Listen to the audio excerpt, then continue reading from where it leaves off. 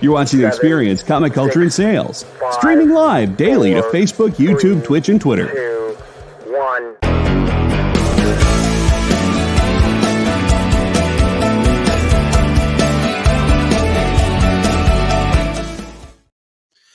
What's up, the internet? Welcome back. This is the EXP Expo 3. I haven't done that joke yet, so I figured I'd get it out of my system during this, the second section of the EXP Expo 3 Part 2, Day 2. The next show coming up is something that I'm crazy excited about. What's up, Make 2? Something I'm crazy excited about. When we first started the EXP, we talked about having shows cross over with each other and kind of go one show into the next. And we stopped doing it pretty early on because it didn't really make a lot of sense for what we were trying to do overall. But when we do events, it makes all the sense in the world. So we brought back the idea and we're doing it today. So I don't know if you guys know this, but Nancy, who's on Friday nights from 9 to 11 Eastern from Comics Unlimited in Cleveland, Tennessee, knows everybody. Like, I feel like at one point she was like the comic book dealer to the comic book makers out in California, like, is a whole thing. So she has a ton of great stories, and Miss Jen has a ton of great stories because they've been doing this for a long time individually and kind of together as people. So I thought, let's put them together and have a show.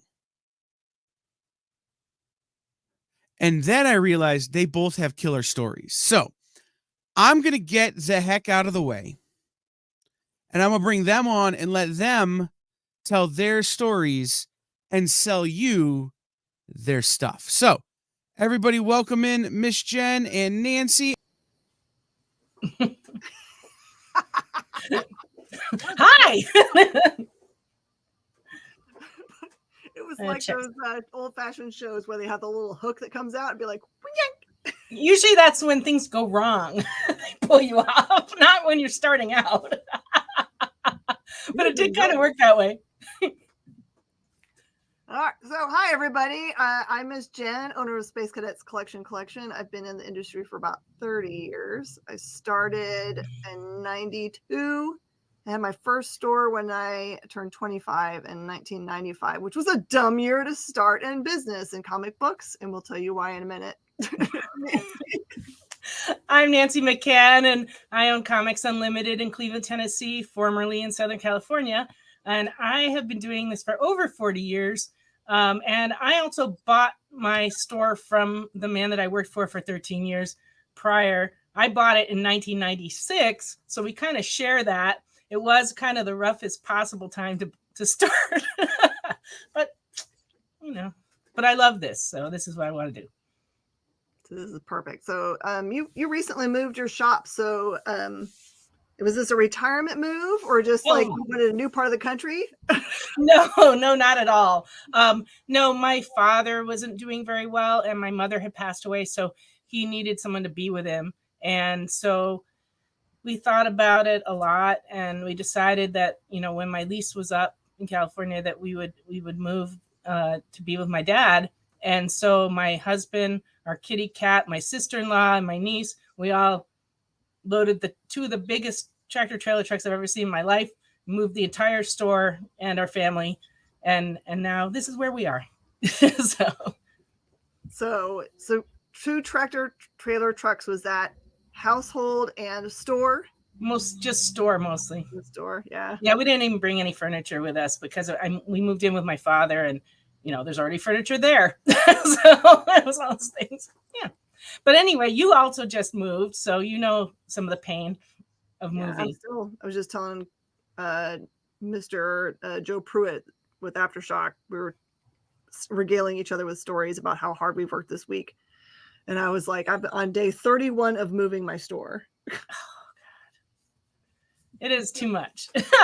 Well, anyway, I was there any particular creator you wanted to start with? Because I sent you a little list and then I kept thinking of more, but we can do this again if it works out, Absolutely. I just kind of like winged it. Since I've been doing the move, I was just like, you know what? I'm just going to go find a pile of art, etc., that I've stashed away over the years from people that I really, really loved. So we'll just kick back and forth to each other. Okay. Did you want to start? No, you go ahead. Well, I didn't know whose stuff you had, so I didn't know where we wanted to start. So let me see. I guess we could start with Jim Lee. What? Yeah, Jim Lee. Nicest guy in comics. I've known Jim an awfully long time. We when he was in San Diego at Wildstorm, he used to come up because the image offices used to be kind of close to my store. So he used to come on up and drop stuff off at the store and things. And we used to play Hearts online in the very early days of computer internet. So we go way back. And he did a signing at my store in 1987 for Punisher. I guess it was one of the Punisher books he was working on.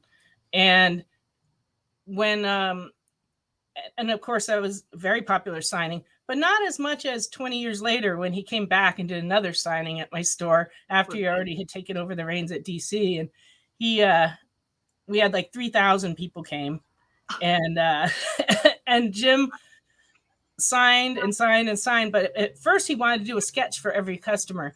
And after about the first 10, I was like, Jim, you can't keep doing this. And he was like, well, why not? And I was like, because there's 3,000 people outside waiting in line. So you'd be here till next Tuesday if you keep going.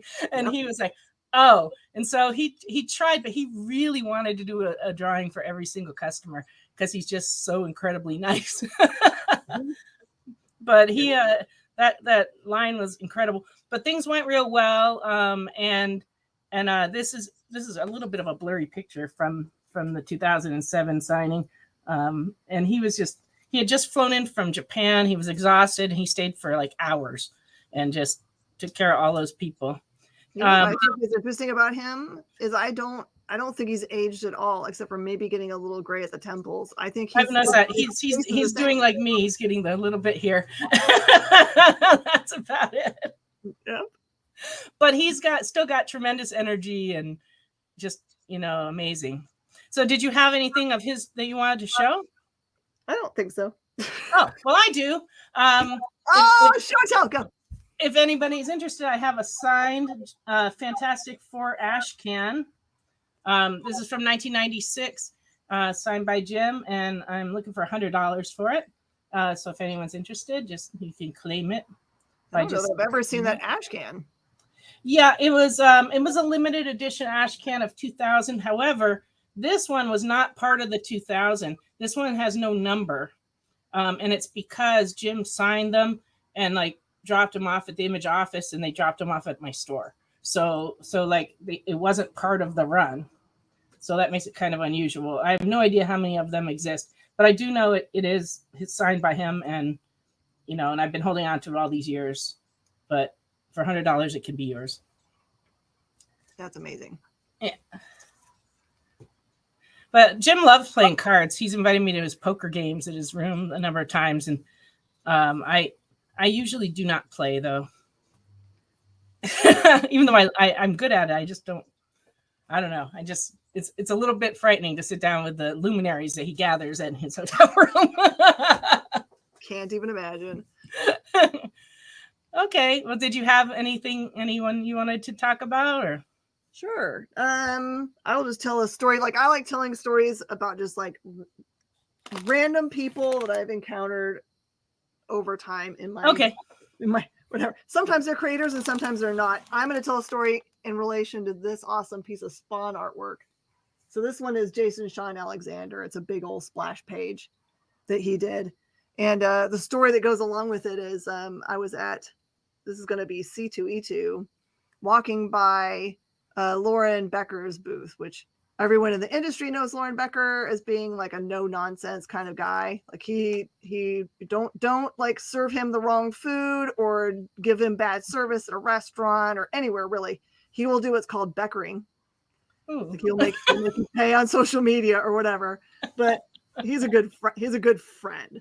And he'll always give it to you straight whenever you're buying things from him or selling to him. He's a straight shooter in that regard. Oh, So that's cool. Yeah. So I was just walking by his booth. I had no intention on buying any original art. It was the farthest thing from my mind. I was just like cruising around the floor. And he goes, "Hey, Jen, I got this piece of Spawn art I want to sell." He named the price, and I couldn't get my money out fast enough.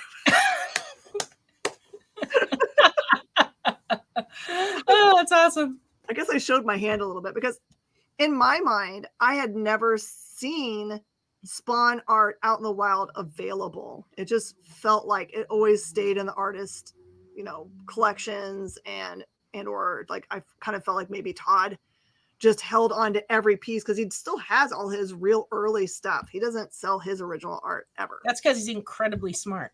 Yeah, he is.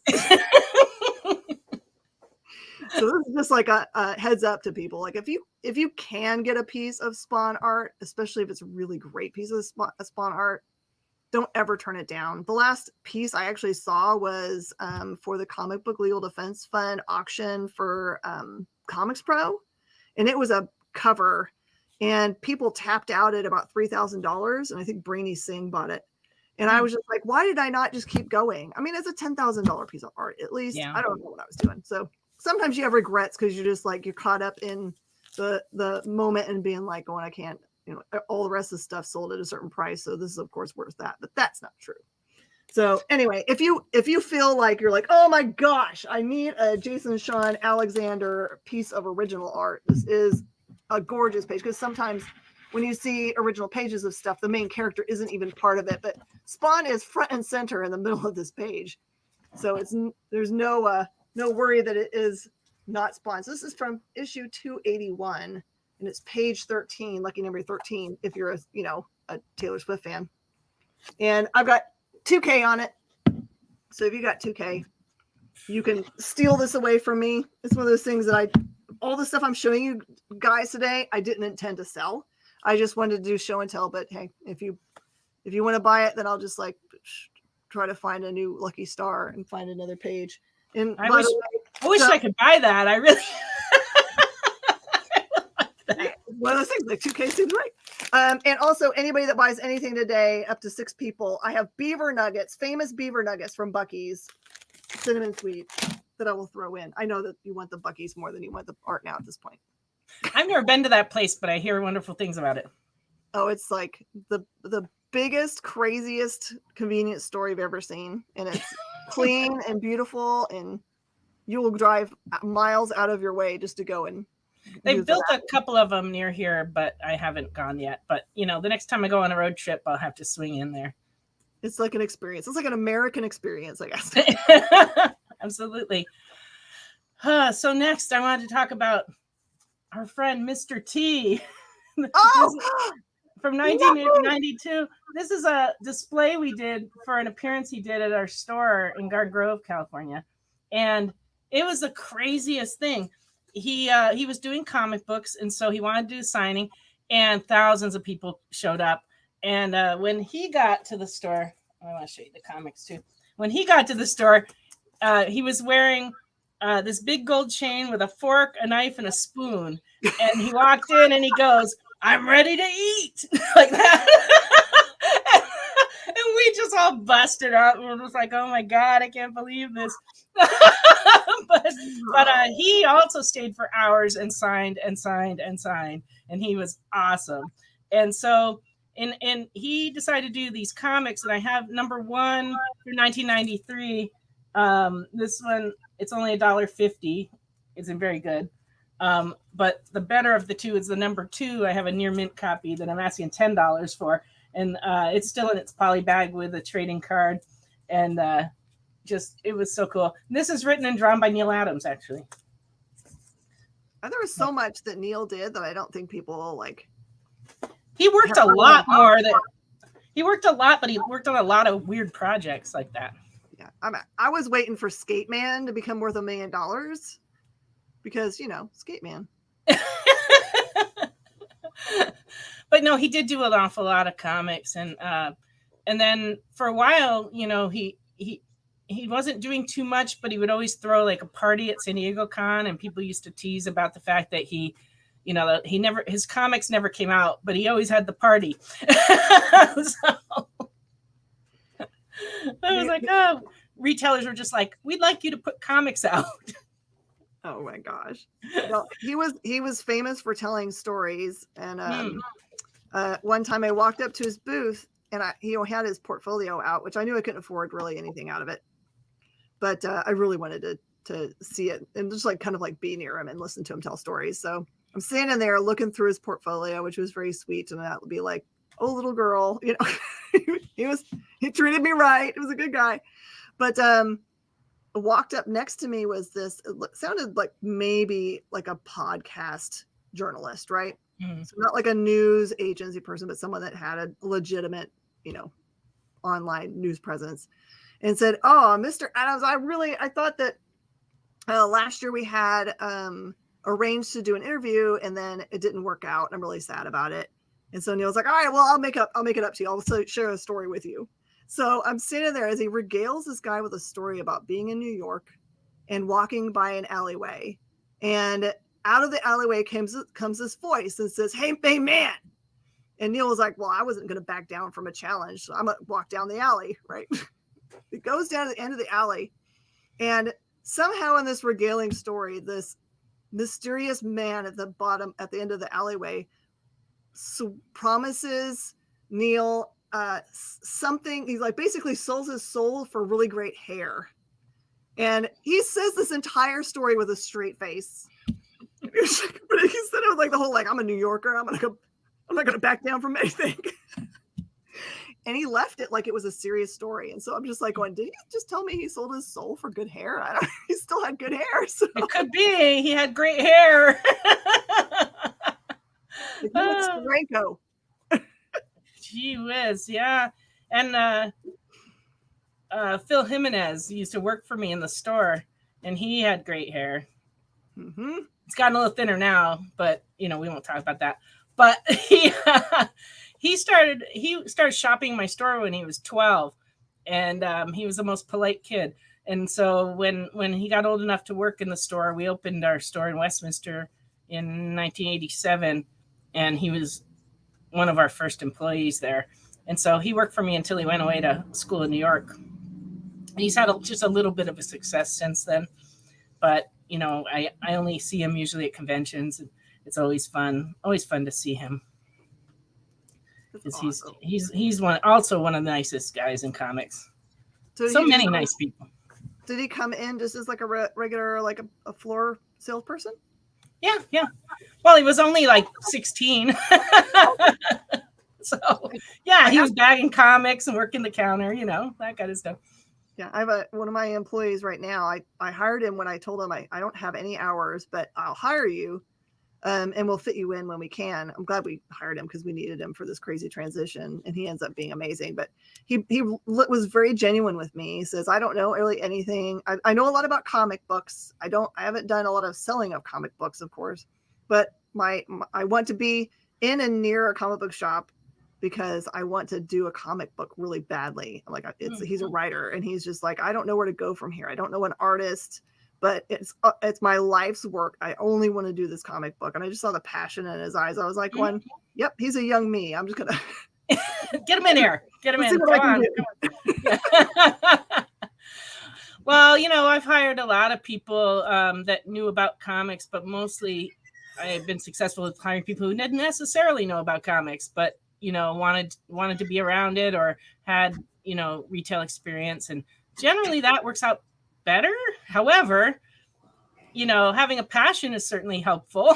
Yes. So, like, my niece started working for me when we moved here to Tennessee, and she knew nothing about comics. Nothing. I mean, I don't think she was even clear on the difference between Star Trek and Star Wars. She was like nothing. And she just really knew. But she's become incredible. She knows like so much. She's like wonderful. But she had a lot of retail experience. She had worked in big box retail for a long time. So she has really good instincts. So so when you hire people, you just never know how it's going to work out. You always have to take that risk, but you have to go with your own instinct of what you think is gonna work for you. So just shout out to Ashley. Yeah, there you go. And by the way, Kyle said he'd sell 30% of his soul for 35% of hair at all. Yeah. I can understand. But I was blessed with a lot of hair. My hairdresser used to say I had more hair per inch on my head than like any of his other clients. so I've always had a lot of hair. So, but yeah, it's not easy. Did you have another one you wanted to show? Otherwise, I've got a pile of pictures here to show. Like, I'll do a show and tell for art, which I'll also put for sale, but just because. Okay, so Stefano Carticelli did this amazing book that was kind of like an all ages book called Space Cadet. And it was, it had words in it, but not a whole bunch. It was really, truly an all age anybody, but it really was a love letter to the drive to go to space. And it was very specifically like this young man who, like as a kid, really wanted to be an astronaut. And it really, to me, I was like, they should have a copy of this in every NASA, museum room or whatever, all the, like for kids to be like inspired to do it. So I, of course, since my business name is Space Cadets, messaged Stefano and said, please, please, please, sir, all the way in Italy or wherever he was. I need art from this book. And the one, like the cover, I think was already sold, but I just have to show you, like when you get original art, it's just mind boggling. Like this is like pen art with watercolor over it. And it's just so beautiful. Like he's wearing his, his space rocket shirt. And then here he is in his astronaut garb. But this is the one that breaks my heart. This is my heartbreaker. Like this is him. Here's the astronaut looking him in the eye and telling him he can do whatever he wants. He needs just to do the work, right? Just like follow his dream if he wants to be an astronaut to go and do it. It's just such a beautiful, beautiful page. So these are all $175 for each of them. I don't care which one. It will make me sad if this goes away, but as long as you let me know you love it, I will say okay. I mostly just transfer things I love to other people that will love them too. I saw the Justice League of America from 1962, number 8 today in the store. And I had been talking with the fellow that brought it up before that about, his love for comics. And so when he came up with it, I'm like, I used to collect those and I had most of them. And like, I've been enjoying owning this for the last 2 weeks that I've owned it. But now I'm happy it's going to someone else who will love it, And so it's like, so I agree with you. My mission in life is to get people comics they love, and pass that passion along, because that's really what matters, is that it makes people happy. That's where I get my reward. I think people think that comic book store owners become comic book store owners to like buy all the good stuff and stick it back away at your house. And I've always thought that was a really hard way to do business. Like, how are you going to make any money if you take all the good stuff? Well, all the people that do that, because I have known dealers who do that, everything collection, they go through and pull out the good things and take them home. They don't really last very long in the business because, your customers start to resent it if you never get anything good, to sell.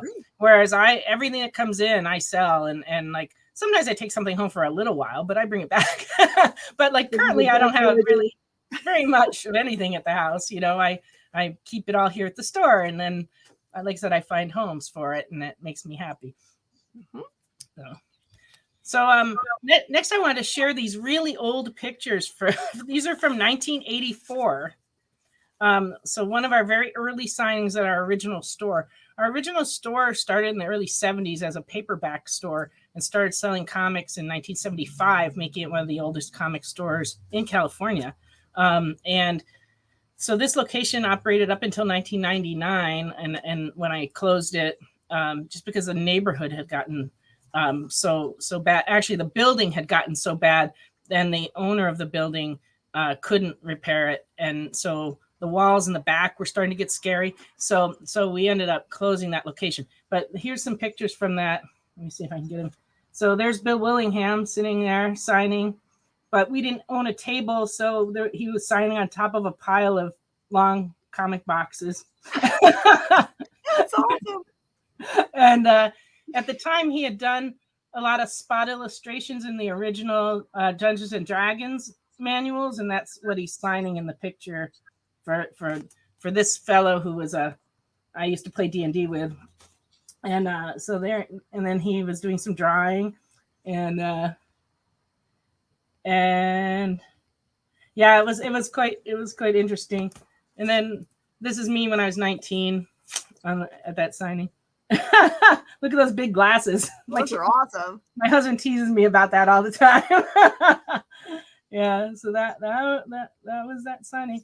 But that store didn't have a cash register. We used to like take money and throw it in a literal cigar box that was in the desk drawer of a desk that was at the front, and we just throw money in there. But as comics picked up in popularity, the drawer got to be where you'd open the drawer, it'd be full of money.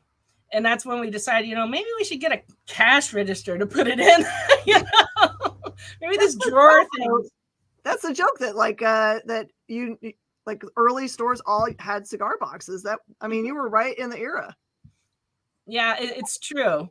But Carol Kalish, who was the vice president at Marvel in charge of direct sales at the time, she went on a tour around the country to encourage people that had comic stores to get cash registers. And she actually made a program that Marvel helped pay for to help people get their first cash registers. Mm-hmm. And so, she passed away at a really early age. I think she was 36. She passed away unexpectedly. And I always wonder how different the comic industry would be if she had lived, because she was so enthusiastic and she had so many good ideas and she cared so much about retailers.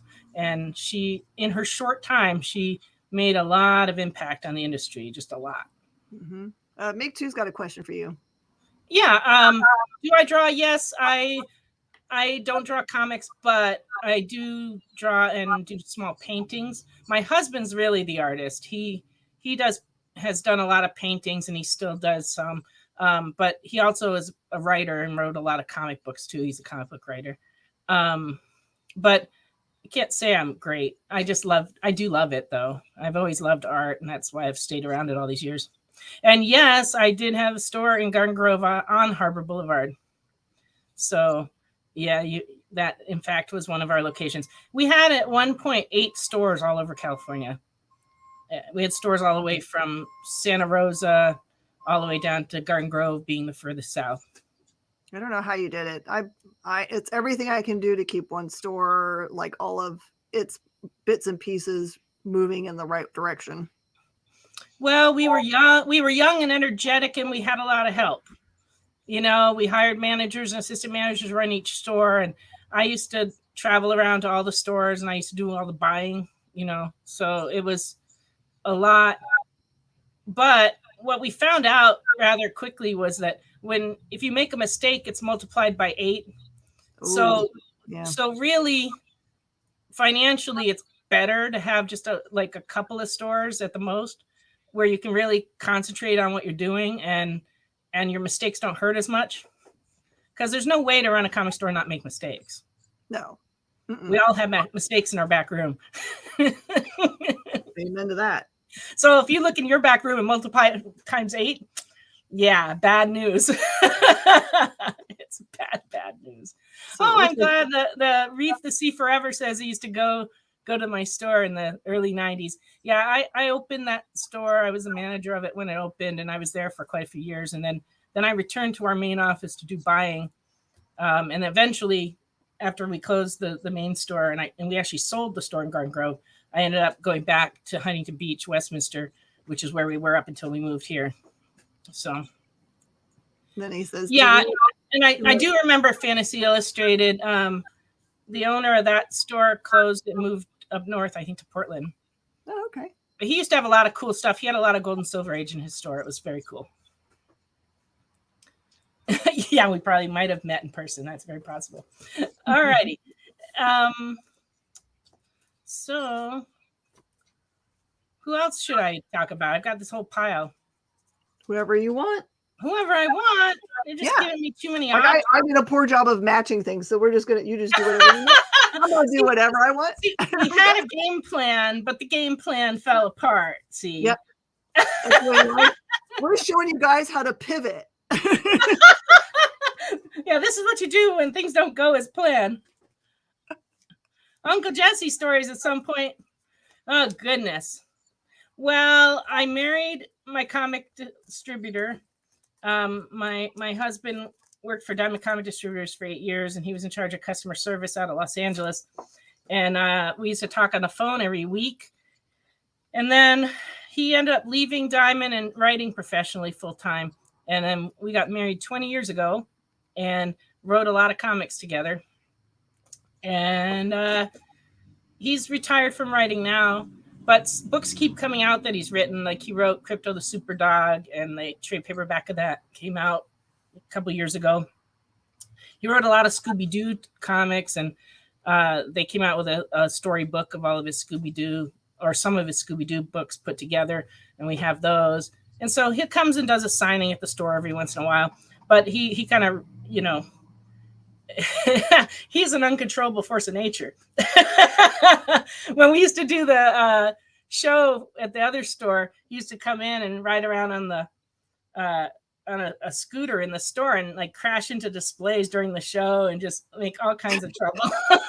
So a lot of people who watch my Friday night show know him because insanity always ensued every time he came. But since we moved, we have a smaller store, and like there's not really room for him to do that. So we're safe from him terrorizing me during the show, because I know he only did it just because he knew I was focused on the show and that it would like upset me. He's poking at you for fun. Yeah, he's just teasing me. For some reason, people like to do that. Yeah, he invented orange kryptonite in the Crypto the Superdog book, and they ended up using that in the Super Pets 2 movie, and we ended up actually getting a bonus from Warner Brothers in the mail. What does it do? It let's see, it affects the pets. It doesn't affect people. Oh, okay. And I'm trying to remember now. It's been a little bit. I think it allowed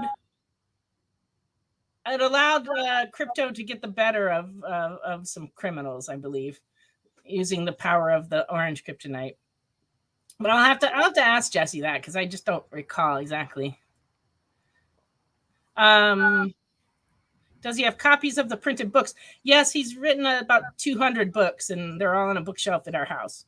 So, and actually, we have a customer in the store who's decided to collect everything he's ever written and keeps coming up with books we don't even have. It's like crazy. Like they reprinted a lot of his books in Europe, and we never got copies. And so every once in a while, they turn up a book from Poland or something like that. So that's pretty cool. Yeah, greater than Superman. Okay, I got you. Lasts for 24 hours. That's right. I'd forgotten. All righty.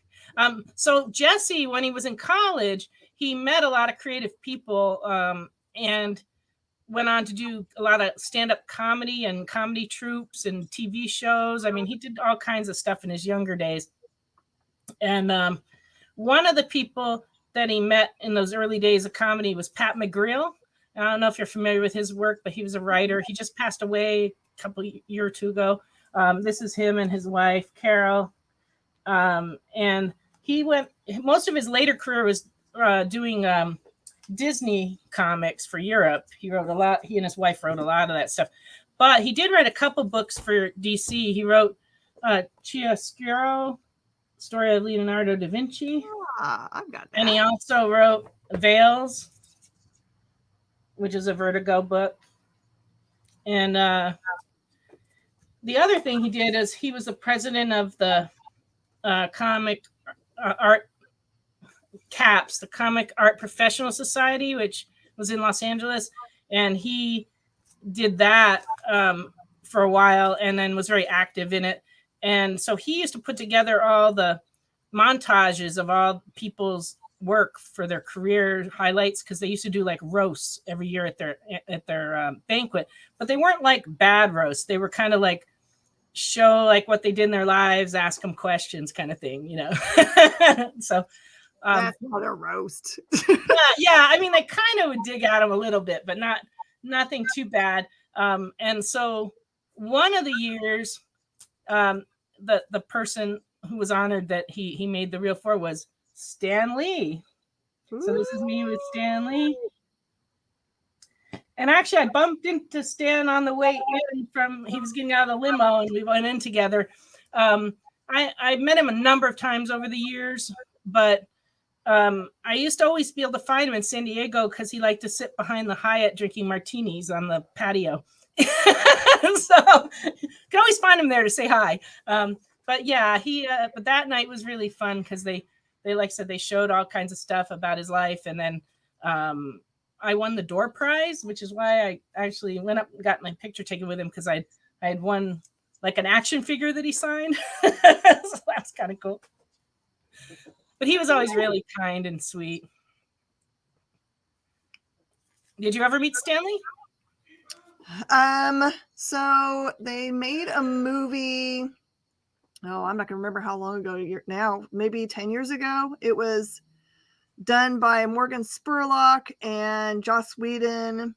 And I think Stan had something to do with it. It was called Comic-Con A New Hope, episode 4, A New Hope. It was all shot at Comic-Con and it had Chuck Rosansky, and like some kids that wanted to get married or engaged at the con, and cosplayer. And so they like followed a bunch of different kinds of people around the convention and told a story. And the cosplay part, they were really seriously considering me for, but it ended up going to another sweet girl named Holly Conrad, which I think was the right choice because she was young and full of gumption, was really wanting to work in the industry. And I was just like wanting to make a really great costume once a year and get one on the stage, and then being a comic book creator, a comic book store owner the rest of the time. So, but we got invited to the premiere of the show because they still featured my work on there. It was my big Mothra costume. If you ever watch it, if you ever see Mothra on the screen, that's me. Yeah. And he was there for the premiere, so I got to see him then. And then one time at Comic-Con, I was sitting he was probably headed for a martini. He was coming out the back of the convention, and I was sitting down on a chair. I was in a cosplay, and I was taking a rest, and he gave me the what I wanted all my life, the point and the wink and the yeah, that's awesome. I could die now. Your life is fulfilled. What else do you need? That's awesome. Kyle said in the comments about it made him sad to see the old San Diego Comic-Con. When you were showing the original art, I was thinking back to a video I saw of 1985 at San Diego Comic-Con. I think it's available on YouTube. And they go around showing the hall. And the thing that's remarkable about it, beyond the fact that all the famous comic creators that most of which are now gone, were all just kind of wandering around the dealer's room because there really weren't that many people there in 1985. So they just were wandering around. And is that original art had just kind of started to be a thing that people bought, but they didn't pay much for it. And there were stacks of original pages of all the comics on all the dealers' tables. And they used to be so cheap. It's like you could buy pages of original art for like $5. And I didn't buy any at the time because I didn't make that much an hour. I think when I started working in the store, I only made $4 an hour. So it just seemed like a lot of money at the time. But that was dumb. And if I could travel back through time, a lot of people go like, oh, if I travel back through time, I'd bet on this football game or I'd buy this stock. But if I could travel back through time, I would go buy all that original art at San Diego Comic-Con 1985 and bring it back. Yeah, I've got a story that's related to that because it also ties in a creator. So this is not at San Diego, but at what used to be called just Chicago Comic-Con. It wasn't called back there. And so this would have been 97 or 8 when my husband was going to graduate school that I just kind of wandered over there. And they did have these booths still, even back then, where it was just like the entire comic would be in a pile, and it would be, I don't know, $35 to $65 is what you could expect to pay for a page. And these, I'll show you some pages that I picked up while I was there. Well, you were smart enough to buy some. Yeah. Even at $35 is a lot of money for me back then as a young married person. So, right. And especially since we were at graduate college, you don't have a lot of money. you're just like making it. So this is original Preacher page. This is the page where they have he and Star have an encounter in the elevator, and Jesse kicks him in the balls and cuts him on the head, and that's where he gets his scar from. So this is the page where Star gets his That's awesome. So and then this one is the one where they're having a discussion, both Cassidy and Tulip.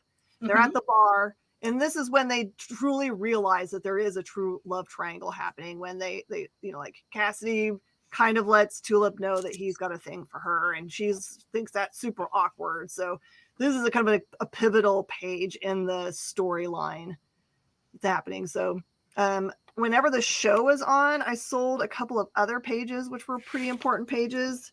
And so I've got these, and I've got a page from number 2, which I'll never ever sell, which is really Jesse not is on the page at all. It's the sheriff. It's the page where you're just coming out of issue number 1, and the sheriff's trying to explain to everybody else about that the end of that other book where Jesse had pulled there's no guns really that happen in the show, but he's a real pistol wielder in the comic, and they're trying to explain how he got the better of one of the other sheriffs by shooting first.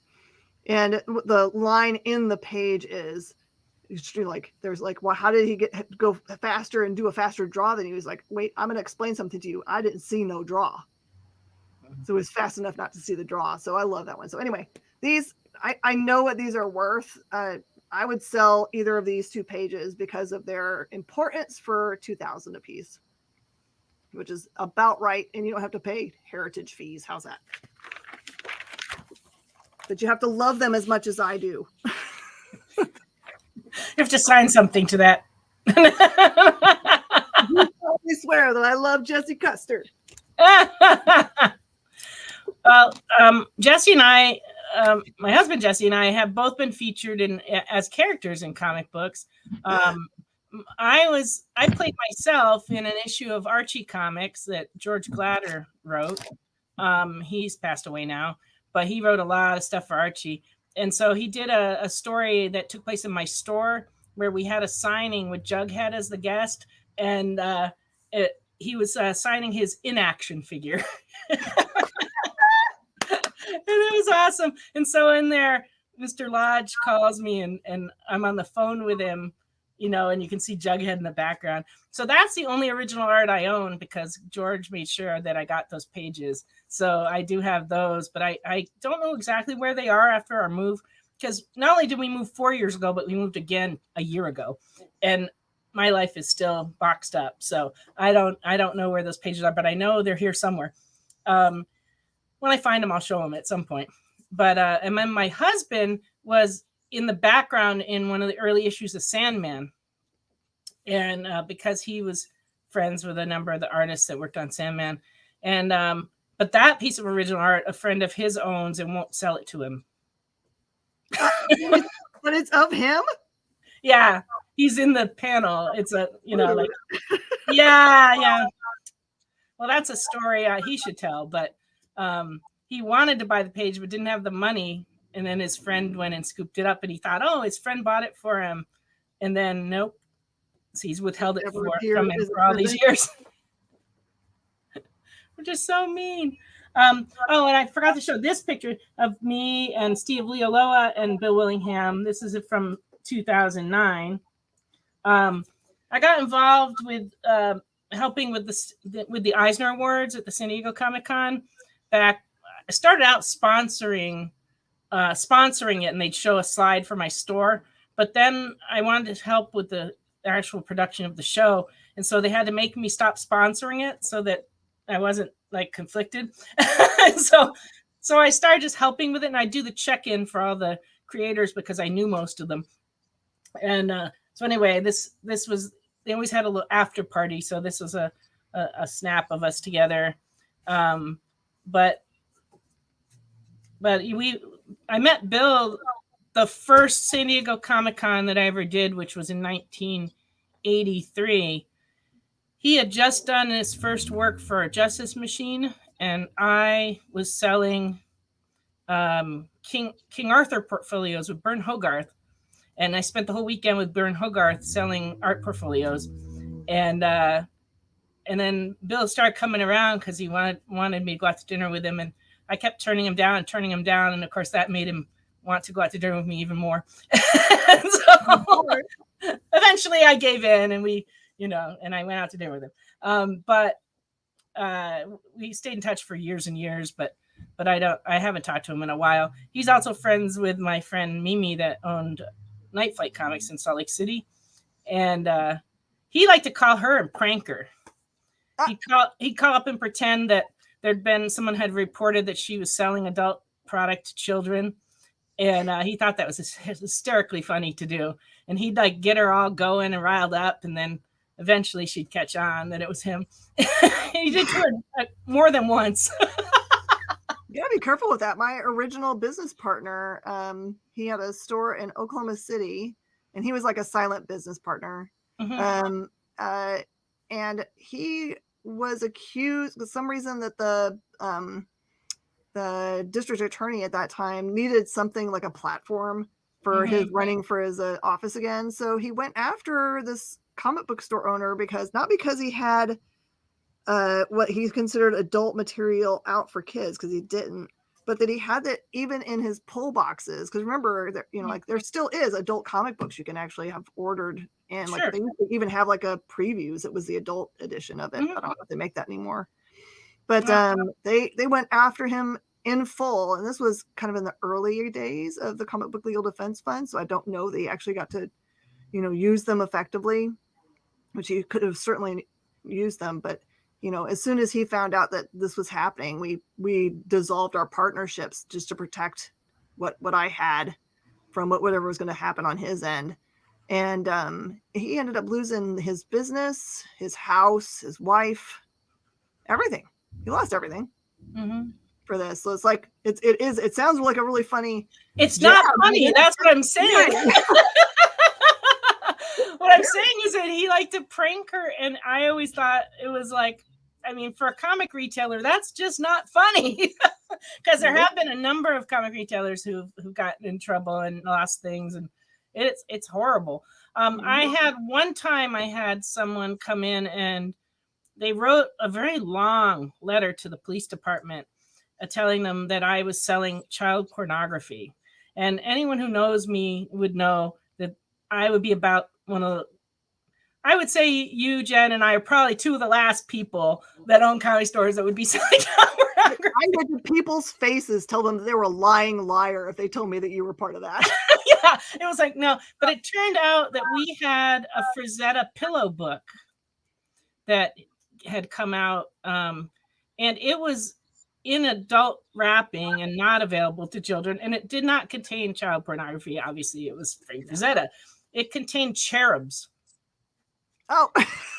And this woman had seen cherubs and thought they were children, and it wasn't sexual at all. It was just like little cherubs, naked cherubs, in the background. And so when the police officer came to investigate, he came in the store and he's like, I got this letter, and he pulls it out, and it's like, when somebody writes a letter that long, it's like from Crazy Town, because no normal person would write a letter that long. He's like, I got this letter about and can I see the Frazetta pillow book? And so I pulled it out.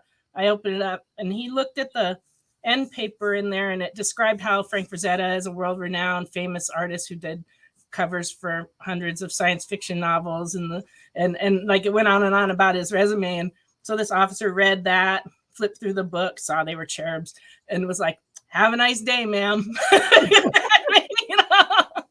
But it was still terrifying, because you just never know. You just never know what people are going to think. I've always been very careful, though, because all it takes is a district attorney that like has a political agenda, and you just get to be the victim of it. There's better things to go after, like actual people doing actual crime. Actual crime. Yeah, actual crime would be good. But yeah, but for a while it was really like a scary thing. But I think as comics have become more mainstream and people are more aware of them, it's become less of a target, if that makes sense. It still happens, but All right, I have one segue because this is like, Go. we've been doing good. It's like not planned, but this is like the coolest segue ever. Okay. All right, more original art time.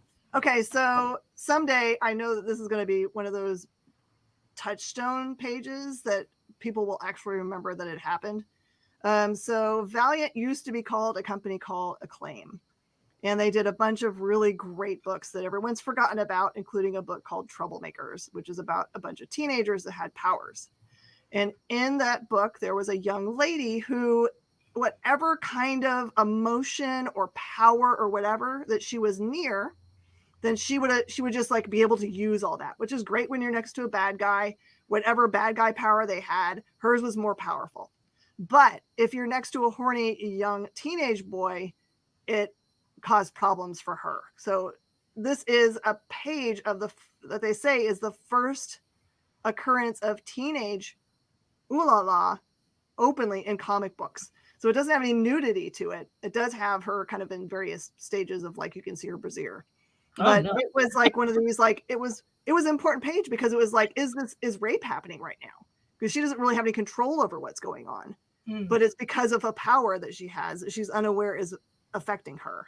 So it was like an important touchstone page. It was really controversial when it came out, and I couldn't get to the original page fast enough. I bought it at San Diego Comic-Con from the creator, and I stashed it away. You're awesome. You're like, gotta get that. That's cool. And it's I remember that book. I remember that book. My husband worked for them for a little bit. Actually, not as a creator, but a salesman for Diamond. You know, so he worked with all those guys. They did some really funny comics too later, like Quantum and Woody. That was really his favorite. He used to call me every week, try to sell me more of it. Look where I got him. We're married. my old rep for Acclaim ended up was for a while my rep also at at Hamp Supply, and now works for Heritage. Oh, that's interesting. Golden Adams, awesome dude. He probably knows Jesse because there weren't very many Acclaim reps. The story is bananas. Yes, it is. It is. So, gosh, I still have a big pile of pictures to show. We don't have very much time left. Was there anyone on the list you wanted to see? We have another whole hour, I think. I thought it was a 1 hour show. Is it a 2 hour show? We can do whatever you want, but I think it's a 2 hour show. Oh, well, that's okay. I'm good with that because I got plenty.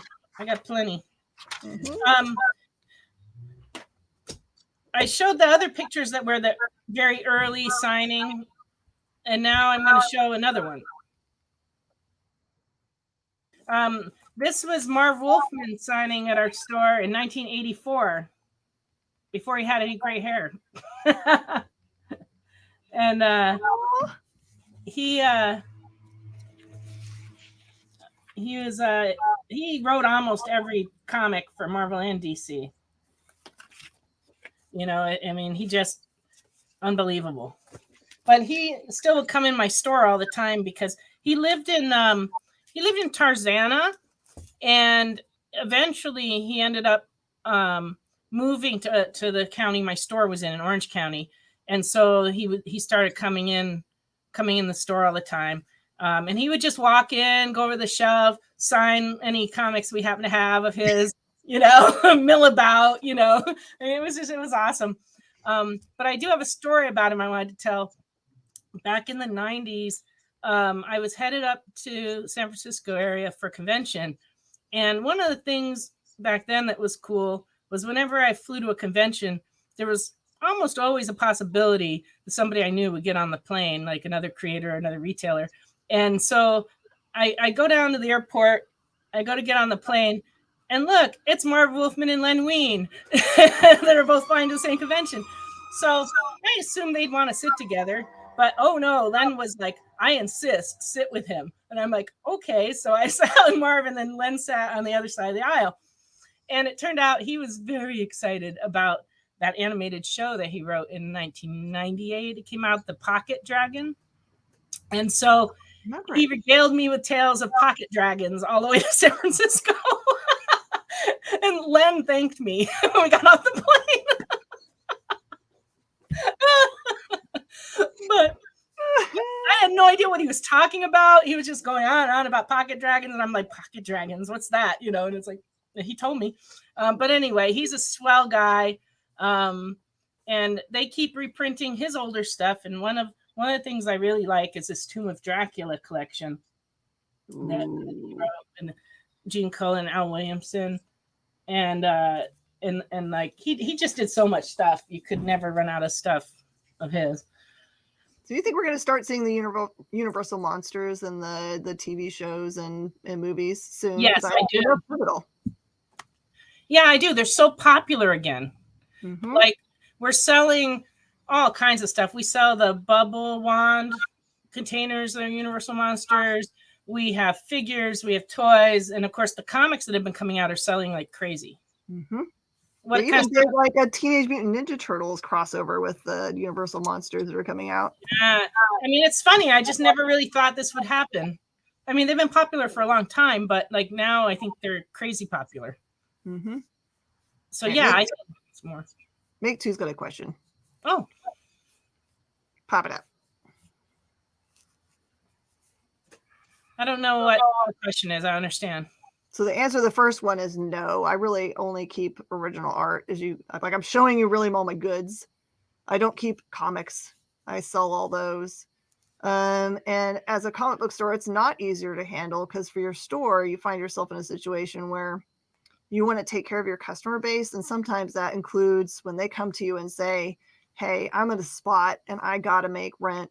Can you please buy this collection from me?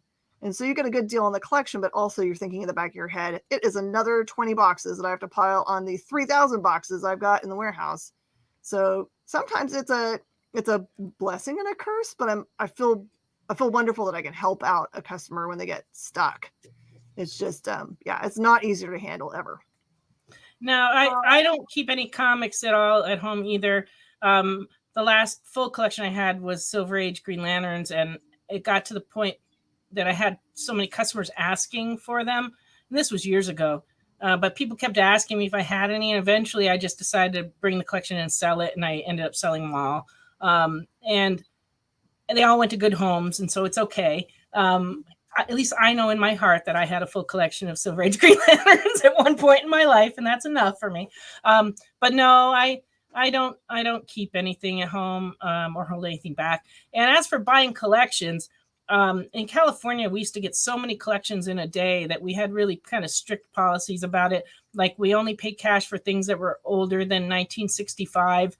And we gave trade credit for books after 1965. But people would bring in huge amounts every day. I mean, we just got so much. And I think the most somebody I ever brought in was like 50 long boxes, and just brought them. Boom, here you go. And I think ultimately I gave him trade credit for them, but ultimately he never even spent the trade credit. He just wanted them to get to other people. So he brought them. And I have a lot of people donate their collection to me. But here in Tennessee, I don't get as many.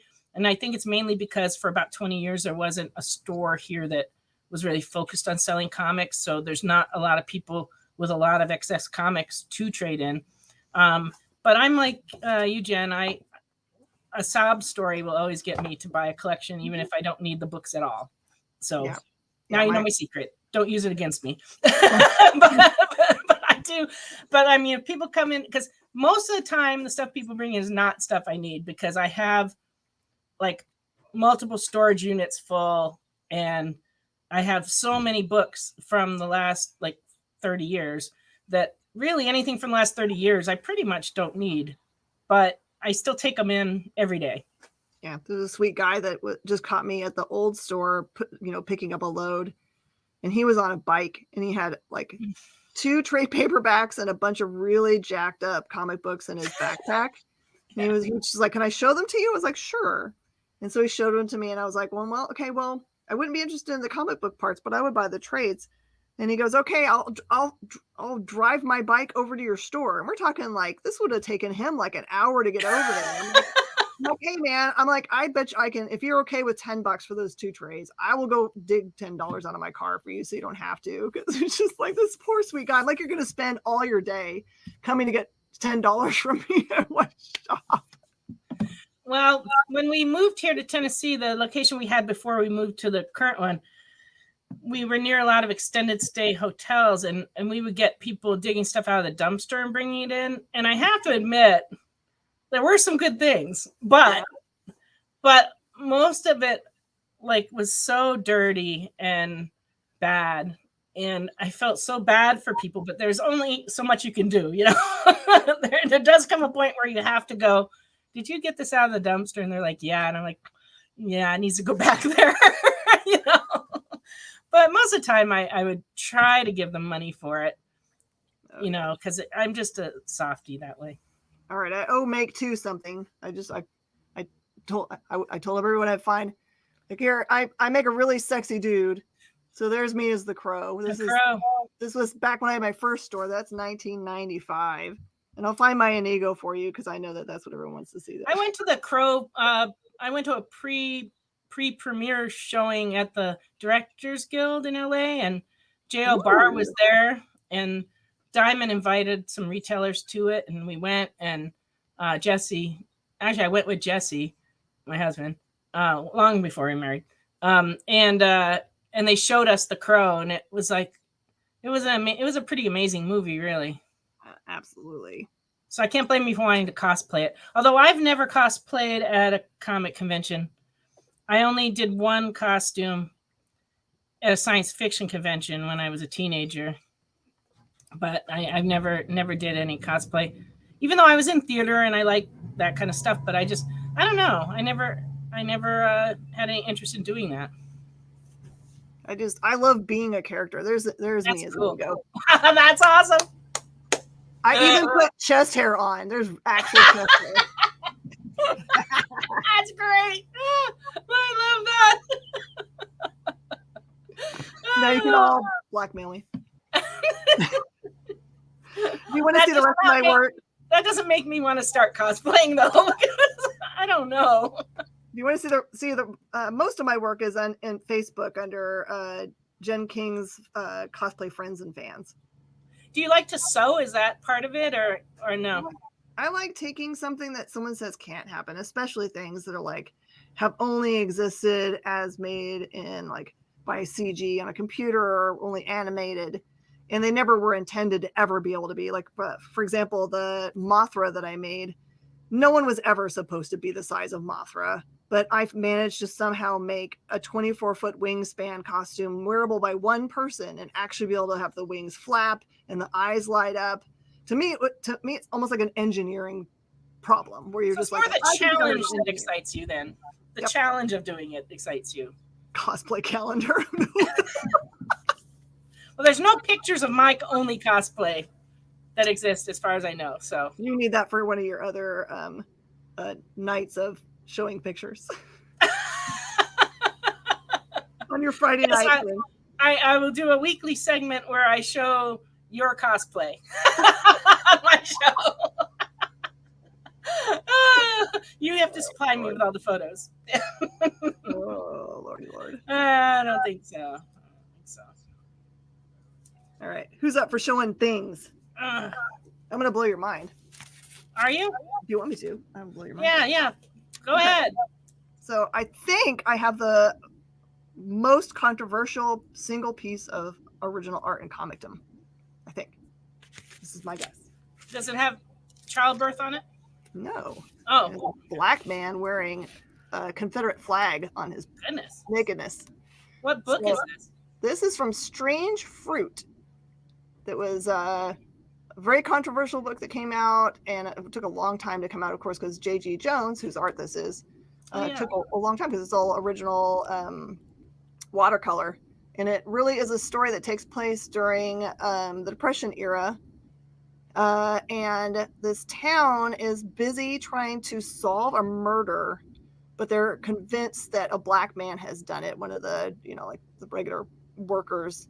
And they are completely unfocused on the fact that there is a water event that's happening in which the levee is going to break and flood the entire town and kill everybody. But they're so focused on trying to figure out who did this crime. In the middle of all of this guy comes flying in from the sky, Superman style, and falls down in the middle of a field. Okay, so just think of the origin story for Clark Kent, but this is the guy. He shows up naked, and the only thing nearby is a Confederate flag. So he picks it up and puts it on his body to cover himself up. And they have a superhero at their disposal to help fix the levee and save all of the town. But instead, they start accusing him of this crime.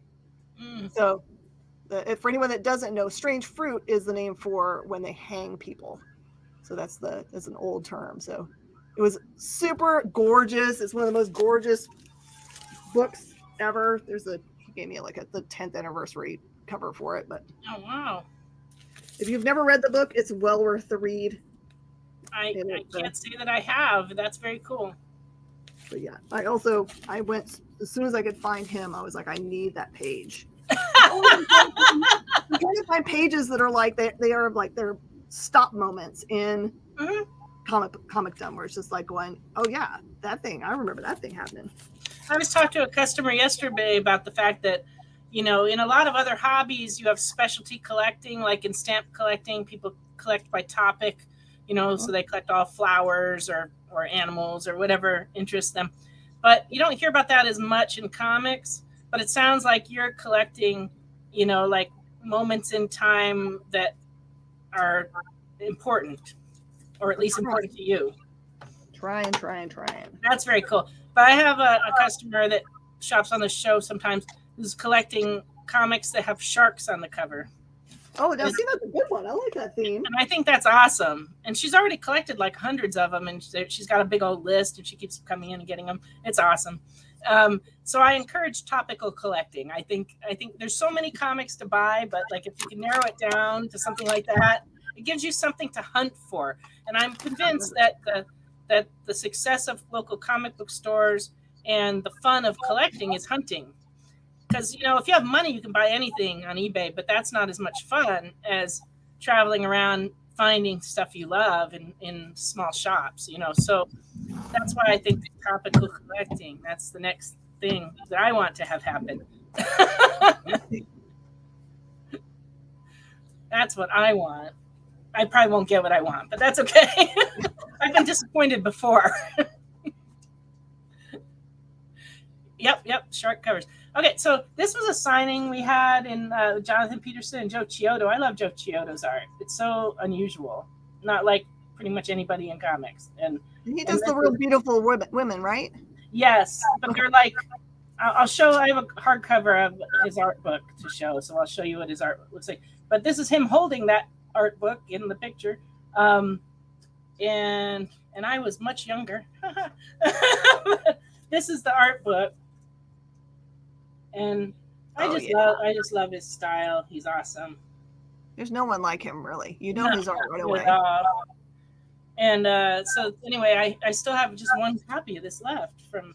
I think I've had this since that signing, and I think, which was a long time ago. No, I'm just kidding. But no, they made a soft cover of this too, but this is the hardcover, so I do have one of those. But I think he's awesome. Also, someone that we're blessed to have a signing with in 1998 was Michael Turner. Did you ever meet Michael Turner? He was the person that I used to run into in the booths where I was buying preacher pages, and he would be like, "Jen, what did you get?" And I'd show the pages like, "Dadgummit!" Awesome. Well, when Fathom 1 was going to come out, we invited them to come because Joe Weems, who worked on Fathom with Michael Turner, was one of my regular customers at her shop in Westminster. And so we were able to arrange it. And like, this is one of the displays we made of the promo with the promo posters.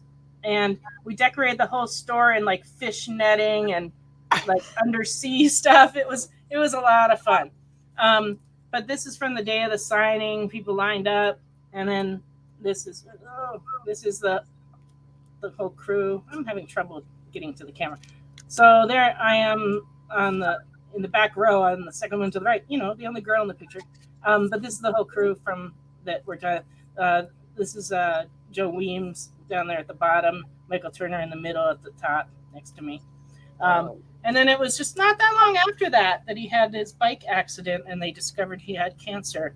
And so while he was recovering from surgery and things, he just took to drawing covers, and that's why we still get covers drawn by him that are new to being published, because he drew like zillions of covers while he was in the hospital.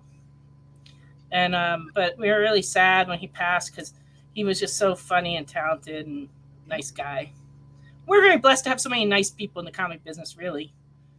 Like, we keep saying this guy is the nicest guy and this guy's the nicest guy, but really they're all just nice guys. We don't really have a bunch of like villains. We have a lot of people that are a bit strange, and that's fine. You got to have those in the artist world, but we don't have like a bunch of villains.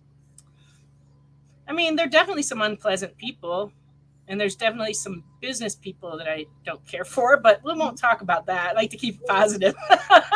Exactly. Yeah, that did look like a Polaroid pic, but that Mr. T was a Polaroid pic. The one that I showed, because we used to keep Polaroid cameras in the store years ago. Whenever someone was caught shoplifting, we used to take a picture of them and put them on the wall in the back so that we could identify who wasn't allowed to come in the store. So we had this like rogues gallery of shoplifters in the back. It's like it's a wall of shame. Yeah, but the thing was, you'd be in the bathroom and eventually you memorize the faces of all the criminals, and then when they tried to come in the store, you would know. So that was our evil plot to make our staff know everyone that had shoplifted. But we kept Polaroids long after Polaroids were not popular, just because it was quick. We could take a picture, put it on the wall. My problem is that like my facial recognition program software in my body is not great. So I would literally have like the problem of like, are you my best friend, or do we hang out once at church, or are you that kid that stole from me last week? I'm not sure. I know you from somewhere. I have problems with names and faces. I find that I don't pay close attention to studying people's faces when I talk to them. And so a lot of times I just can't put it together. But looking at those Polaroids all the time really did work, because I had a kid who came in 10 years after he'd been caught shoplifting, and he took a step in the door and I said, nope. And he goes, how can you remember? It was 10 years ago. I'm now like married with kids. And I'm like, don't care. So he was amazed at my ability to remember him, but yeah, it was not a skill I'm good at, though, really. We were talking about that today a little bit, about people who can remember everybody's name. The person in the comic industry with the best ability to remember people's names is Steve Jeppy. Oh, I believe it. Steve Jeppy was a mailman when he was young, and he got to memorizing all the people on his route, and then he transferred that skill over, and he memorized like every single one of his employees. At one point, he had like 900 employees, and he knew all their names. And then he memorized all of his customers. And I ran into him one time in like an out of context setting. We weren't at a convention. We weren't in Baltimore where he lived. I just ran into him, and he knew immediately who I was. And I hadn't seen him in like 2 years. And I'm just like, Steve, you're crazy on being able to remember everybody's name. It's such an impressive gift. I wish I had that. I don't have that. I'm not even close. I have trouble with somebody I met yesterday. I'm like, terrible. Terrible. But yeah, no, Steve really can remember the names. It's an amazing gift. So cool. You mentioned Chuck Brzezinski earlier, that owns Mile High. He and I became unlikely friends at one point, and we're still friends today. But when he came and opened a store in Southern California right up the store from mine, and took me out to lunch and told me that he was going to put us out of business, and he also told me that women didn't belong in comics retail. And he tried like all that It's stuff. called irony nowadays. Yeah, and then years later, he tried very hard to hire me, very, very hard to hire me, and I just was like, nope, no. And but I ended up selling him a whole tractor trailer load of comics back when I needed money, and must have been the early 2000s. I closed a warehouse and moved stuff around, and I sold him a whole tractor trailer. So he came out and he hired a bunch of temporary people to load it all in the truck, and I think they were just all out of prison. It was like kind of an interesting situation. But anyway, they loaded everything up and they took it back to Denver, where he put it in a barn where it probably still sits because the man owns so many comics that it's nuts. Yeah, but he charges a lot for to own them all. Yeah, he is. But he charges a lot for things. But I always say, you know, he's smarter than I am, only in that he's a multimillionaire and I am not. He also has a tax load of like $500,000 every year for that warehouse. So I know. Well, his store is like the biggest store, and his bills are crazy. Yeah, I wouldn't want that responsibility. But anyway, he's a very interesting person. But people would see me talking to him, and then they would come up to me and be like, "We saw you talking to him. Why would you be talking to him?" And it's like, well, because he was an organic farmer, and I come from a farm area, and we had that in common. So we used to talk vegetables, not comics. Yeah, he does love his farm. That is true. Yeah, he doesn't farm anymore ever since he got sick. Yeah. He got bit by a mosquito and ended up in the hospital for like 2 years. It was terrible. Yeah. But he's doing good now. But he didn't go back to farming after that. I was like, no. So did you have something else you wanted to show? Because I've still got lots more pictures. Sure. I will show. I have a real love of a very specific book called 4 Kids Walk Into a Bank. And it's so funny because they got the first 4 issues done, and then there was a really big gap between that and issue number 5. And so I still meet people to this day that read the first 4 but never read the 5th.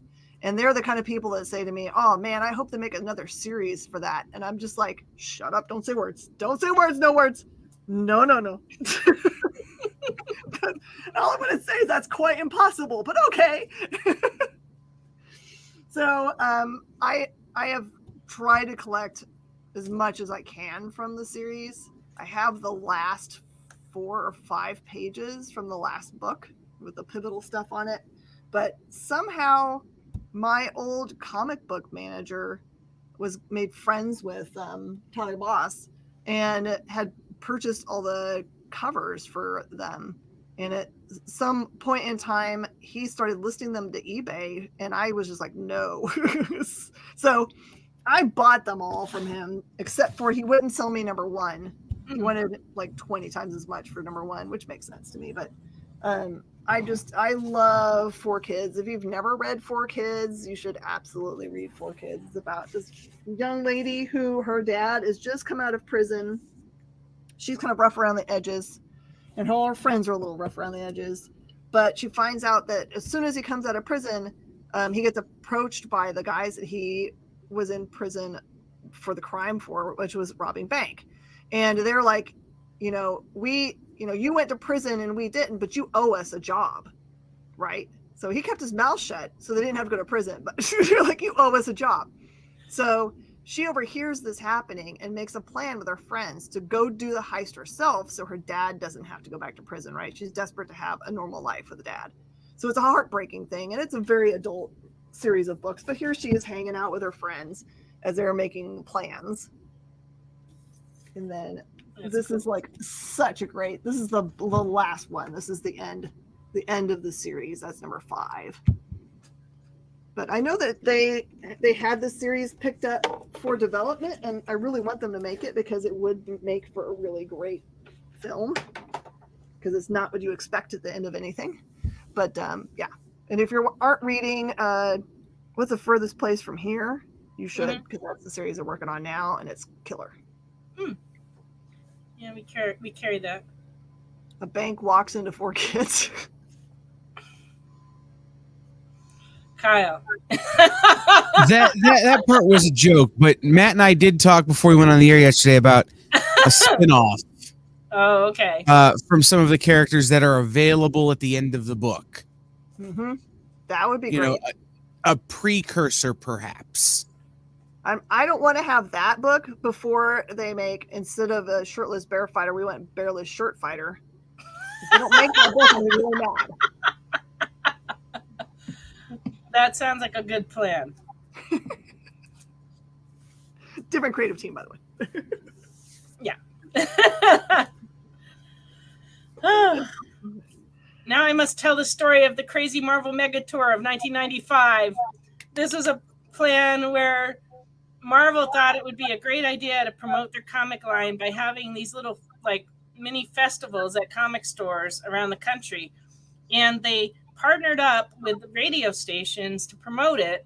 And they also, back when radio, I mean, during that time, radio was pretty big. We used to do a lot of radio advertising, and we still actually do some radio advertising, but we did a lot back then, because there used to be a heavy metal station that was local, and we used to always advertise with them. It worked out good for us. But anyway, Marvel decided they were going to do it on like the top 40 type station and the rap stations of the time.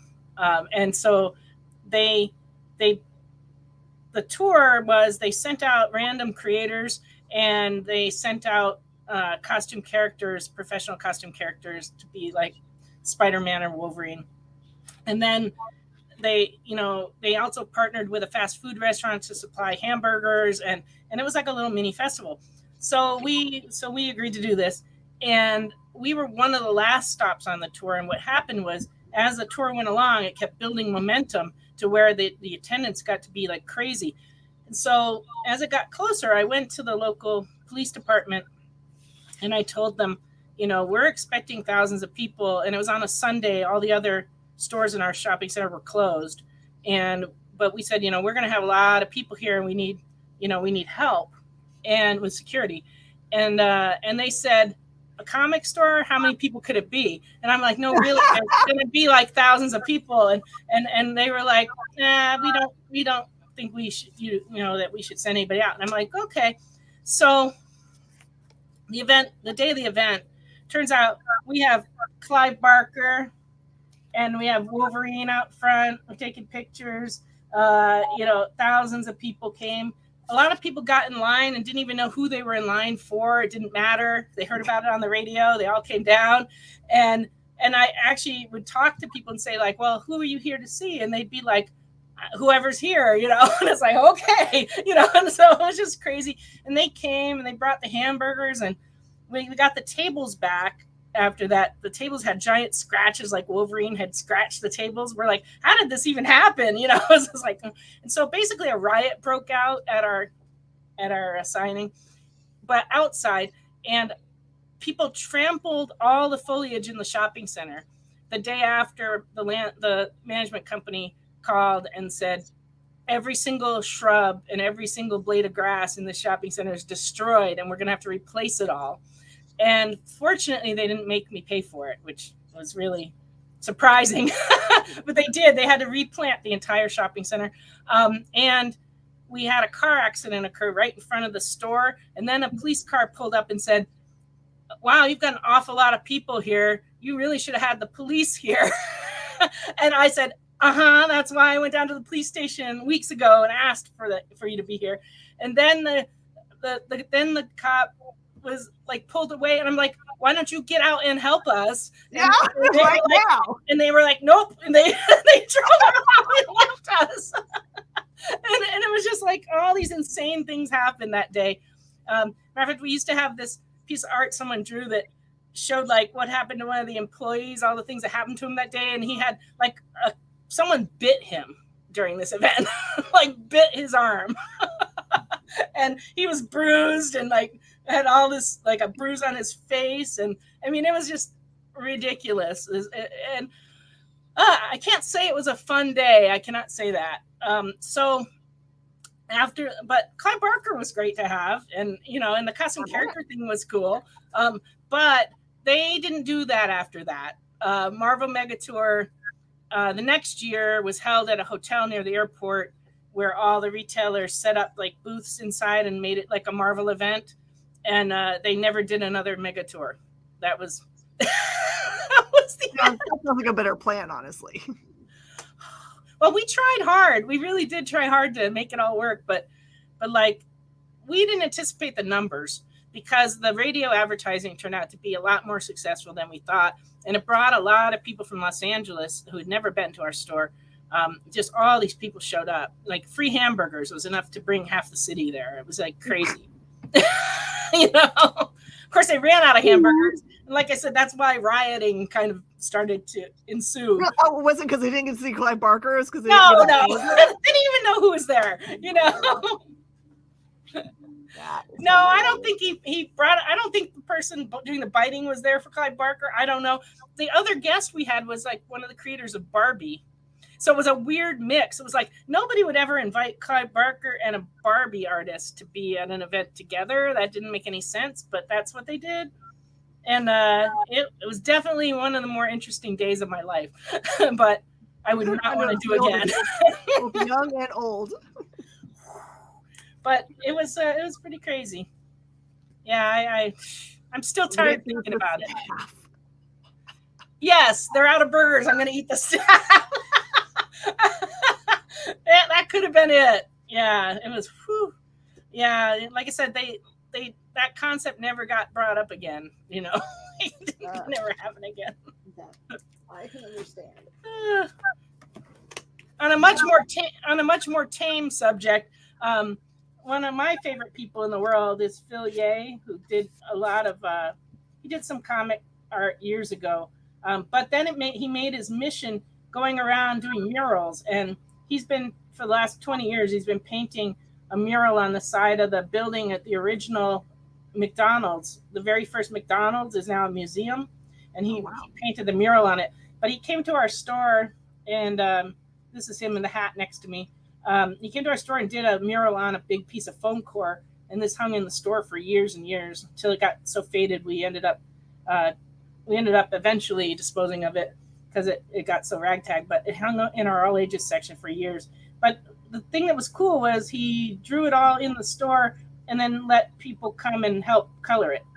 So like all the customers had a little hand in it, and so people would come in the store and go over and look for it and say like, oh, I colored this guy, you know.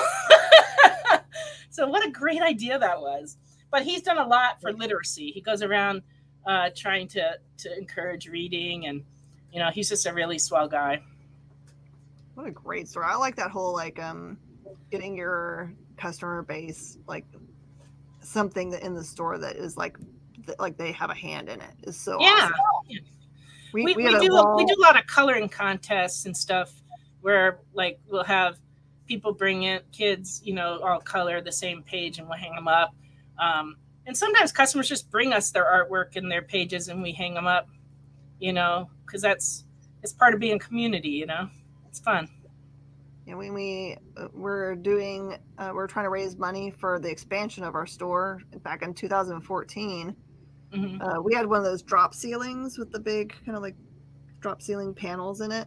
Mm-hmm. And there were some that were like in the new space that were kind of mildewy or whatever. We wanted to replace them. So, you know, back then you could buy them for $5 a piece. Now they're not anything close to it. It's so expensive. But expensive. It's like everything's expensive. But we ended up buying them for $5 and then told our customers if they bought them for $20, just a blank one, and took it home and did art on it, we would put it up in the new place and it would be part of the store. And we sold it probably, I don't know, 10 or so. So it wasn't like a big money maker for us, but it wasn't the point. It was so that people could come in and just like be like, that's my art right there. That's cool. Yeah, and then I've never tried to draw on a ceiling tile. How does that go? What do they draw on it with? Well, so you can turn it backwards and it's not as rough on it, but the problem you run into is that if your fire marshal sees them, they'll be like, oh, you've negated the fire retardancy of the tile, so you can't do anymore. And then I just told them I have one on the other side of it. Like I just like laid another one on top, so there was another barrier. But you'll have to just like what I've learned over time is just don't ever point out anything to the fire marshal, and they probably won't care. But if you do point it out, they're like, "Oh, well, now I know about it." So. I have a crazy fire marshal story. Our original store had the original store was like a room and a back room, and then we took over the store next to it and we put a big archway in, so there was a storefront, two sides of the storefront, and then behind the second storefront was our warehouse and our offices. And there was like a door that went in there and a door that went in the office and a door that went in the warehouse. And I have to say that our warehouse was not up to any kind of fire code at the time. And this was actually before I owned it. So, so don't come arrest me. But we had a back door from the original part of the store that had a big bar on it. And, the fire marshal never wants to see that bar on there when you're open. So, because it's a fire exit, but it was on there. So we were just so ready for this fire marshal that while I led the fire marshal over to one side of the store, someone took the bar off the back door. Then we led him around back through that area, and he's like, good, no bar on the door. And we're like, okay. And then we took him in the office, and he mistook the other door in the office for being the door he'd seen in the first place. And so he never went in our warehouse. He never put it together that we took him in circles without ever showing him the warehouse. And so we passed a fire inspection, but could have been terrible. Terrible. I'm going to fix it tomorrow, I swear. Well, yeah, that's what happens when they catch you. But here at our store on Grove, the fire inspector came and we had the bar on the back door, and he's like, well, that's kind of a problem. What if you had to get out? So I walked over to it and I just went wham, and I pulled it off in one swoop, and he goes, okay, no problem. And he passed. It's so easy to remove. So I don't know if our fire inspector would care if we painted our tiles. That's kind of a cool idea. Yeah, it looks really nice. And then when you have guests, we would pull one down for when we had free comic book day signings, and we let them, do art. All the people that were there to just do a signing, we let them do a little art on it, and then we just put it back up. So we had a memory thing for each event. Well, I think that's more tasteful than some of the stores I've seen do that.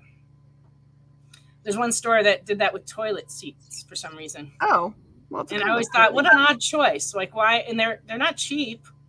No. So I don't know how it started. I think it started, they had one, and then it became every guest that came, they had them paint on a toilet seat. And I was just like, yeah. But I wish I'd had every creator we had do something. I can't imagine the original art collection I would have, because we had so many guests over the years, because we had multiple stores, and we were always bringing them in, and we would split the costs up by having them tour and do all of our stores, and things were kind of different back then. Creators were a lot, before the internet, creators had to try to reach people, and that's one of the ways they like to do it, get out and talk to people. But now creators talk to people online all the time, so they don't have as much of a need to do that touring that they used to do.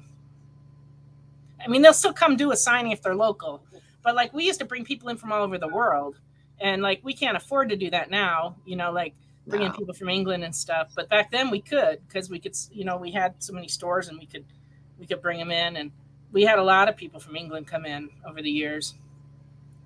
That would be awesome. Yeah. A skateboard decks. Yeah, that's cool. We could have done that at our store in Huntington. We were right near a big skateboard manufacturer. We used to sell skateboards. So yeah, we could have done that, but I didn't. I wish I had. There's a lot of regret. Lots of regret. Go back in time and tell yourself.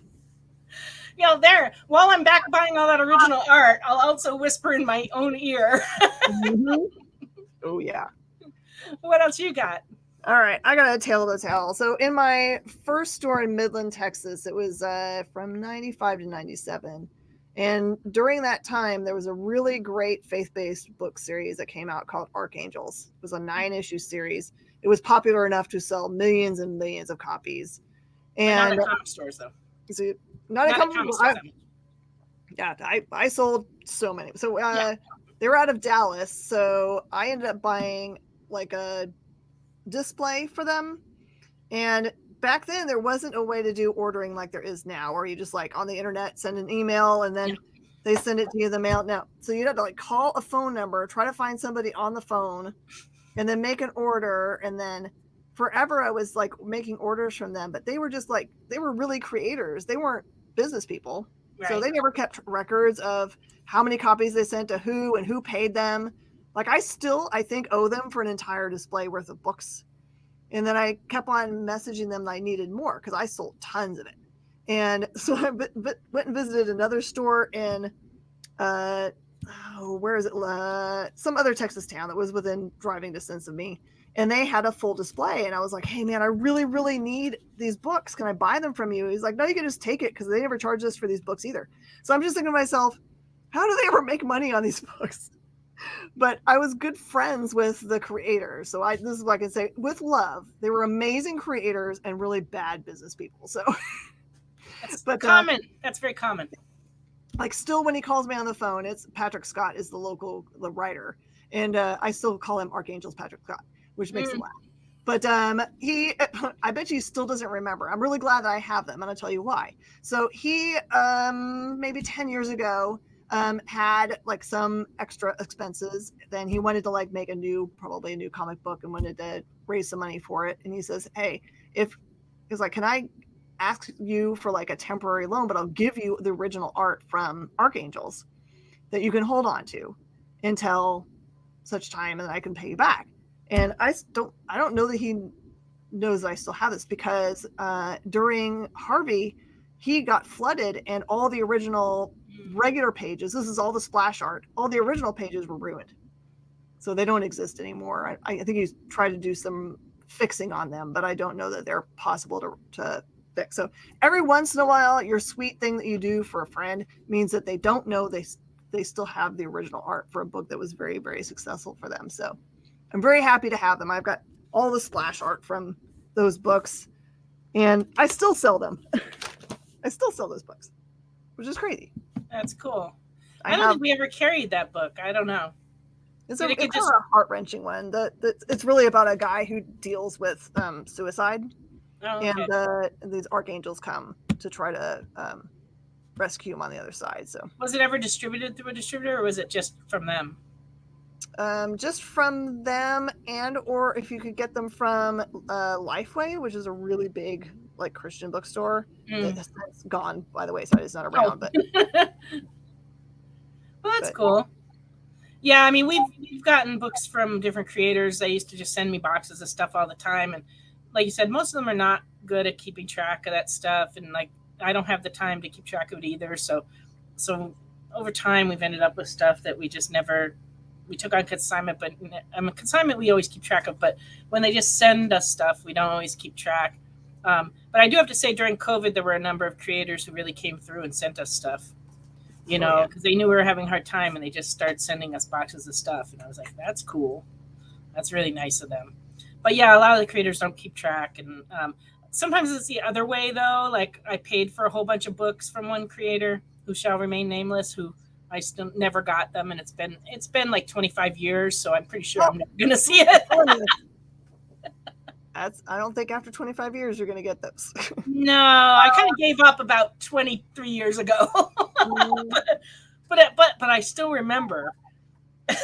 I remember that name. How's that?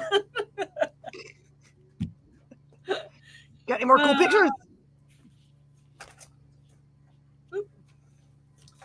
Well, who else should we talk about?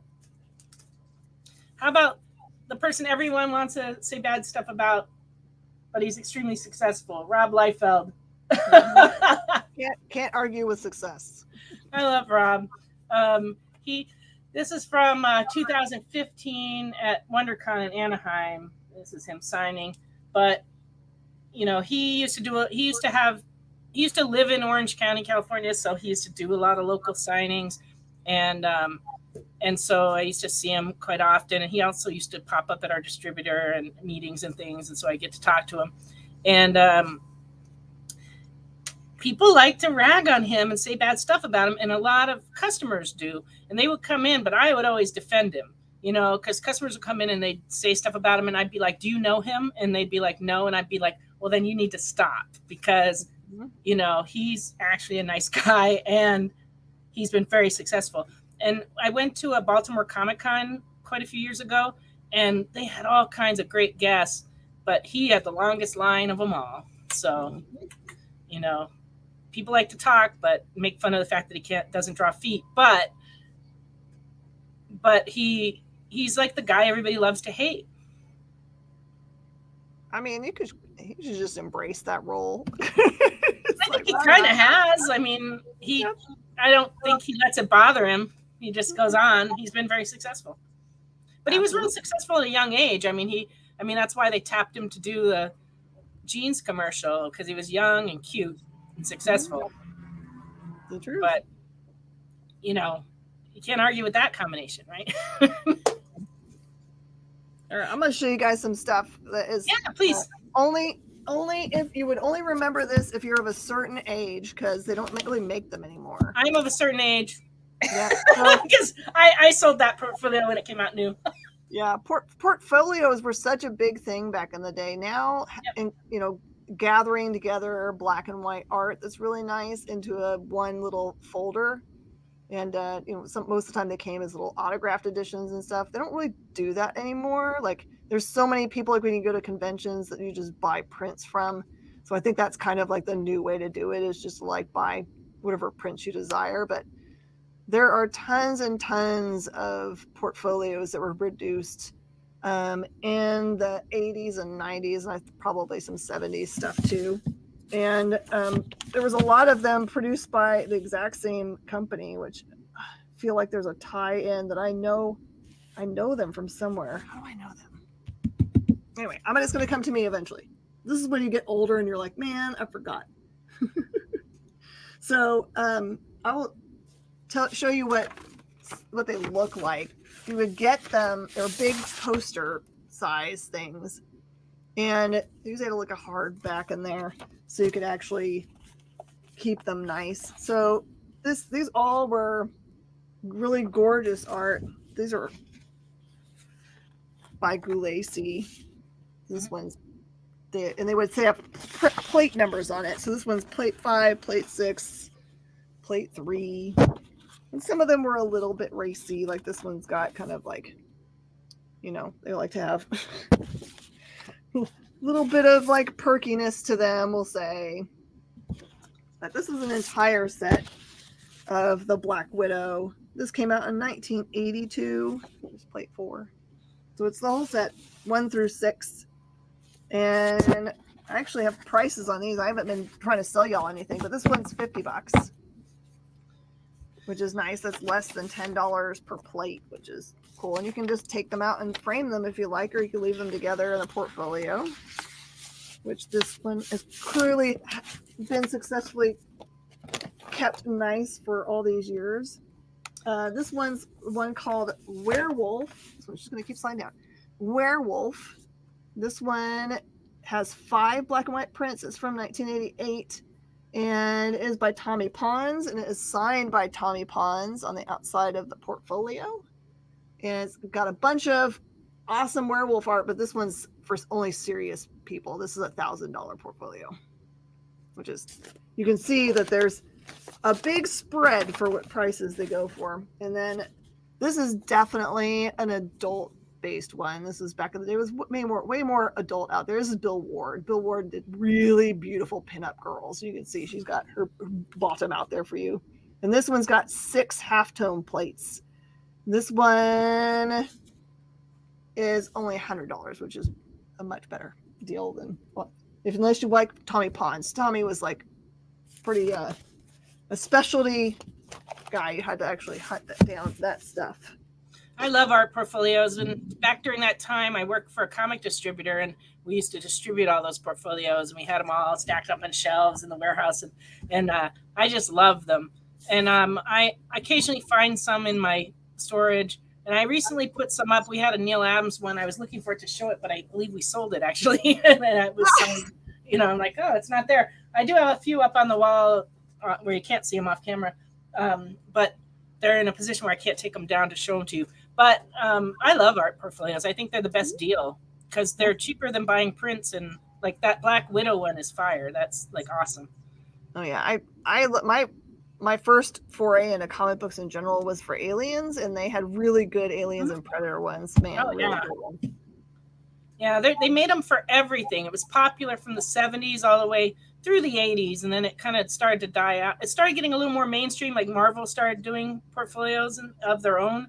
Like, and then now they do them, but like as a bound book where you have to take the prints out. You know, we get those that are done by artists and stuff. But the old portfolios from the 80s are just awesome. Those are cool. Absolutely. Do you have more, or was that it?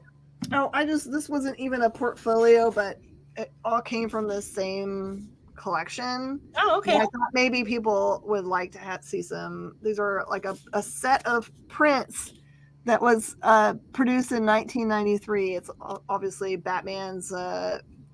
Is that called Phantasm? I always forget what. And there's a cool Batman that's from it. Here's Bruce being sad. There's the cool Scarecrow. Phantasm, thank you. Up close. We've got some battling going on. He's riding his, looks like, motorcycle. Were those sold as a portfolio, or were they just a set of prints that was loose like that? You know? Well, it may have originally come in a portfolio case, but this came to me without the portfolio. I don't think I've ever seen those before. That's cool. But this one is a set of 8, and it's just $50. I know that somebody out there is like, man, jonesing for some good Batman, old, hard to find Batman goodness. Always. We have a lot of Batman collectors. Oh yeah. Oh, and just last thing, this was also part of the collection. I thought this was really cool. These are all cool old lobby cards, but this one's on thinner paper, so it's kind of interesting to me. But I think, is it a real lobby card, or is it a color copy? Do you know? I don't know. So that's why I don't have a price on it, because I'm not sure.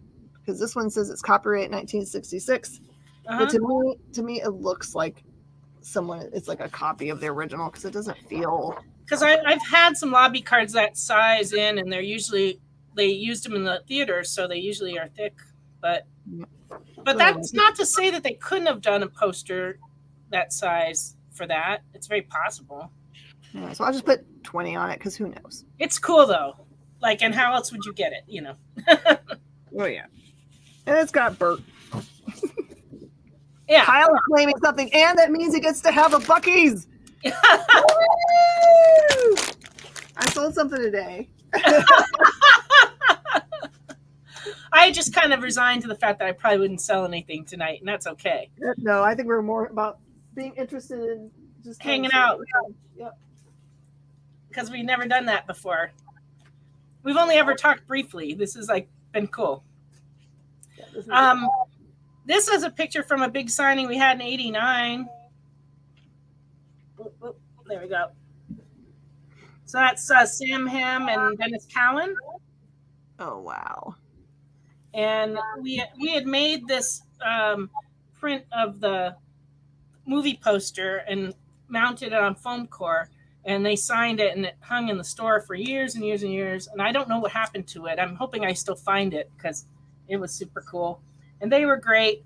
And over the years, I used to run into Dennis Cowan at various meetings and conventions, and we would always hang out. He's just like a super nice guy. And he was one of the original Milestone guys that when DC decided to do like their line of comics with African-American creators, and they did quite a few titles, and they've brought him back a few times, you know, for this or that.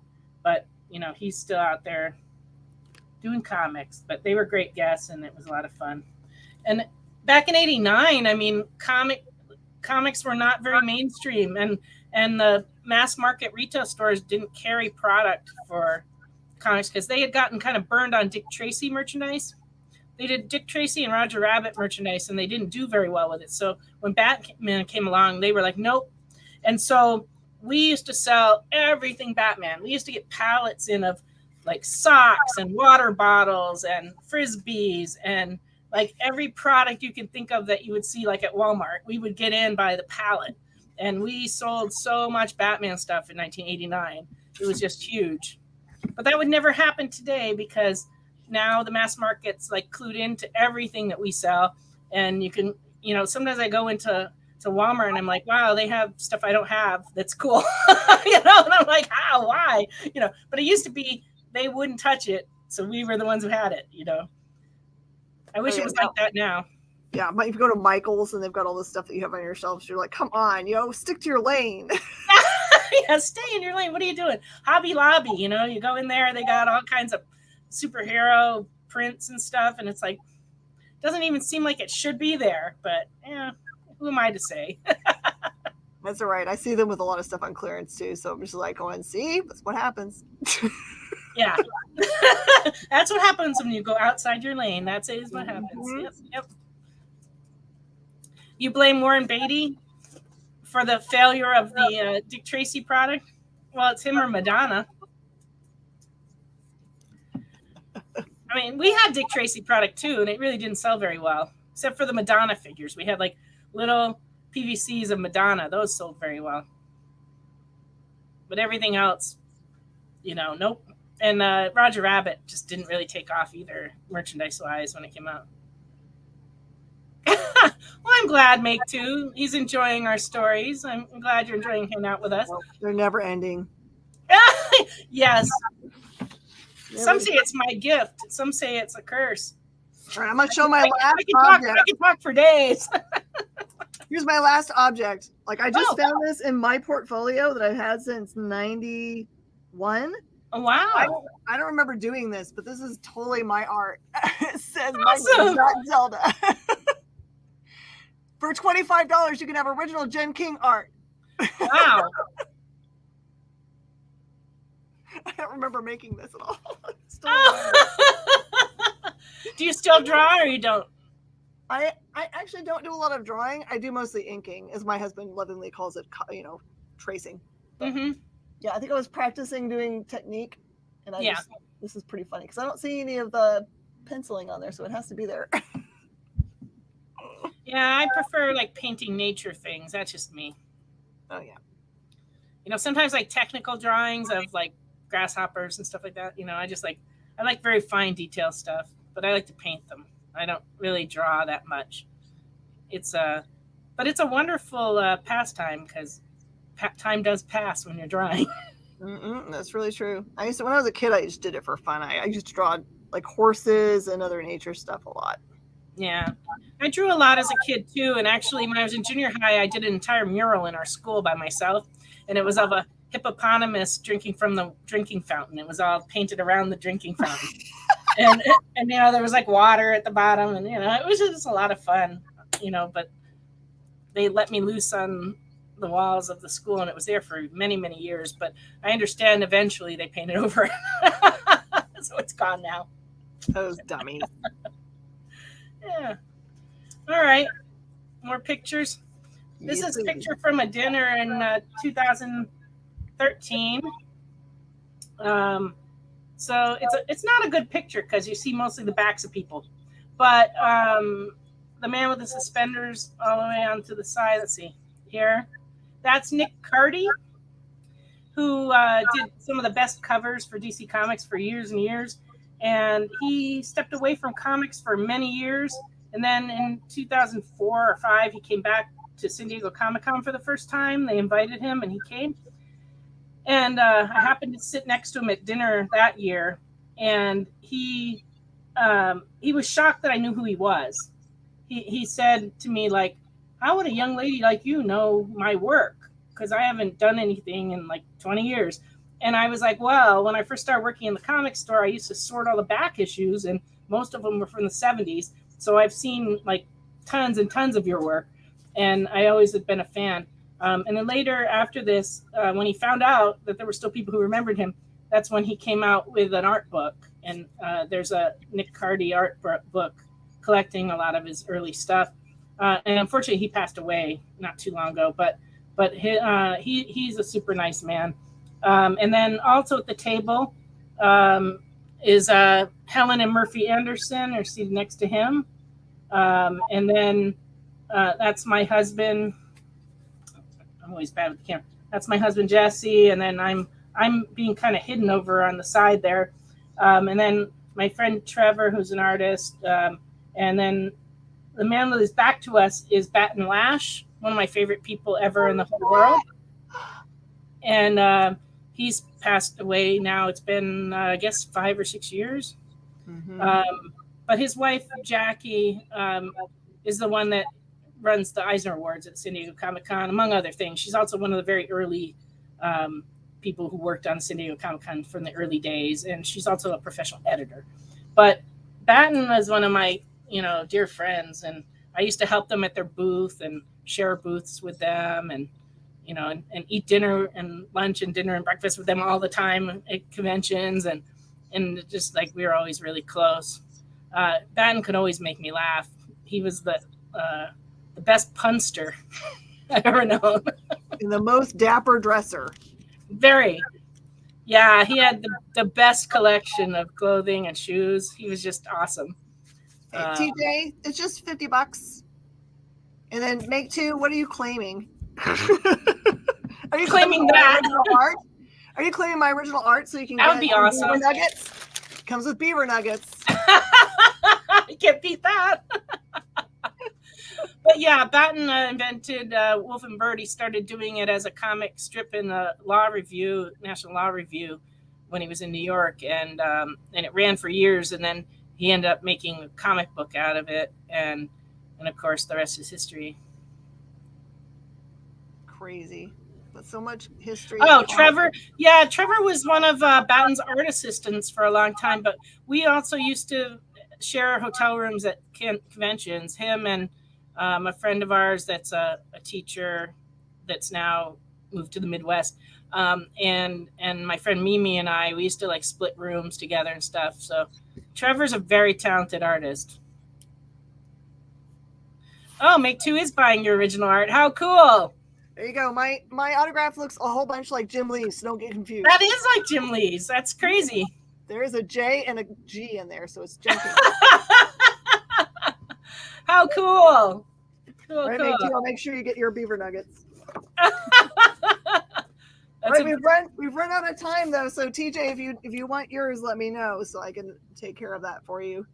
And it has been so awesome, Nancy. I want to do this again because this is all right. I still got a pile of pictures, so we can do this again. And I have infinite amounts of random things that I can pull out of portfolio. So there you go. Well, this has been awesome. Thank you, everybody watching. I appreciate that. Oh, TJ's claiming that portfolio from you. Okay, TJ, Kyle will get a form for you to be able to fill out so that I can make sure to get it to you. But I'm going to write your name down on it okay? Throwback Thursdays with Nancy. Oh, now you want to take up my Thursday nights, do you? I'm thinking that in a few months when we do our Women in Comics event, that this is going to have to be our cornerstone panel. We are women and we are in comics for good. Well, because I'm already working 2 or 3 events down the road here in my brain, and one that I've wanted to do is one that's, you guys and like some of our other friends, who are like Heather Antos and some of those folks who are women in comics coming to interview other people making comics. So I think this is going to be a thing that we're going to do often or more often. If for no other reason than I could sit and listen to Jen and Nancy tell stories basically until I'm dead. So I'm good with it. Oh, okay. Good that we can help out. I was going to take a nap because I've been, I'm 20 hours into this thing now. And I just constantly on my phone going, oh my God, I gotta. So thank you guys so much for being part of the EXP Expo 3. You guys are the best. Guys, Friday Night Live, 9 to 11 every Friday night, Eastern Time, here on The Experience with Nancy and Carlos and their whole gang and Ricky and sometimes Ashley. And sometimes Ashley and Ed in the comments get Nancy going and it turns into a whole thing with Naughty Book. It's a whole thing. And there's always hot dog. And sometimes Jesse's commenting on the wrong show, and it just turns into a. We do have a lot of fun. We have a lot of fun. We do. And then Miss Jen is every Monday at 5 o'clock with Talking Shop, and every Thursday at 7 Eastern for What's in the Box. Guys, this was great. I'm so happy this worked out. Didn't go as planned, but hey, you know. Hey, you know what? Way to take not as planned and make lemonade out of it.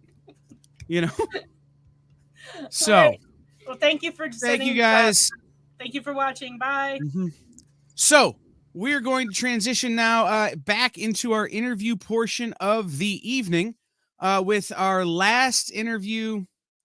TJ James, you're right. Drina Joe will get involved as well.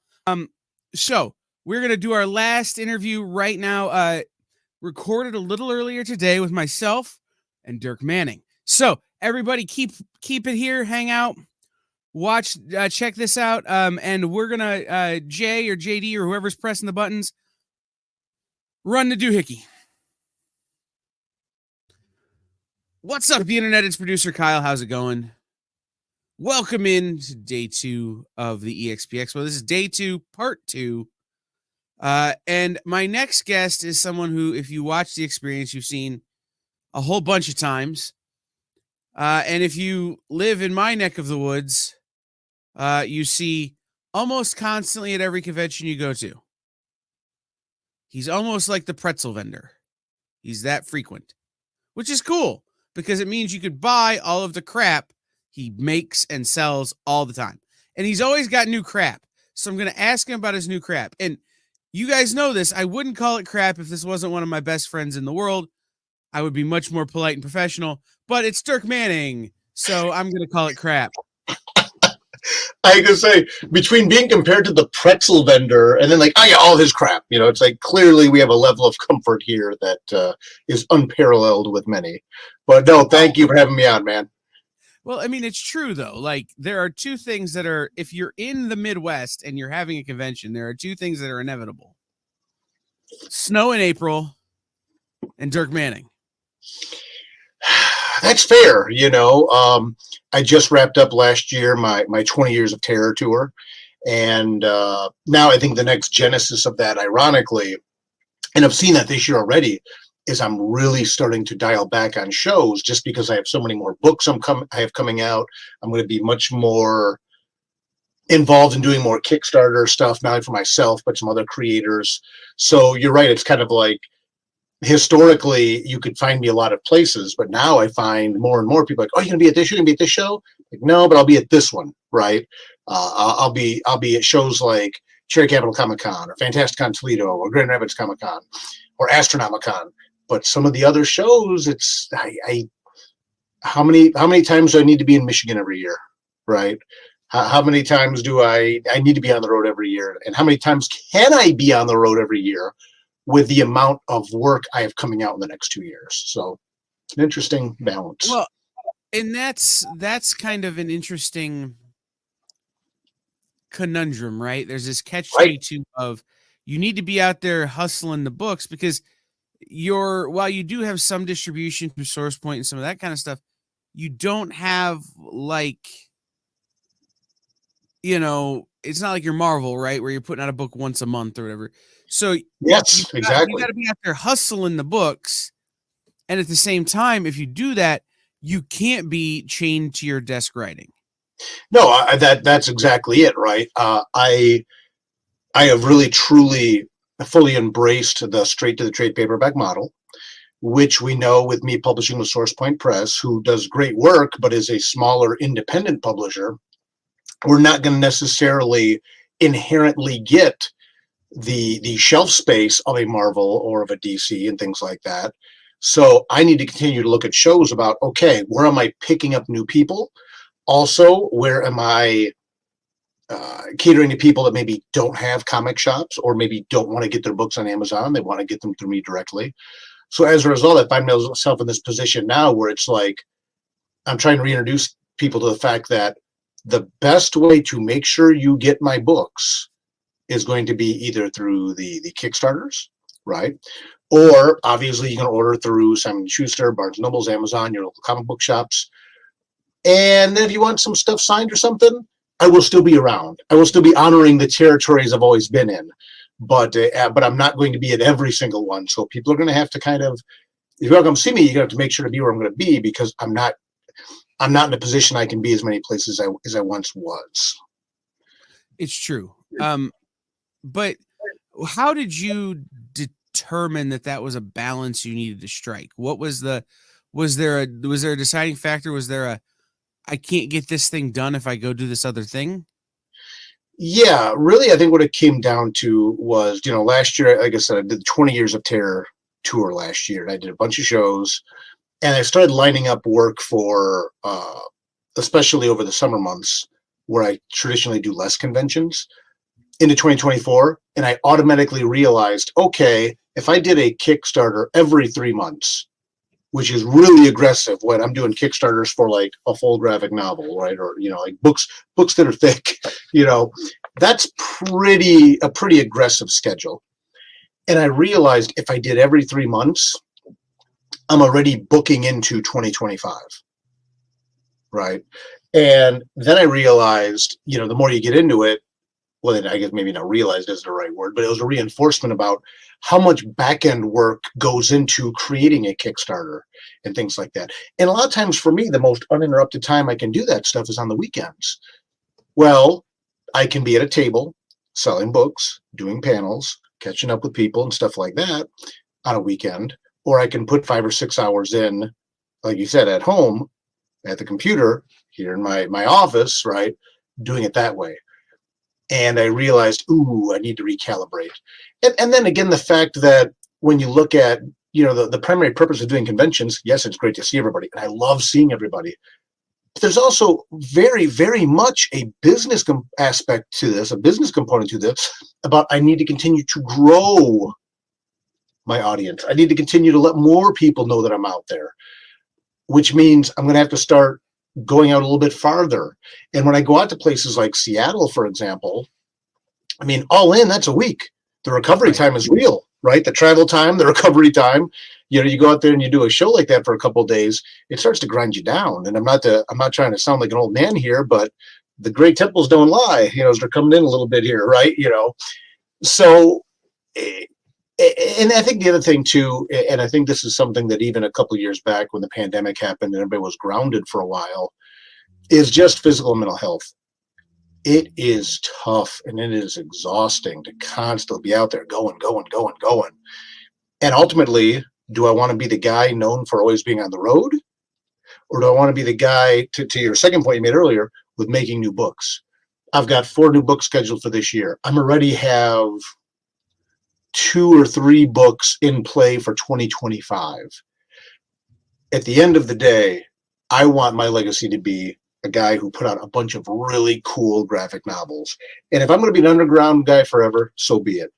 But, last year I put out my 20th graphic novel. That's not an insignificant accomplishment for someone that's never worked for Marvel or DC, right? If you look at me like a traditional author, I put out a book a year, and that doesn't include little anthology stuff I've done, stuff here and there. That's actually physically produced 20 of these in my career so far. So, and that's really where ultimately I want my focus to be, not the pretzel guy, right? I think the pretzel guy wants to put out 20 flavors, like I'd be down with that. Salt with cheese, cinnamon sugar with frosting. I can think of 4. Anyway, I'll tell you right now, the all-time best hot pretzel flavor. And this is for everybody out there who's never done this. You get the hot pretzel, and you warm it up in the microwave or whatever, and then you put the salt on it, and then you take like that thick chocolate fudge that comes like in a jar, and you slather that on there. Oh my gosh! That's why you're gonna have diabetes. Well, that's why I don't keep it in the house. It's like, I'm known for being an ice cream guy. I usually don't keep ice cream in the house for that reason. I have it on the road. But anyway, yeah, so we can talk about junk food all day. Right, and I'm very hungry, so that's where my brain is going. in fact, it just reset and went back to food. That's all right. So the last year, Mm-hmm. you had a couple of pretty big projects come through the crowdfunding system.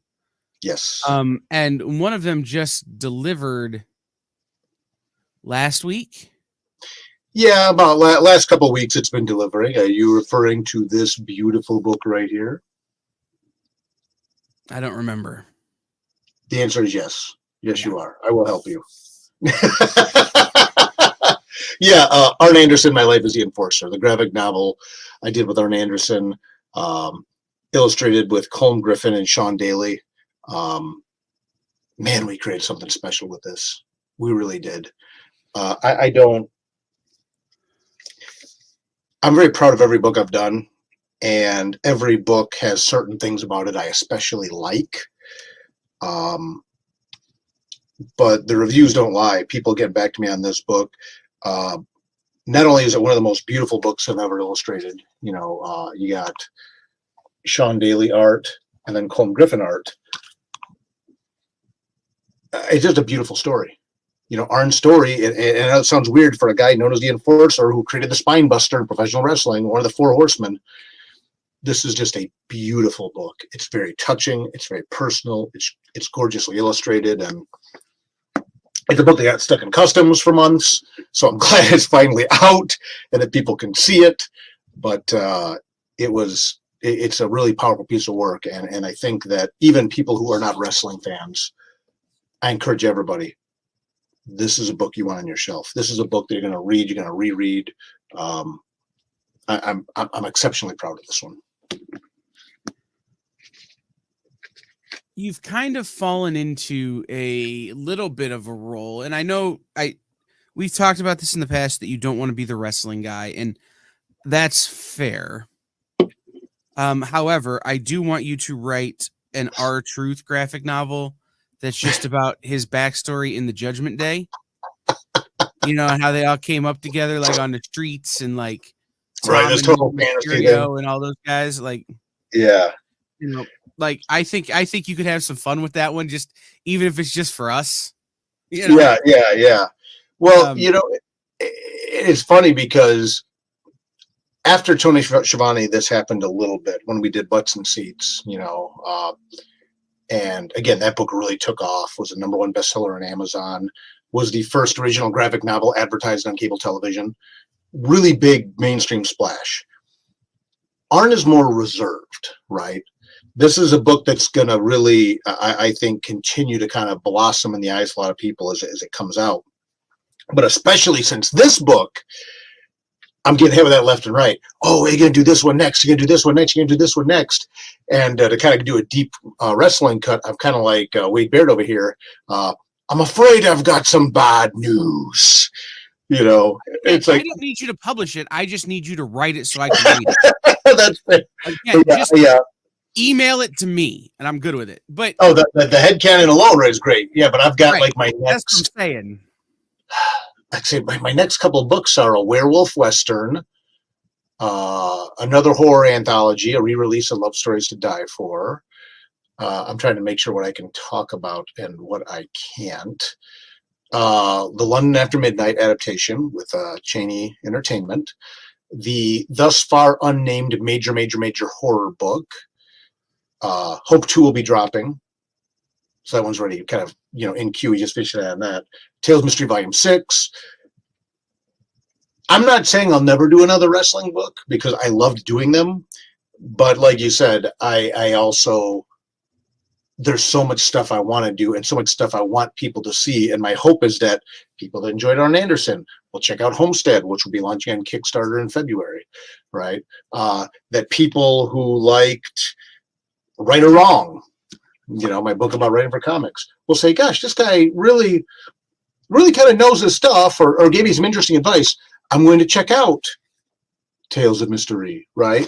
Or people that love my Haunted Highlands work with Twisted, which, by the way, the second trade paperback's out.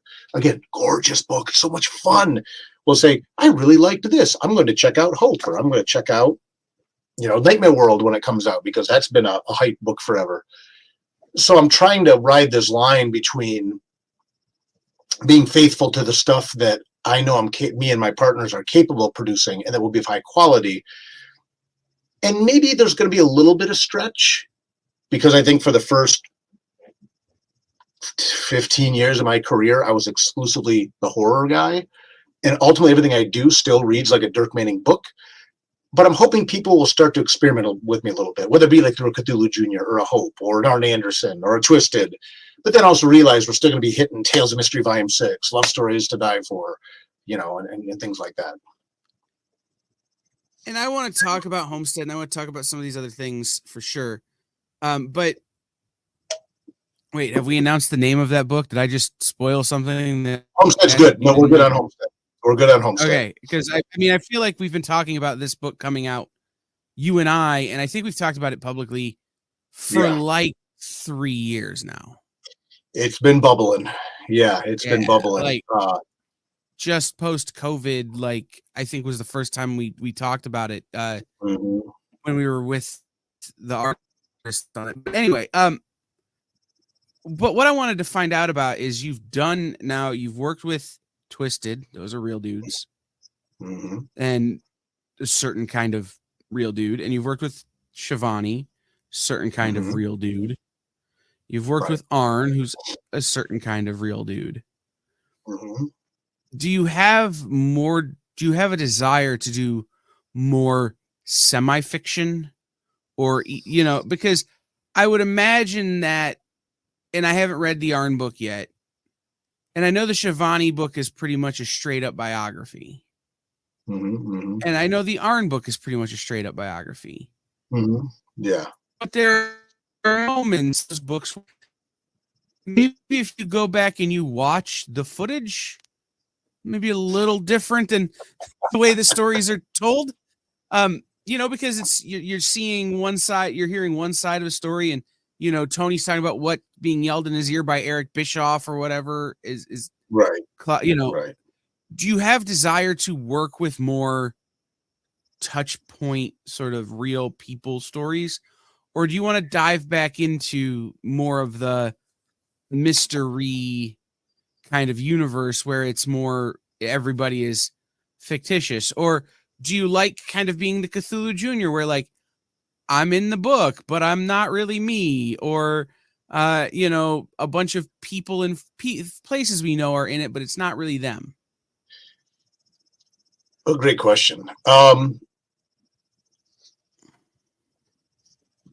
I think there's two dimensions to this moving forward. One, I just wrote over Christmas to Thanksgiving to New Year's, more or less, the script of Tales of Mystery Volume 6. And Tales of Mystery is, to me, the most important book that I write for myself. That is my favorite book that I write. That's no offense to Hope or Junior, Cthulhu Jr. or Haunted, anything else. But like, if I only had to write one book the rest, or even Nightmare World, if I had to write one book the rest of my life, it would be Tales of Mystery. I've always had this vision of the whole story. I know exactly how it ends, right? And in writing Volume 6, I realized, well, as the characters are interacting with each other and things like that, certain things happened that I realized has quickly escalated and shrunk the time frame for where certain things are going to happen in the series. I love that. Where all of a sudden, like, oh, I thought that we were going to get to this thing much later, but then as the characters are on the page and starting to work together, and you kind of go into that writer's trance when you're writing this, you realize like, oh, this is going to happen a lot sooner than I thought. So that's really reinvigorated me on like mystery and like you said, use your words, developing and in some cases finishing those fictitious universes, because Tales of Mystery is a spin-off of Nightmare World. But that being said, to the other part of your question, I think what I'm finding a lot of joy in lately, and this was true with Hope, and this was true with Cthulhu Jr. and Arn and Shivani, but also some other stuff coming up, is more of the creative collaborations, perhaps more than I've done before. There's an unnamed horror project that'll be coming out where I'm collaborating with another very big horror personality. And it was so much fun. Working on Homestead with Les Garner and Raul Blackhawk, who has become a dear friend of mine now, who's a proud member of the Lakota Nation, and getting to talk to him to make sure that the representation of the Lakota people is accurate. And mind you, Homestead is a book I've wanted to write for almost, let's say 15 years. I've done a lot of research on the Lakota people, he says, as a middle-aged white guy. A lot of it didn't mean shit. Pardon my French. Didn't mean anything when I started talking to someone in the Lakota Nation, So that was a very engaging and powerful and humbling experience, because I've researched this stuff for 15 years, says the white guy from the Midwest. I'm really excited to talk about the Lakota experience. And then some of the first things he's like, this isn't a word. I'm like, what do you mean that's not a word? I've cross-referenced it 5 different times. Here's my notes. And he goes, no. And Rao said something to me extremely powerful in regards to Homestead. And it was that very case. I said, I believe you, but I just want you to know I've cross-referenced this 10 different ways, man, for years. And it all comes back to this. And I said, why is it? And we were just talking, right? And I wasn't challenging him, but I was like, how is that 10 years, that this word ascribed to this thing is not accurate anywhere on the internet? And anywhere in books, for that matter. And he looks right at me. We're on Zoom together, right? And he goes, because no one cares. No one cares to get it right. And that was such a powerful statement, both in regards to the dev's dissemination of information on the internet, or misinformation, I guess, in this case, but also culturally very powerful, that here's this culture, and everyone in the world is totally content just to think that this is what it is when it's not. And that became very much an ingrained theme in Homestead, in regards to the story we're telling about the settlers that are moving into the Lakota territory. And the U.S. government gave me this land. I guess I just get to have it, right? Sorry about your luck there, friends. And they're saying no.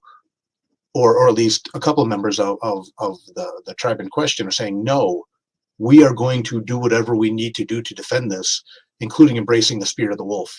Because if we don't, our people and our culture will be wiped off the earth. And now here we are in 2024, and I can go to the internet and I can cross-reference it in books and everything else. And it says, no, the term for this is X. And it's really the number 7. Right? It's not even in the alphabet of what we're talking about. It's so different. So, well, and language is so fluid anyway. What's that? I imagine that when you're working on a project like this, where the language of the people in the story is so important. Yes. The fact that language is so fluid anyway. Mm-hmm. Words don't exist now that existed 20 years ago, in terms of they've fallen out of popular use. For starters, yeah. It's been wiped away. Right. You can't even, I think about English words that, right. The laugh line that Booth used to kill Lincoln contains 5 words that you can't look up in the dictionary because they just don't exist anymore. Exactly. So, now prescribe that to a whole culture. Well, right? A culture that has historically been disenfranchised, and their history and their stories have been written by people from the outside of the culture. Mm-hmm. I would imagine that you found a lot of your research to be flawed. Yeah. Not to put myself over, but Rao talked about, he loves the story. And the foundational element of everything is great, but really came down to a lot of language stuff. And there were some value things and cultural things that obviously he helped me better conceptualize. Right. But going back to that original point you made, that's what's invigorating me now. Or working with this other personality in horror to take a story that maybe wasn't quite finding its feet in one medium and bringing it into the comic book medium, which I love so much, and getting to work like that in partnership. And then on top of that, like with Homestead, working with Les Garner, who's a guy who for 10 years, like we talked about working together on a project like this, or getting to circle back to Josh Ross, who is one of my earliest and most frequent collaborators, and saying to him, hey, I can't give you details yet, but there's this really cool horror opportunity coming up, and you're the only one that can do this story the right way. And him saying, look, man, I trust you, and I'm willing to hear what you have to say. Right. Those I've really rediscovered or like working with Austin McKinley on Tales of Mystery Volume 5. So much fun. And working with him again on a new story for the Love Stories to Die For re-release. And then on Tales of Mystery Volume 6, right? Rediscovering the passion for the truly collaborative nature of creating the thing is very, very invigorating. Very invigorating. That's kind of where I'm at now. So, and again, if that involves meeting our truth and telling a story with him, or I've made no secret of the fact I would love to do a comic book with Ghost, the band, right? And develop that mythology with Papa. I won't use his legal name, but the musician who performs that, that's the stuff that gets me so fired up right now. And then bringing in these amazing artists, and your Austins, your Les's, your Josh Ross's, your Colmes, your Sean's. That's what's firing me up going into now year 21 plus of my career, which is weird because that's kind of where it all started for me. I think there's an interesting dichotomy in your writing that I don't even think maybe you recognize. There was, and I think it comes down to a period in time where we all kind of went through some stuff. This is prior to COVID, right? But when you talk about Nightmare World, the first thing, right? And I mean, I remember reading Nightmare World Mystery on the internet, right? Like in the old days. Mm-hmm. And what's happened is, as a writer, at some point your voice changed, and I don't think you really realize it. And what it's done is it's made the stories more real. I remember those old days, and in the published edits that exist now of Nightmare World and of Mystery, the remastering process that you've gone through, sure, has changed some of that too, right? So they feel more real than they used to. Yeah, no, I it's funny, writing Tales Mystery Volume 6, which we won't see until the end of 24 or beginning of 2025, most likely. That's a 6-volume series that started. I originally published the first page of Tales of Mystery on June 6, 2006. Right.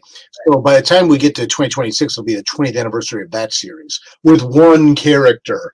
And writing Volume 6, you're exactly right. It was interesting to see how I'm more able to fully bring to life the nuances of the character that I knew existed in 2006, but partially due to form of story, but also, to be honest, also due to capacity of the creator. I'm able to explore a lot more now, right? 2006 Mystery was always very guarded. He meets Charity in that very first series, where we know he's very brusque and blows her off. 2020 plus Dirk Manning, when we're into Volume 4 and Volume 5 of the series, we can start to explore that nuance with a lot more detail about why is he so guarded? Why is he like that? And I'm not saying, and it's not that I didn't know why in 2006, but there's an emotional maturity. And like you said, we've all been through many things and life experiences where we're able to then fully explore that with a lot more nuance. And that's something that's permeating a lot of the, you're right, a lot of the work. So that's a very the reference I was going to make is when you started working with SourcePoint.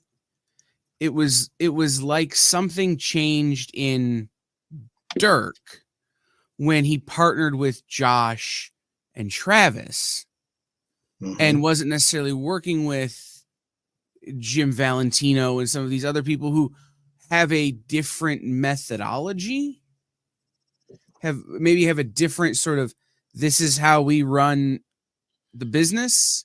This is how we look at how books should work. It almost felt like there was a freedom that you found when you got to Source Point that maybe you didn't necessarily have in the same way before. Again, I think it's a really interesting observation, and what it comes down to, and I mean no disrespect to Jim Valentino or anyone else I published with before. Oh God, no. Right, because Jim helped give me my start to the degree it is now. But back then, Image had to decide to publish it. Right. There were talks of Right or Wrong coming out through Image. It never did. Right. But everything I did through Image, they had to approve it. When I went to Source Point, which the first book I brought them was Haunted Highons with Twisted. And then I brought them Hope, and I brought them Cthulhu Jr. Those were books that, even though with Hope I co-created with Kaylin Smith, and Cthulhu Jr., the Adventures of Cthulhu Jr. Friends, I co-created with Scoop McMahon. I don't know a better way to say this, I'm going to be blunt. Those were very mainline Dirk Manning books. Like, here's what I want to do next. And there's a famous story with Hope. When I gave Hope to Travis McIntyre at Fantasticon Toledo, he was like, I self-published the first issue of both of those books as like samples. And he looks at it and he was like, "You're doing a superhero book?" And I said, "No, I'm doing a book about a superhero." And I said, "Just read it and let me know your thoughts, because I would like to bring this to Source Point." And he had the first self-published issue and he walks away and he comes back about 20 minutes later doing this. Right. He goes, "We could do something with this." And then the thing they ended up doing was making Hope the first ever free comic book day book for the publisher. But to your point, I brought him the book, right? This is what I want to do. And really, this is like the shackles are now off. And I'm not going to say, you look at a team like Brubaker and Phillips, right? Who they have a deal with Image. They can pretty much do, I think, whatever they want. And I don't move as many units as Brubaker and Phillips. I've been nominated for awards next to them. Right. But that's where you really get the purest sense of what I want to do is like, let me create this thing and give it to you, and let's publish it.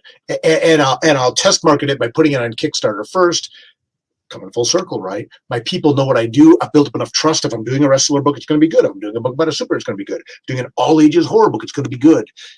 And then let me be me. Let Dirk, and let my creators I'm working with, let us bring you the coolest thing, the coolest Native American infused werewolf Western story, the coolest horror noir book and tales of mystery, whatever it's going to be. So yeah, and Source Point Press has really allowed me to have that freedom to do that, for which I'm forever grateful, because now I can do the books that truly are most representation of what I want to do without having to bend and morph them to, be it right or wrong, the will of the publisher.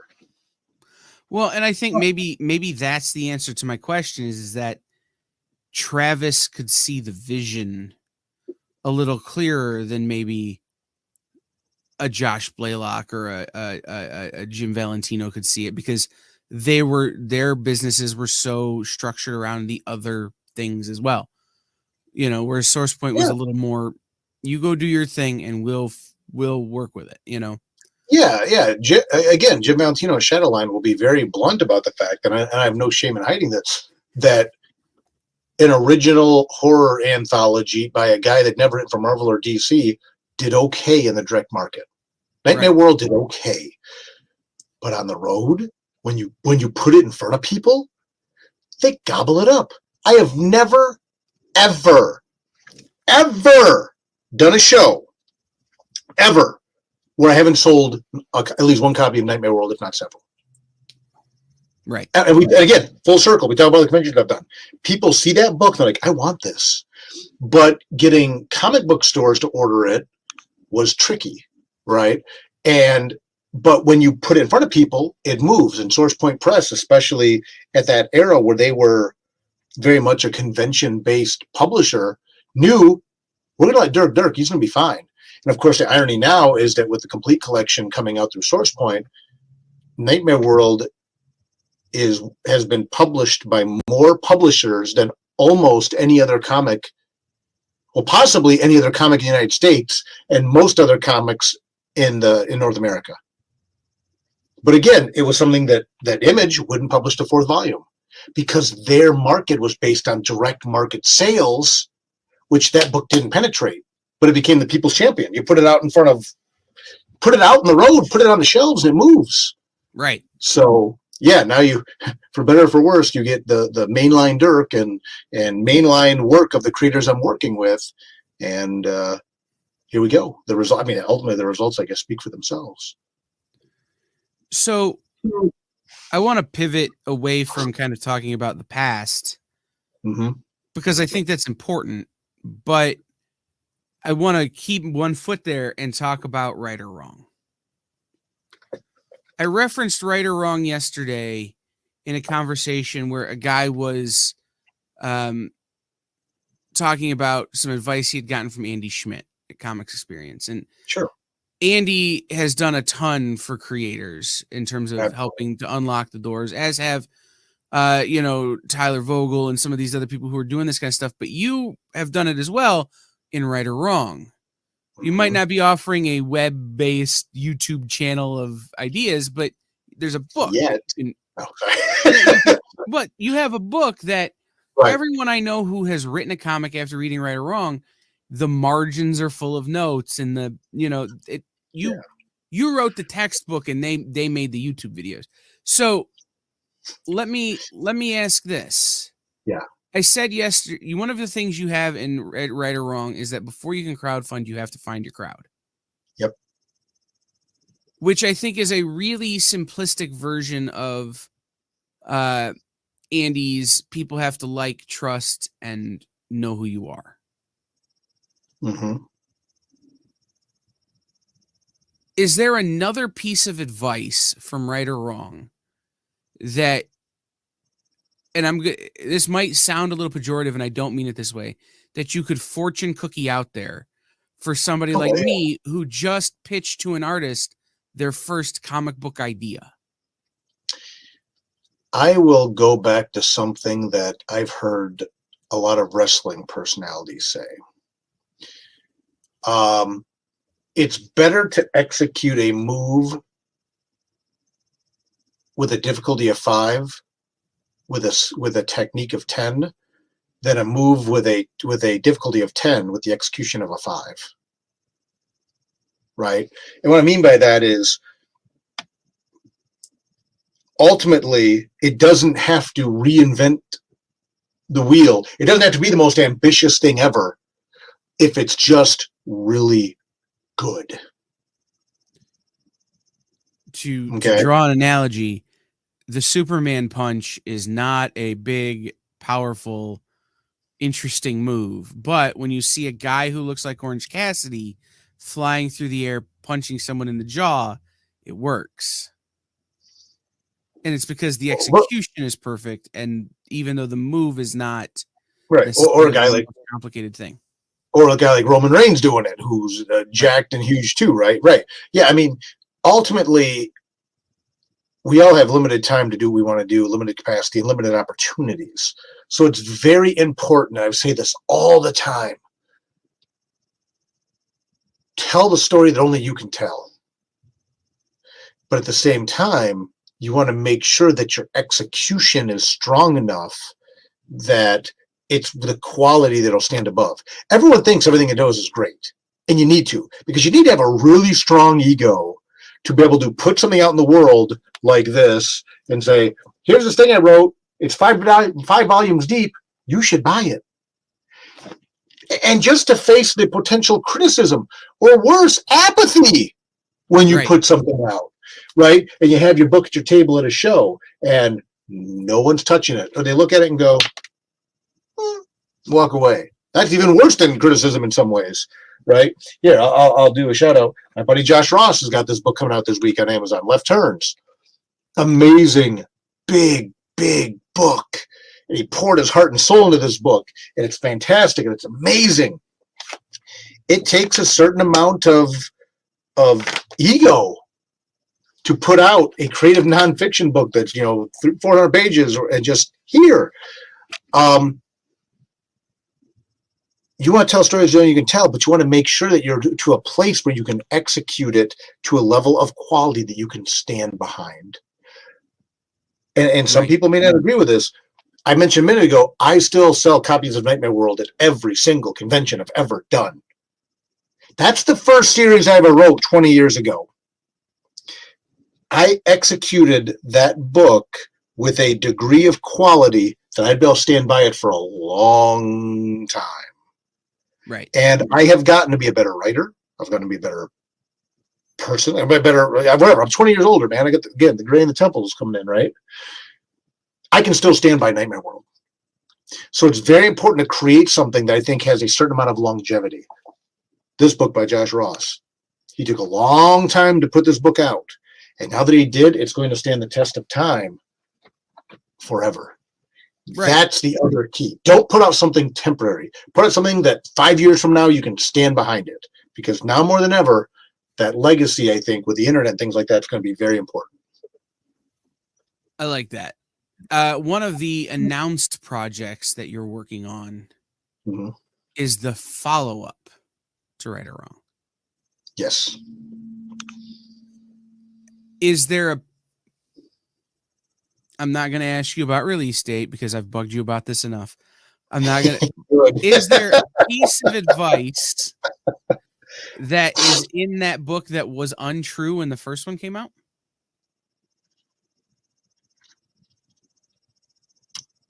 In Right or Wrong 1 or Right or Wrong 2? In Right or Wrong 2, as you started putting it together, is there something you've come across that maybe was untrue? I mean, because that book is what, 6 years old now, maybe a little. Oh, no, you mean Right or Wrong, the second edition of Right or Wrong that came out. This one. Well, you were doing a follow-up, right? Like yes. I am working on Right or Wrong Volume 2. Right. Is there something in Right or Wrong Volume 2 that when Right or Wrong Volume 1 came out originally was untrue? I think. I mean, it could just be about FedEx shipping rates, man. Like, yeah. I mean, that was one of the biggest things when I did the second edition of this book, now available on Amazon, wherever books are sold. You know, this is the new second edition. That I had to update like prices and stuff like that, obviously. Sure. But I think as a young, full of piss and vinegar guy who wrote Volume 1 of Right or Wrong, one of the things I talked about a little bit was like the meritocracy of do something only you can do. And no one's going to be able to steal what you do. If you put your heart and soul into it, no one else can replicate it. Not true. They will replicate it. They just won't replicate it as well. Or in some cases, maybe they'll replicate it in a way that makes more money than you. I perhaps had an overinflated sense of ego in regards to the fact that if you put your heart and soul into it and you truly put your personality into it, no one will replicate it and steal it from you. Right. Well, that's just not as true as I hoped it would be. And ultimately, people that, and again, newsflash, people that are stealing your ideas don't care about the quality. They care about what the thing in it they saw that was exploitable, and then they want to exploit it. So that was something that I had to kind of eat some crow on in regards to. I still believe it. I still believe that anything you write should be something that only you can write. But I guess the caveat now is do something that only you can write, and create better than anyone else. Cool. Let's pivot back to Homestead a little bit because you mentioned that's kickstarting in February. Yep. Knock on wood, working on it as we speak. So putting the campaign page is being built out and stuff like that. The whole book is illustrated, colored. Dave Lentz will be lettering it. But yes, February. One of the things that you do as well, if not better than anyone on Kickstarter, is the extra stuff. The enamel pins, the bookmarks, the book plates, the whatever. Here we are, end of January, looking at a February potential release or February potential Kickstarter. February launch, yeah.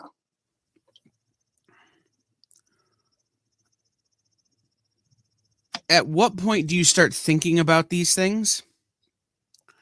And are there things that you're planning, and you don't really have to announce them. I'm not asking you to do that, but are there things that you're planning for this book that when people look at the Kickstarter, they'll go, "Holy crap! I can't believe he's trying to pull that off." And the analogy I'm going to make is when you did the candles for Mr. Yeah, got Like- one over there. Right. Yeah. Well, like, yeah, no, I get what you're saying. Like everything, crowdfunding has continued to evolve. And I still like doing really cool, ambitious stuff, but I've also recognized that, and again, it's not cocky if you can back it up. I'm just going to say it. I'm one of the OGs of comic book crowdfunding. And a lot of the stuff that has now become baked into any comic book crowdfunding experience, I had a hand in that. Sorry, people can say, "Oh, cocky Dirk Manning." I mean, that's just it. Whatever, fact, right? But now I'm finding that we have to continue to evolve what we're doing on Kickstarter in order to stay ahead of that curve and also meet people's expectations. So I will tell you a little bit of something I'm doing different on Homestead that I've ever done before. We're not building up to the leather-bound edition of Homestead. We're starting there. Okay. If you back the Kickstarter, you automatically get, should you choose the hardcover, the deluxe leather-bound hardcover edition of the book. Right. Now, there's some cool extra stuff we're doing with this one. Les Garner with 6S1 Studios does some amazing 3D printing and sculpting. We're offering statuettes like we did with Mr. E back in the day. We're doing little werewolf busts, but then we're also doing full 13-inch werewolf statues. So that's going to be cool. But I think the biggest thing that you're going to see from me going into this year in regards to maybe not, holy crap, I can't believe he's doing that, because there's some of that. There's something really cool in Homestead that I'm offering that is so obvious to do in a Western book that I'm really excited about it. But also it's continuing to evolve how we're delivering the product, right? And what I'm going to do is we're starting with more of a top tier book than we've ever done before. You want the leather-bound edition? It's still Kickstarter exclusive. I mean, look, man, we did the Hope Volume 2 campaign. Let's be really real. We hit what was it? We got funded in like 3 hours. And we hit $10,000 within 24 hours. That's incredible. I'm honored. And I don't want to assume I'm going to do that every time, but I'm to a certain point in my career where we're going to raise a certain amount of money. I'm not going to screw around anymore. Let's just start off. Look, I'm going to give you a leather-bound edition of this book, and you can get this cool stuff with it, and let's go. Right? And then maybe that way, instead of doing a 4-week campaign, I can do a 3-week campaign. Right? I don't want to be coy about what we're offering anymore. There was a time when I did Nightmare World, Emerald Omnibus, I only fantasized about getting to the Nightmare World Bible. A leather-bound, gold-gilded pages edition of the book. Now people kind of expect it, right? They expect, and again, I'm going to go back to my friends with Twisted, when they did a pre-release of like the gold-gilded ribbon bookmark leather-bound book. This is kind of what people want out of me. Okay, let's start here. Now, if you get it in stores later, you'll get a really cool trade paperback with an amazing cover by Marianne Piscosta. But if you buy it early, you get the real cool hardcover version. So I got to quit being coy about that stuff and just start there. And that's what people are going to see more of me moving forward. Let's start out with a tricked out edition, and then we'll do some cool add-ons like that. We'll do enamel pins. We'll do some other neat stuff.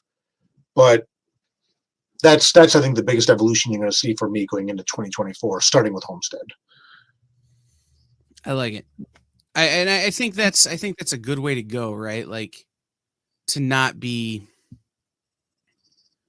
undercover about what you're doing, just to come out and say, this is what we're doing. You want the big bad, you got to be here.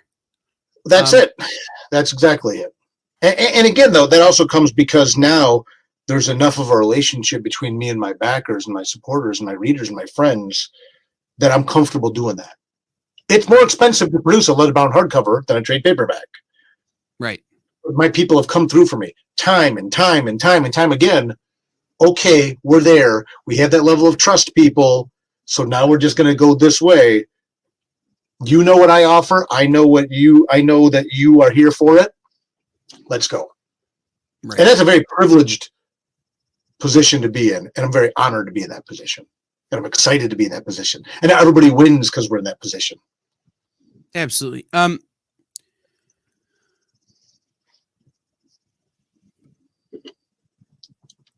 Twisted. My guys. The Curse of the Green Book really was a divergence from the first volume. Yeah. There was some trauma that got worked out in there from you and from them and from Mariana, and that got kind of sorted through the guise of this Scooby-Doo-esque goofy group of dudes who are ghost hunters. Like, yeah. Where do you go from there with Twisted? Is there more Twisted coming? I would love. Are we gonna do a Astronomicon, like the Astronomicon era Twisted Haunted Highons, where they're ghost hunting in hotels where they're also throwing conventions? Like, what are Well, again, coming back to what we said earlier, on Haunted Highlands Volume 2, I've developed enough of a professional relationship with Twisted where I told them the next one I want to do, and I want to tie in the mythology of the Green Book. They're like, go. Okay. I gave it to them. They said, we love it. Okay. Right. Mainline Dirk Manning Twisted experience. And at the end of the book, for people who read the trade paperback, there's a little epilogue at the end of the collected edition that's not in the issues, where I pretty blatantly set up where Volume 3 is going to go when we do it. Like you said, it's a fun adult Scooby-Doo book. I will say this, in my mind, and again, obviously this will be pending Twisted's final approval because this is ultimately their property. I feel like Volume 1 kind of did a deep dive on Paul. I think Volume 2 did a little bit of a deeper dive on Jamie. Well, when you look at the three main characters of the book, there's one. So Volume 3 is about George? Is that what you're telling me? Yeah, George and Mike. No. Volume 3, I think I'll be, I would like to do a deeper dive now into Felicia. Because there's kind of been this elephant in the room where here's this really quote-unquote bougie woman who got mixed up in the occult and died and came back a ghost. Right. And we know a little bit about her. We know about her sister and things like that. But there's a lot of untilled soil there that when we get to do Volume 3, that'll be a big part of the underpinning of the next volume of the book, which I think would really then start to kind of wrap up the first arc, the first volume, the first act of Haunted Highons, because what's up with that? That's the question people haven't been asking, but they probably should, is how did this all happen exactly? How did this rich woman fall into this stuff and get involved in the occult, and to the point where she came back a ghost? Right. There's your teaser for when we get there. I'm going to advocate for the next volume, Mike and Dustin as ghosts, but they're like Slimer from Ghostbusters. Mariana always loves drawing Dustin and sneaks him in somewhere. Whether I directed it or not. And Mike had a little cameo in Volume 1 with Alazulilu, who's a band I love. Right. But it's interesting, whenever you deal with real people, you got to be real cognizant of that and make sure that everything's, on the level. And oh, sure. But knowing Mike as I do, I think he would be down for being their version of Slimer.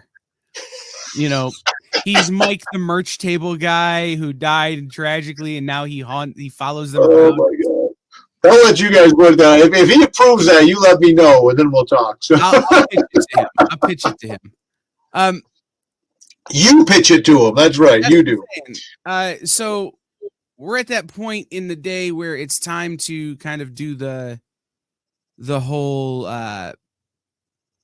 where can people follow you, where can they support your work kind of story. But before we get there, Yes, sir. conventions coming up, convention schedule. Where Yeah. can people come and shake your hand and smell your hair product? I don't use scentless, as you know, so that's a fair question. I know, and I'm always jealous. Huff responsible. Yeah, honor boundaries and the huffing. But no, next couple shows got coming up. Let me see. I will be at Monroe, the Oddities and Horror Show up in Monroe. My full convention schedule is at dirkmanning.com, but I will be at Astronomicon in Toledo. I'll be in a marathon in Bowling Green. Both of those are going to be in Ohio. I am going to be at C2E2. I'm really excited about that. I've been at Astronomicon every year, so I'm just going to let that sit there. And there's certain shows that, like I said, that I go to every year that I consider staples.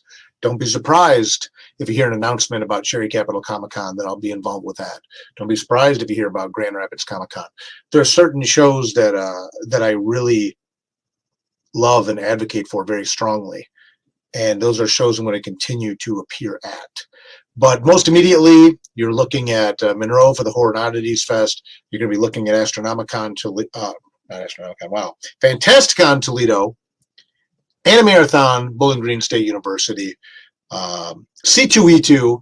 But my full convention schedule will continue to be at dirkmanning.com. You can look on there. I update the calendar as the shows get announced. And yeah, I'm going to be doing a little bit less shows this year. I think it goes without saying, Free Comic Book Day. I'll be at Pack Rat Comics in Hilliard, Ohio, outside of Columbus. Be at Astronomicon.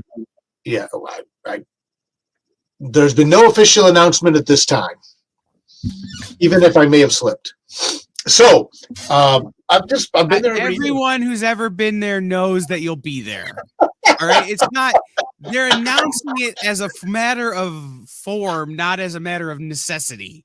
I am being a good steward of information, and I'm telling you to stay tuned at dirkmanning.com. You can find me on Facebook, Instagram, God help me, even X, formerly known as Twitter, at Dirk Manning, where all announcements will be taking place as they are officially announced. I don't know why they don't just say Dirk and Ming will be here. Ming wasn't there one year. Huh? Ming wasn't there one year. I know, but that was aside from Twisted, and I don't want to jinx it. Right. I'm the only person that's been there every year. So I know they call Ming Mr. Astronomicon, and I like Ming. You know, we you and I both together have had dinner with Ming. We know Ming. We love Ming. But if there's a Mr. Astronomicon, and it ain't Jamie and Paul, it's Dustin. No, it's that's fair. That's fair. Also, Dustin. I will acquiesce to Dustin anytime because he would break me in half with a for sure. I love Astronomicon. That's one of my favorite shows. I just wish they hadn't moved it this year. I'd be there if they hadn't moved it. Well, you know, they're trying to continue. They're trying to dodge the snow. You know, venue booking is venue booking. I don't begrudge them having to put it when they had to put it. It just is a conflict for me, and now I don't get to go. So right. We're 50-50 on blizzards at that show, so we'll see what happens. It's true. It'll snow this year in April. Right, why not? They can do it in June. Oh, it snowed. Right, yeah, so they're doing it in August. It snowed. It snowed. I've asked everybody questions they can't possibly be prepared for, and you may be the most prepared for this question. Oh boy, no pressure. Is there a band, alive or dead, that if they called you and said, come on the road to run our merch table, you'd drop everything to go with? Oh, yeah. Anything Mike Patton was involved in would be a gimme. Faith No More? Would it be Faith No More, the new Mr. the Mr. Bungle lineup that's touring right now that I may go see again? Because I actually, Kyle, and you may know this story because we're friends. Mr. Bungle mistook me as one of their stage crew and had me helping them unload, which is how I got to meet Mike Patton in person for the first time, which eventually led to the interview I did with Mike Patton, which eventually led to this photograph of old school Dirk Manning and Mike Patton, which I literally keep right here on my desk, which then in turn led to me quitting music journalism because I got to meet Mike Patton and then start finally following my passion of writing comics. So that'd be a fun full circle moment to get to work a merch table with anything that Mike Patton was involved in, because it would be such a full circle moment. So yeah, you were right. That was a question I was very well prepared. I told you would be most prepared for. You were correct, my friend. So everybody at Dirk Manning, literally everywhere, dirkmanning.com. Dirk Manning on YouTube. He's got a YouTube channel. I'm sure this will show up eventually. All of those places, go and find Dirk and support Dirk. And if you can't back with your dollars, this has been our mantra all weekend. Please back with your dollars if you can. If you can't, back with your share button. Absolutely. Hit that share button. Spread the word. Make the megaphone bigger. You know, a high tide raises all ships. It's that simple. So I appreciate that. And I appreciate, again, you, Ms. Jen, everyone involved in the EXP. I thank all of you for what you're doing. Those either watching this, thank you, because you're right. Making the megaphone bigger is so important. In a day and age where information is diluted and social media is becoming more and more algorithm based, thank you guys for giving us this megaphone and this chance to talk and chop it up. Thank you for what you're doing. Oh yeah, I always like I said before we started, it's always hard for me to interview you because we talk so often, and I'm never sure what I'm allowed to ask about. So it's always fun. It's always fun to chop it up in a kind of a public forum and kind of bring people, like, again, I've been waiting for Homestead since 2021. A minute. This is a month. February, stay tuned. Know that this thing that's going to blow your mind is coming. So, and there's going to be a lot of that in the next year or two, and I will leave it at that. So, thank you again, Kyle. Thanks you, so much for being here, Dirk. We will see you. I'll see you before the rest of these people see you, but we'll see you very, very soon. And everybody, stay tuned. Coming up next is Sketch Up with Mel and Mog, with Dan Price and Stephen Prince here on the EXP Expo 3.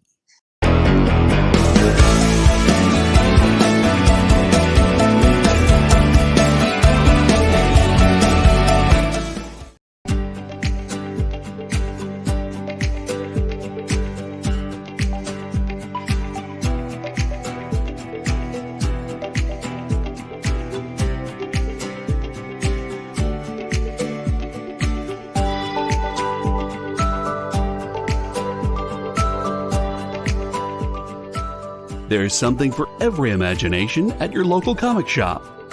Visit comicshoplocator.com to find a store near you.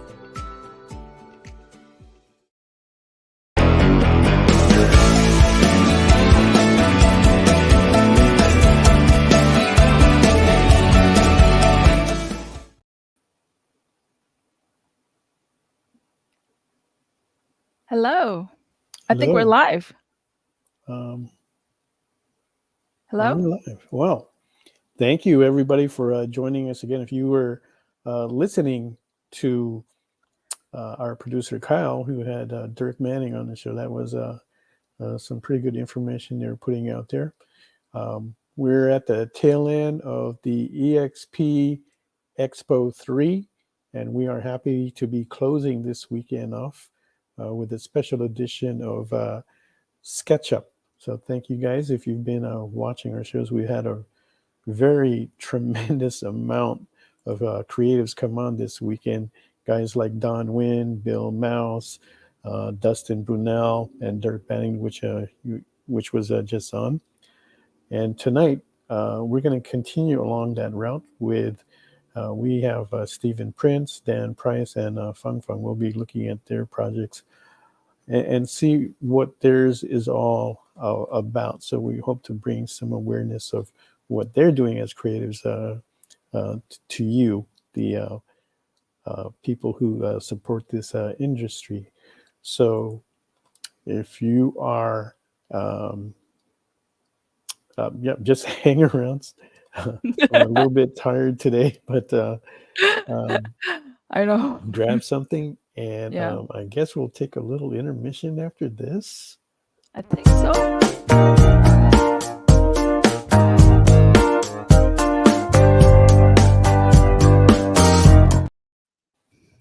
Hey, welcome back, everybody. Thank you again for joining us. You are watching a special edition of the Sketch Up with Mog and Mel on the Experience channel. We're closing out EXP Expo 3 this weekend. If you've been watching us, thank you so much. Tonight we have Stephen Prince for Monster Matador and Dan Price for Bigfoot Knows Karate, and hopefully we'll get Fung Fung on here, and she will be looking at her lineage. How are you guys doing tonight? Good. Tired. Doing great. Thanks for having us. Oh yeah, great. So, have you guys been watching the EXP 3 that was going on this weekend? A little bit, yeah. Oh yeah. Oh. Can y'all hear us?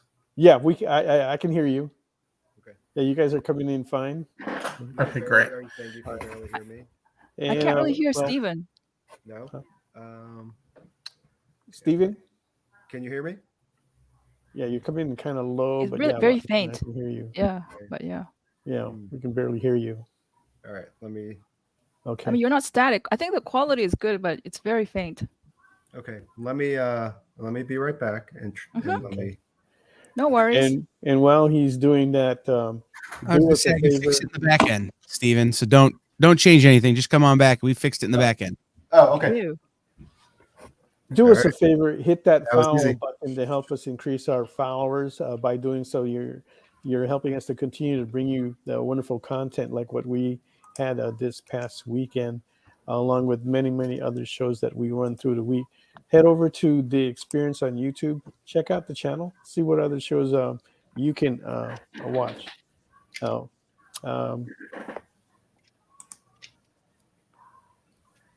So to get started here, let's see what we have on the board, so that way we can try to get some bids in. Mog, what are you drawing? Lady Death, I think you said. Okay. Lady Death. Lady Death, and if you've seen the kind of work that Mog has been putting out, that is going to be starting at 75. Hey, And, Steven, Steven, did you shave your beard? Yeah. Did you have a beard? Yeah. No, I wasn't a full beard, but usually I don't shave. Oh, because I was like, oh, this guy looks different. Yeah, I shaved. Do I know him? I only knew him because of the matador at the back. It's like, huh? Right. The same guy? Yeah, You look yeah. like freaking 15 years younger. Like, what I know. happened? I know. Gosh, I wish I was a man. You know, like, just if I shave, I become 20 years younger. Yeah, it makes a huge difference. So Dan, that's your secret weapon, Dan. Yeah, no, I lose this, I'm gonna be 15 again. So yeah, I'm gonna lop off 30 years just right there. It's gonna be awesome. wow. My wife actually, I shaved my beard once. She says, "No, you look too young. Grow that back out." So she told me that. So I wish I could grow a beard, but we Asians Yeah. just don't have that. We don't Really have that strong bad. ability. In fact, I didn't start shaving until I was like 45. It looks like a But sparse all that armpit time hair before, coming I was out, going, you know? man, I wish I had something I could shave, you know. But You could maybe get it was like implants really or smooth.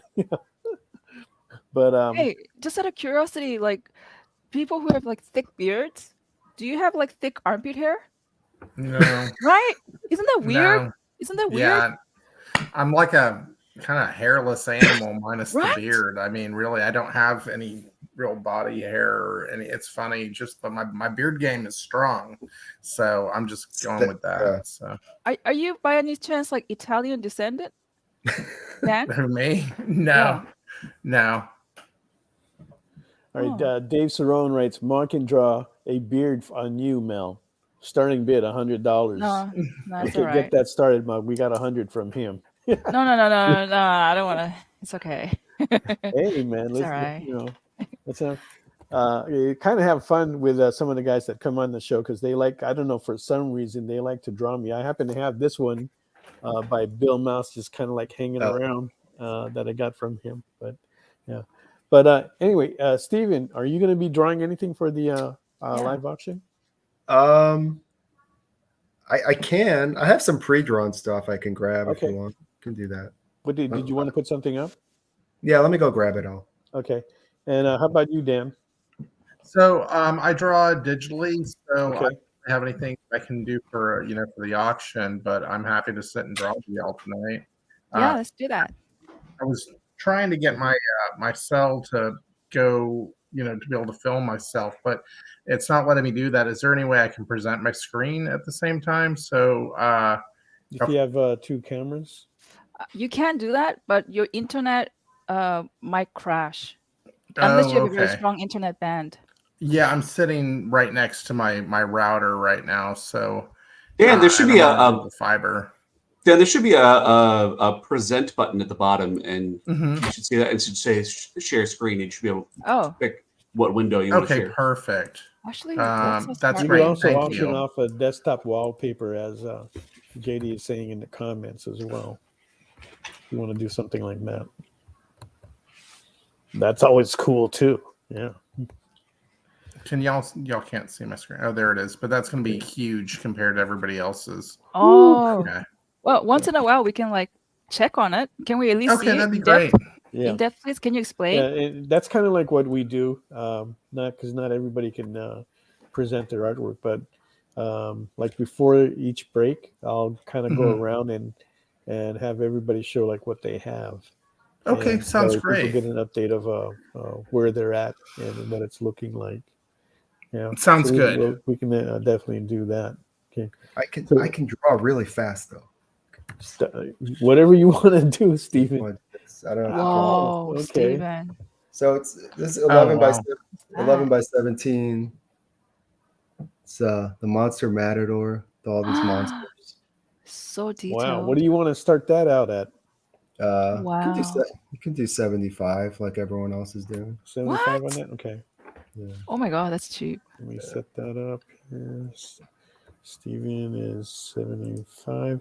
And Dan, what do you want to start yours at? Oh, I'm not gonna do anything for auction tonight. Just okay. I'm drawing digitally. No but I do have those prize packs that I'm gonna be I'm happy to ship out. Right. Yeah, and we will get to that as well. No problem. Right now, Fong when she gets here, she was going to do. Forget what she was going to do, but she said she was going to do a Phoenix. Ooh, and that would be starting at 75 as well. Okay, so I just sent her a message. I don't know if she's like taking a nap or something. I did talk to her earlier to make sure that she was aware that it was coming on. All right, so I'm kind of aware of Monster Matador and Lineage, but I'm not too. And I have seen the postings before for Bigfoot Knows Karate. So let's go ahead and start there, Dan, with you. Tell us what that series is about. Sure. Bigfoot Knows Karate is the tale of a gentle yet deadly cryptid warrior who lives in a world where anyone can be the hunter and anyone can be the prey. It's we kind of liken it to Godzilla versus Kong meets Kill Bill with a twist. It's monsterific. There's it's you've got characters like Chupacabra with a shotgun, or Kung Fu Thulu, or let's see what else. I mean, just crazy characters, action adventure, psychological thriller, chock full of violence. I mean, it's the kind of comic that I've always wanted to read, type thing. I mean, I come from a background of like comedy comics. So for me to do this with my co-writer, Casey Allen, it's been the dream. So that's kind of what it's about, aside from my dream there. That's kind of what it's all about. It's you've got some crazy action and some wild adventure going on in there for sure. How much lore did you pull in from the Bigfoot? Oh my lord.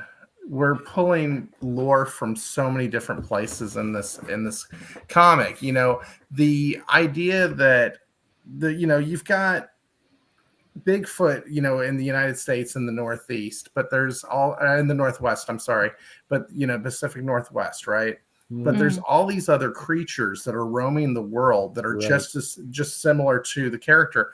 My attitude is, why is it not all the same creature? All right. And so, yeah, so there's this Bigfoot that, you know, whether you call it, you know, a Bigfoot or a Sasquatch or a Alabama white thing or a Hanagon, as they call it in Japan, or or you know, or a Yeti, and or Yeti. Yes. There's so many different versions of this creature that has been around in lore for throughout time. You know, what is it? Why is it not the same creature moving around? And why can nobody see a Bigfoot? That's a question that we really play with a lot in the comic book, because if you can't see him, if you can't see Bigfoot, it doesn't mean that he's not there. And so we play, you know, there's a play on astral projection that goes through the book constantly, you know, where when Bigfoot's not visible, where is he actually? And so there's a lot of moving of dimensions and things like that going on in the book as well.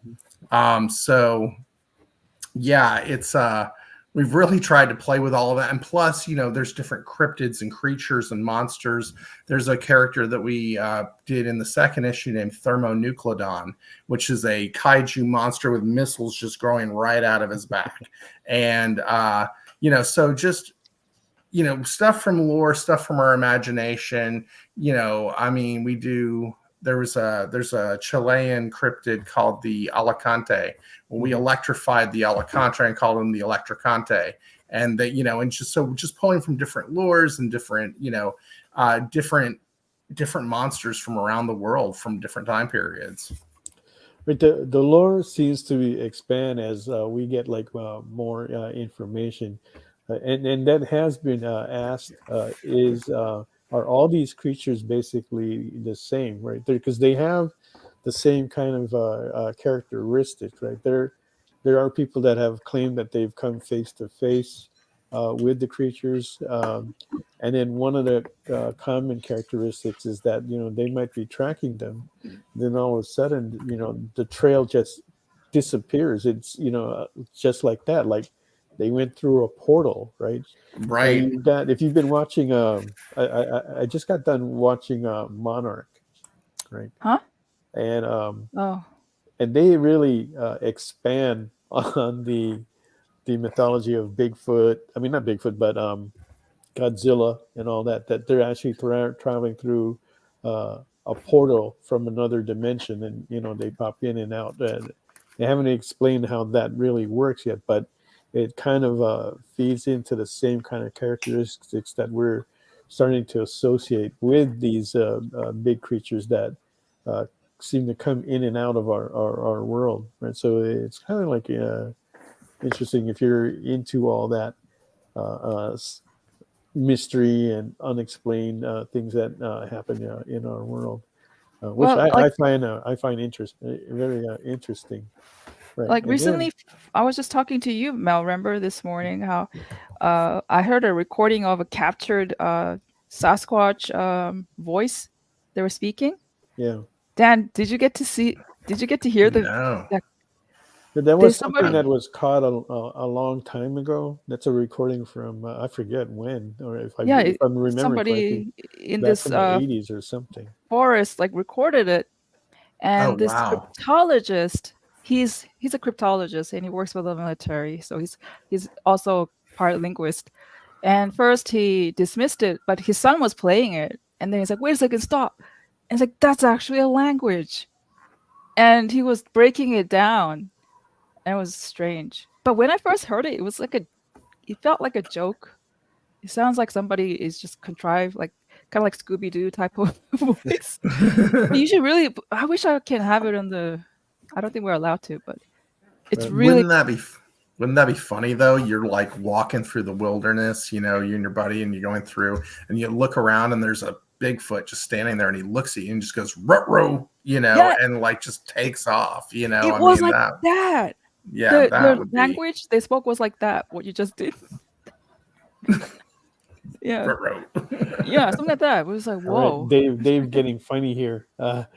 He says that Nick Barucci uses the same portal system to beam in and out of live streams. Yes. Very Nick funny. likes to come in and kind of like promote the channel, and he kind of just comes in and out just like that. Yeah. Here's a thought: if technology was so advanced, right? And then say somehow they link like the black hole type of wormhole type of teleportation technology with just like the internet. You know how the internet we can link into a stream and go to the stream, like what we're doing right now. Yeah. So if that is possible, and then you do it in a physical you manifest it in a physical, tangible manner using a wormhole, then we could just go anywhere to whatever, space and time and go in and then come out, like in and out. I don't know. That would be cool. Well, they're kind of working on that. There's a guy that actually has kind of succeeded doing teleportation. But what he basically did was he transported a molecule from one spot to another spot. It wasn't very far. It's like within the same room, but he was able to do it. Right. So that's that. They've gotten that far with it so far. The idea of having some kind of transportation or portal is we've gotten much closer with it. And we're talking about Bigfoot knows karate. So one of the questions I have is, Stephen, is how does this creature learn karate? For me? Yeah. No, he's a matador. It's no karate. Oh, no, sorry. Dan is the karate guy. Dan, Dan's the karate You know what's throwing me off here? Your last names are so close to right. Yeah. I was gonna say that. I was gonna screw up. Yeah. Price Prince. You know. All right, We're basically cousins, Stephen. Right. How Bigfoot knows karate. And we both do monster books, so absolutely. The only thing missing is the N, right? Book. Yeah. Price and Prince, you go in there, yeah. So the question was, how does Bigfoot know karate? Right. Okay. It's not a question I'm willing to really answer right now. It's one of those like long-term, long play stories. But it was one of those things that when I was coming up with the idea, I'm really big into Reese's peanut butter cups. You got chocolate, you got peanut butter, you smush them together and see what see what happens, and they just delicious, candy. And so the Bigfoot knows, Bigfoot and karate just kind of went together in my head in some weird way that just seemed to work. And so it's a long story, a long road to get there, but it's a question we will answer. I'm sorry, I'm not more forthcoming with information. I totally understand. So you don't, respect. You don't want to give that out. I totally get it, and I'm sure viewers get that. I appreciate that. Are you a martial artist? I was a martial artist at one point in my life. I did judo for a long time, but it's been a lot of years since I've done that. Right. Yeah. Same thing with me. I was heavily into Japanese karate, and then got into Taekwondo, and I did that for many, many years as well. And that was a long time ago. I don't think I can do those kind of things anymore. Right. Now, I thoroughly enjoyed that time of my life. It's not something that I would say really influences what I'm doing now, but it's nice to have that bit of a background in it. But a lot of my, I end up doing a lot of research for this book, a lot of research. And I've been really lucky because like I've had people contact me and say, hey, I like what you're doing. If you have any questions on martial arts or, anything that I can answer for you, let me know. And so there's been a few folks that I've been able to, just send them a DM and ask them, does this pose work? Does this, try this, try that. And so that's been really nice to have some folks along the way to help out who are just invested in the project. Fantastic. All right, we want to welcome Feng Feng. Hello, hello. Okay. Happy New Year. Right. And Fun. If I got it straight, you said you're going to be doing. You're going to be drawing. What was it you were going to be drawing? I'm going to do X-Men Phoenix. Phoenix, right. And the starting bid on that was 75? Yeah, 75. Okay. Very good. And then you had another piece of art that you wanted to show put up here? Yes. What was that?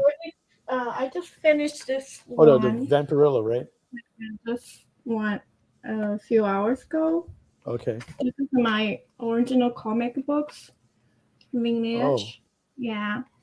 Oh, yeah, the Lineage. So is that I love the cover. That's the actual comic book itself? Yeah, it's a comic book. And you just kind of you drew that inside there, right? Yeah. Okay. And what do people need to do for that? What are we putting that for? Go ahead, say that again. 75, same price. Okay, so is that for like you said? Okay. Price. All right, so that's the starting bid for an auction on that. Is that it? Yes. Okay. All right. So Fun has two different auctions going on. She's got the Phoenix at 75 and the Vampirella in her Lineage book, issue number 1 on that. That is also starting at 75. Two good deals right there.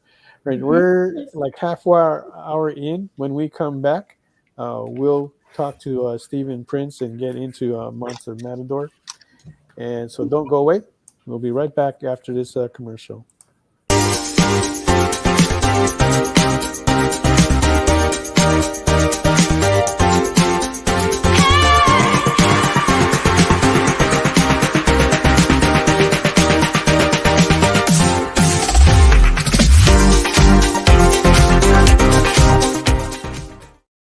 Imagine being at a convention and going to an interview panel that's just for you. No bustling crowds, no hours-long lines, just you, the moderator, and your favorite comic book creators. Well, this is pretty much that. Miss Jen sits down every week with 2 comic book creators for a live stream interview about their latest work, and you can ask them whatever you want.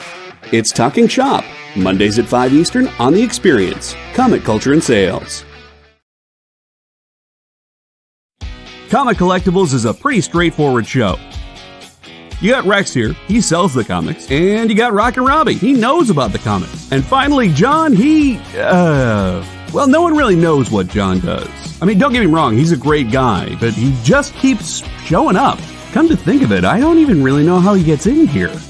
Anyway, awesome comics, rare books, rarer signatures, slabbed books, and amazing cover sketches by Ken Hazer and others. Simple formula, you want the comics, you buy the comics. To sum up, Rex sells the comics, Robbie knows the comics, and John, who might possibly be a ghost. I mean, seriously, has anyone ever seen him show up or leave?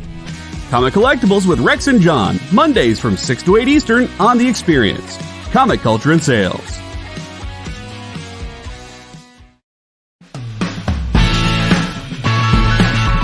Join the party. Head over to our link tree to find all the links for everywhere The Experience is all the time.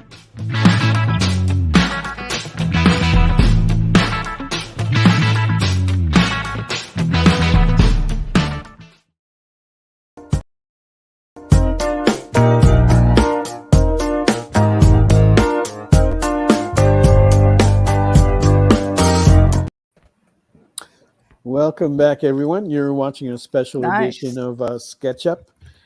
Do us a favor, hit that follow button. We're so close to getting to 2,500 followers, and when that happens, we'll probably have another big event where we're going to be giving away a bunch of wonderful prizes that'll probably be worth like about $100 each or so. Not guaranteeing that, but that's kind of like what we did the last time, right? And if you want to get in on the giveaways tonight, and we have 6 of them, count that again, 6 of them.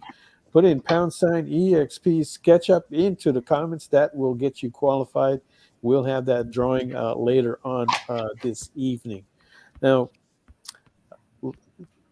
before the break, we were talking to Dan about Bigfoot Knows Karate. So now we're going to roll over into another monster book, okay, with with Stephen.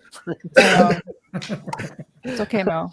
I totally get Stephen, go ahead and tell us about Monster Matador.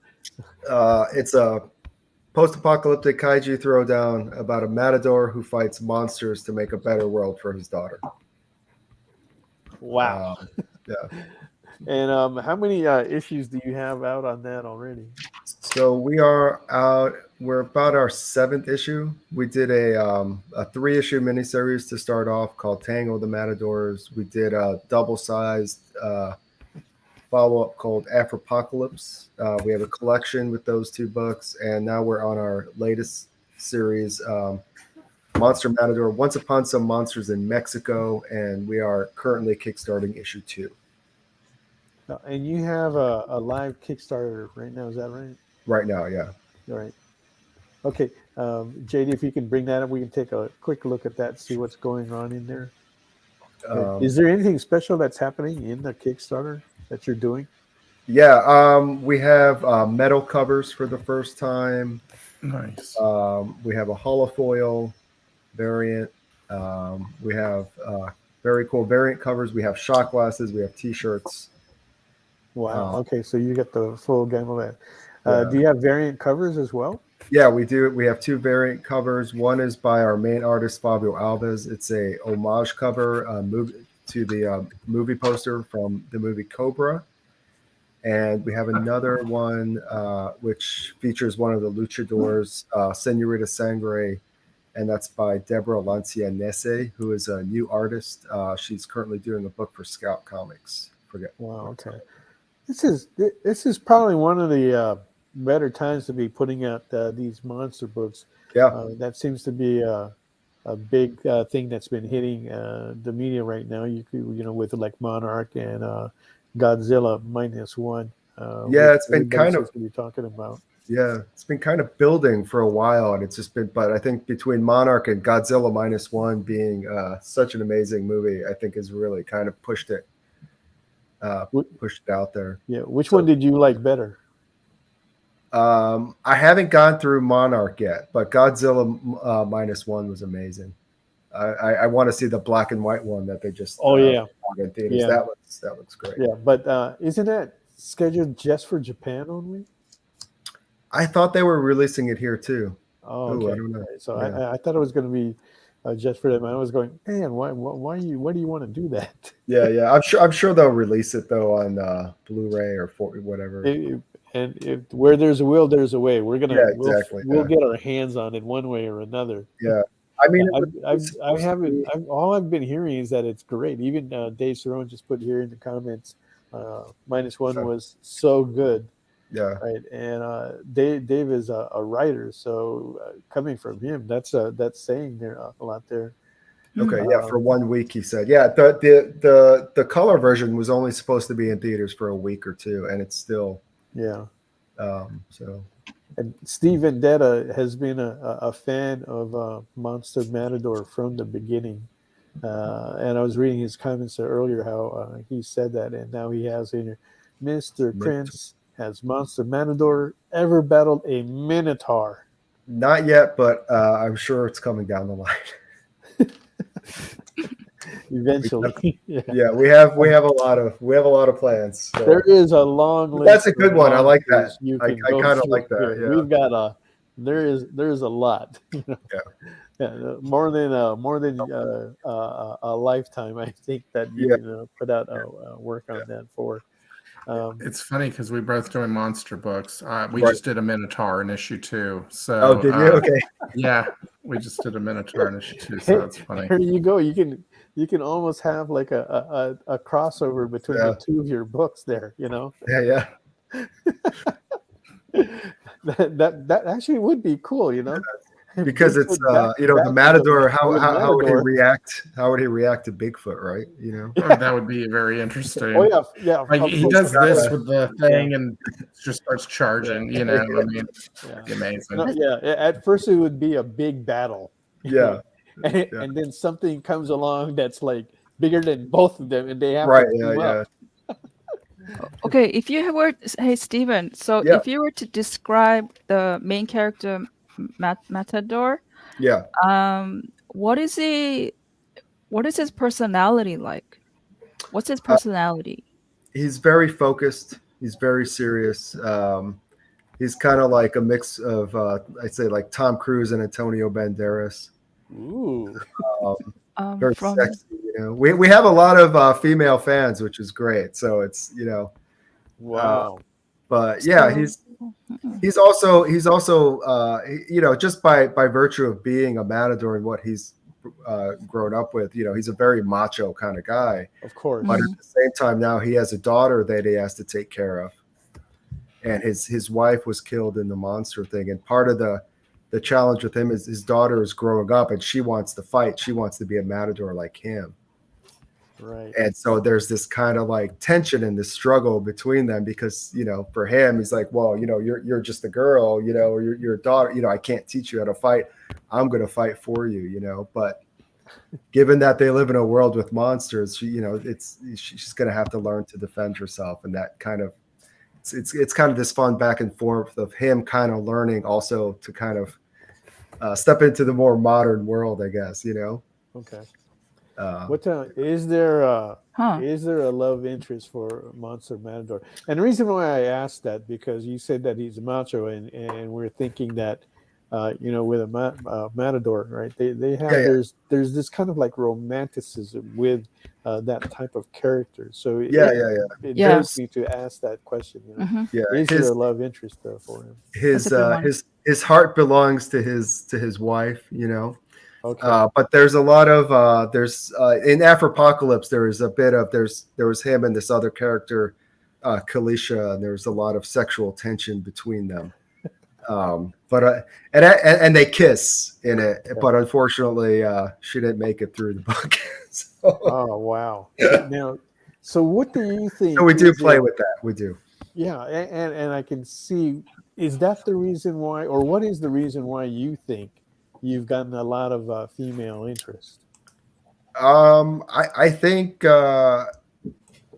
I think, you know, I think part of it is just the Matador thing, but I think a lot of it, I'm going to give a lot of credit to Fabio Alves and Alex Zeff, who draw and color the book. And I think when you look at him and the way Fabio draws him, especially, he's very he's very sexy. I don't know how else to put it, you know, and he poses him, and it's funny, as when I was working on the first series on Tango, after we put out the first issue, I noticed that we had a lot of female fans. And I thought, because on Kickstarter, there's always all these boob covers and everything. And I thought it would be good. Thought it would be funny to kind of give something, acknowledge, you know, our female fans. So I kind of wrote in a way for him to have his shirt off in the book. Of course. And it worked out.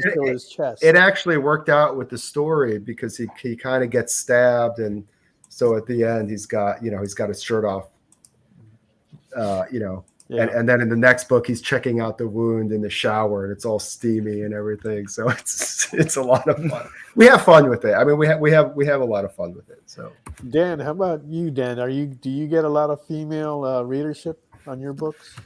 Honestly, we're kicking around 22% of our reader base is female, honestly. Okay. So I don't know that's not bad, you know. Yeah, really, you know, yeah, it is. I would love to, you know, obviously, you know, grow the audience for sure. I think that, you know, the comic is definitely kind of got a lot of, you know, a very adrenaline charged comic, you know, but there's a lot of soft moments within the book too, you know, and you know, so I think there's something for everyone there, you know, for, you know, a wide audience, but I don't know for everyone, but for a wide audience. So I'd like to see the audience grow for sure. You know what you guys both remind me, what you both said, Dan and Steven? I was watching this series called Manben. It's a Japanese series during the COVID, where this very famous manga artist went around and visited legendary other manga artists and record their work process. And one of this guy, I love him. His workstation is in the basement. And just to let his family know that he's alive, when he goes downstairs, he has a open and close light from a store somebody threw away, and he would press open, like, and then the green light's on, and then but as he walks down, he press close, which means don't bother me, okay? Don't you dare fucking come in here. Oh, sorry, don't you dare freaking come down here. And then of all the other so far artists that I saw, he's the only one who listens to like death metal. Like, he's like, yeah, he's just like, and then he's like drawing. But his problem was this: he couldn't get because for them it's almost like how much books do you sell, and then that's how they make money, right? So the more books you sell, the more you make money, which is like just like a Kickstarter.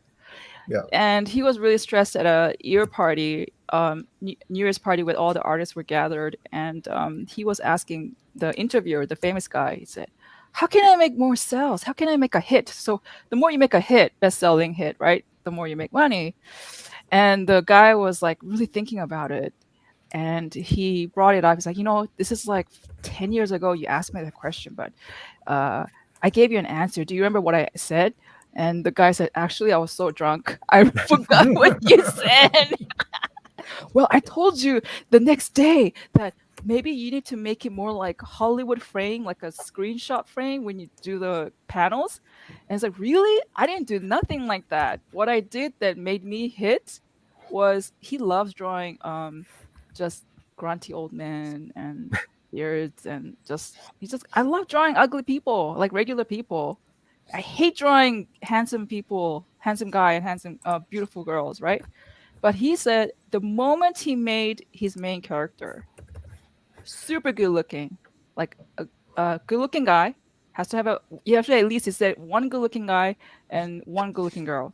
And sometimes they can be the antagonist. It doesn't matter. He said you got to have at least one freaking good looking man and one freaking good looking girl as the main character.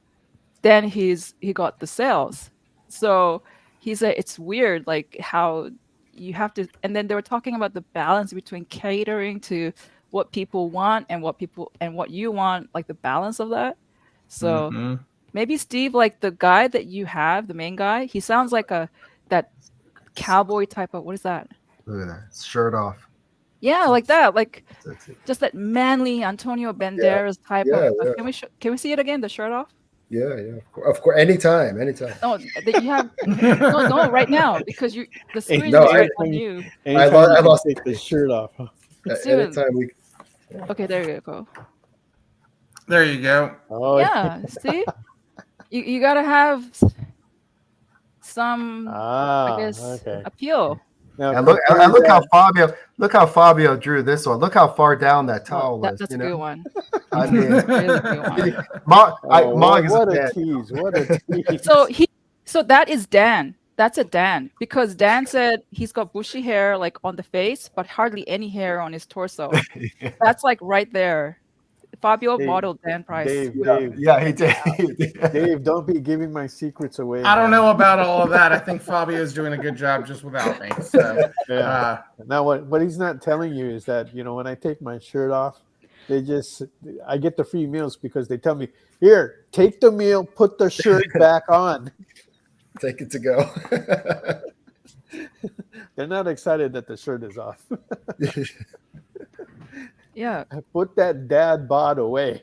I think that's why, if you think about it, Clint Eastwood, right? The spaghetti western, that's why he was so attractive. He never really had a name. They called him Blondie, or sometimes, Blondie, right? You're talking with the bad and the ugly. Yeah. He was called Blondie there. Yeah.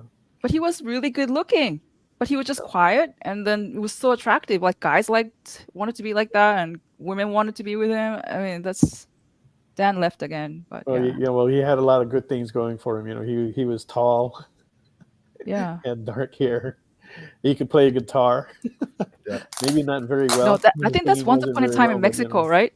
That was Antonio Banderas, right? No, he actually did. He was actually on, I forget what the show is called, like The Singing Cowboy or something. Before, it's like one of the early shows that he did before all that stuff took off for him. But not a lot of people know that. But if you can dig that up, if you bring it up with him, he'll probably laugh at you. Yeah, but talking about like sexiness, right? So we go over to Bigfoot, right? He's walking around with no clothes on, right? Oh, he wears a gi. Yeah, he does wear a gi. So, he wears a gi. Okay. Yeah. Now here, let me pull up a page from the book. So. That's great. Okay, there you go. So adorable. So, does he take that hot gi off? Say what? Yeah, no. Well, here's the thing. So we have kind of a rule in the comic that damage counts. So if his gi gets torn or something like that, it says it's not like Superman where, the next issue he's just like ready to go again, or if you take a punch to the face, you're going to be bruised, that kind of thing. So like in the first issue, he gets scratched on his face. So he's walking around with like big scratches all over his face the whole time. The same thing happened with his first gi. It gets ripped in the first issue, so he has to get another gi in the second issue. And it's cool because his gear changes throughout the book, and so it's not like you just have like Superman in one costume all the time. He's constantly changing his gear based on his need, which is kind of fun. Oh, okay, that is kind of cool because kind of helps to give him like a different look every now and then, and yeah. And it also, I think it might even help the artists that they're not trying the same thing over and over again. Yeah, that's me. So on the art, so there you go. It keeps it interesting for me. I always like think about that. Like Spider-Man's cool, but man, when you got to draw that costume with all that that webbing on his costume, man, that's got to get tiring after a while. Oh yeah, I couldn't imagine that. So Dan, like, do you? Because I talked to some guys and they said they hate drawing like good looking, like perfect looking women or guys, because when you do that, you have to really take your time, because if the line work kind of is off, it's like, oh, I got to draw it again. Are you also like that, where you're like, God, I have to draw like a perfect looking, like, do you have a... the challenge for me with the comic is with drawing perfect looking people in this book, the artwork style is so loose that with Bigfoot, like there's just so many, like, here, let me just pull up something. There's just so much activity going on here. There you go. Like the artwork style is very loose, and so when it's time to draw like a perfect looking person, like let me see if I can get a picture of Iris right there. Oh, there you go. I want the artwork to stay loose, but if like with the female, when you draw, y'all know, if you draw a female, you can't have too many lines in her face or lager or make her look too masculine, that kind of thing. So how do you keep the artwork loose and very organic and kind of grungy and that type of thing, but still have the female character look feminine enough? That's a real challenge that I run into while I'm working on this comic, actually, is trying to balance out the rugged, like monster that is the Bigfoot, and the female character that is introduced in issue 2, which her name is Iris. And so that's the challenge I'm dealing with currently. Yep.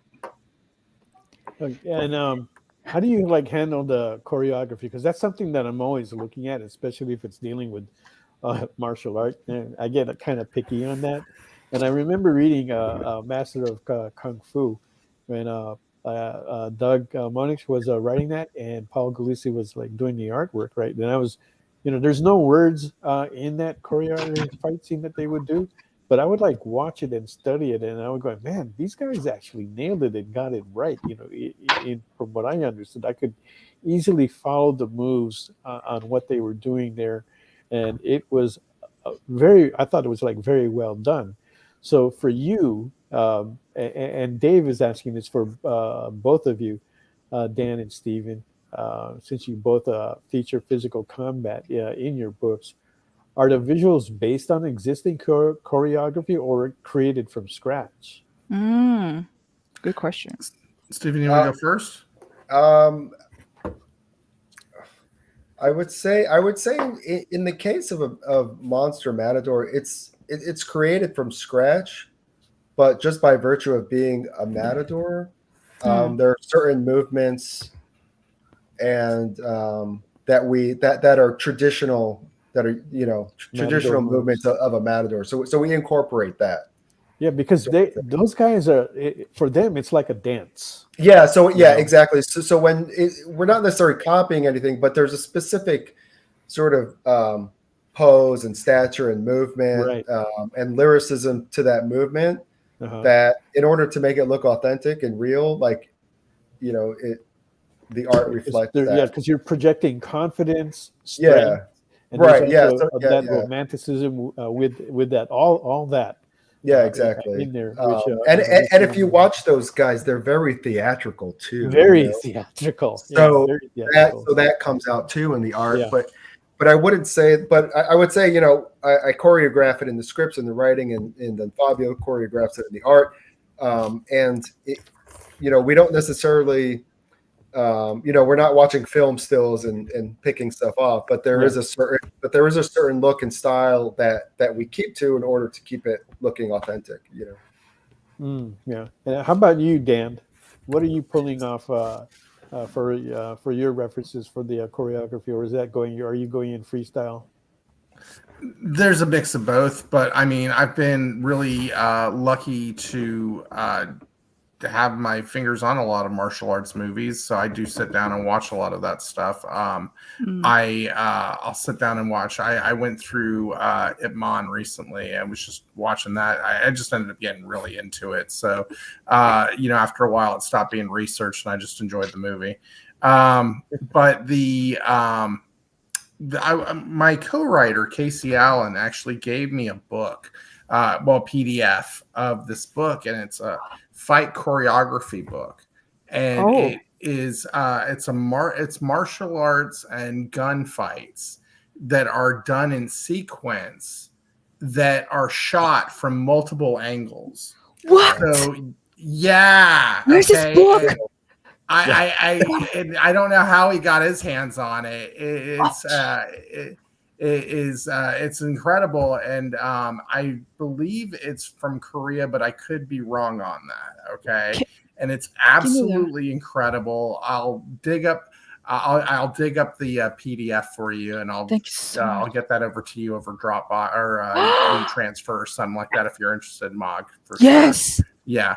It's really cool. And so that was something that was really inspirational to me, especially at the beginning when we first got started in the first book.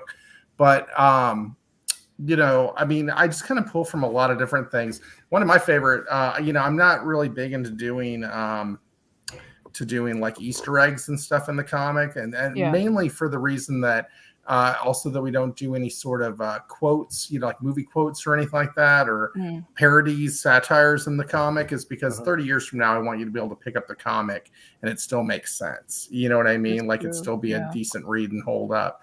But what the hell was my point in this? Choreograph. Oh yeah, no. So I don't know. I lost my complete train of thought there, to be perfectly honest with you. Mel was asking, like, what do you study for choreograph? Like, I think that was a question actually from Dave. What are you using any references? No. So, no. My point was, so there was one thing that I don't like doing all the parodies and satires and things like that, where, you know, pulling from movies and stuff. But there was one thing when I was a kid, you know, like my name's Daniel, when I was a little kid when the Karate Kid came out, and so everybody, you know, I was totally into the movie, and you know, Daniel's son, everybody called me Daniel's son that summer. I was just how it was. And so there was a scene in the second movie where Daniel's got the chosen and he's live or die, right? And so there's this one scene in Bigfoot 1 where Bigfoot's got Cthulhu and he's got the hand up like that. So that's the only thing I ever pulled from a movie because I had to. It was bigger than me. It was just bigger than me. So I had to do that. My thing is that I grew up during the Jim Lee decade in the 70s. So, you know, Jim Lee? Watching. Oh, no, I'm sorry, not Jim Lee. Bruce Lee. I was about to say right on, man. Martial arts? Like what? How dare I shame my sensei? Actually, he was I didn't learn from him directly, but my master had learned from him, and Bruce Lee actually came to visit our dojo once. So I kind of What? had that honor. Yeah. That's saw him? amazing. Yeah, that was Your it was a signature? long time ago. This was in Schofield Barracks in Hawaii. I'm a military brat. We had housing in there, and my instructor at that time had him come over. It was really quick. He came by, said that he liked what he saw here, blah blah blah, and then he was off. So it wasn't that we got to see like a lot of him, but it was pretty cool. But so that spurred me on to go on. I was already enthralled with that and with the martial arts, because that was like when martial arts just became like a big pop culture kind of thing. The dojos, the martial arts world their classes expanded by like 100 times. If they had 2 students, they now had like 50. So it was going crazy at that time, especially in Hawaii with a lot of Asian kids there. But yeah, so that was kind of interesting. I think I even asked, tried my friends and I even tried to make like a martial arts movie, because that's we awesome. had our little camera video thing and trying to make one. We just shot cool choreography, and that was it. A lot of flying sidekicks and that kind of thing. But it was fun at the time. Yeah. So I'm looking at the comments here, and let's see. Mike Asbell. I think he was asking, what's the $75 options? So basically, thank you, Mike. Okay, basically what Mike has done is, if I understand this correctly, he's putting a bid on everything, $75 across the board on all 4 items. So thank you very much for that. Wow. Appreciate that. Woo-hoo. And I'm just going to take a note of that in here. All right. So I'm guessing from the story that you told me about Bruce Lee, which I never knew, you never got a signature or a photograph with him, huh? Like I said, it was really quick. Yeah. He came in there. He probably just did it, just to honor my sensei, and then just kind of like rolled out of there, because I don't know if he just had like a stopover and was on his way to like somewhere else or something, and just were visiting friends or somebody else in Hawaii at that time. Is he tall or just? Yeah, and then what is interesting is that, because I basically had 3 instructors, right, and that was my very first one, right, and that was in Hawaii. And then when I well, actually everything was in Hawaii. I'm sorry. I got into karate then, and then after that I got into taekwondo. But my taekwondo instructor too had some training from Bruce Lee as well. So there was that association. Okay, but yeah. But I guess my first instructor was more tied into him than my other instructors. So I have to ask, how long were you in Hawaii for?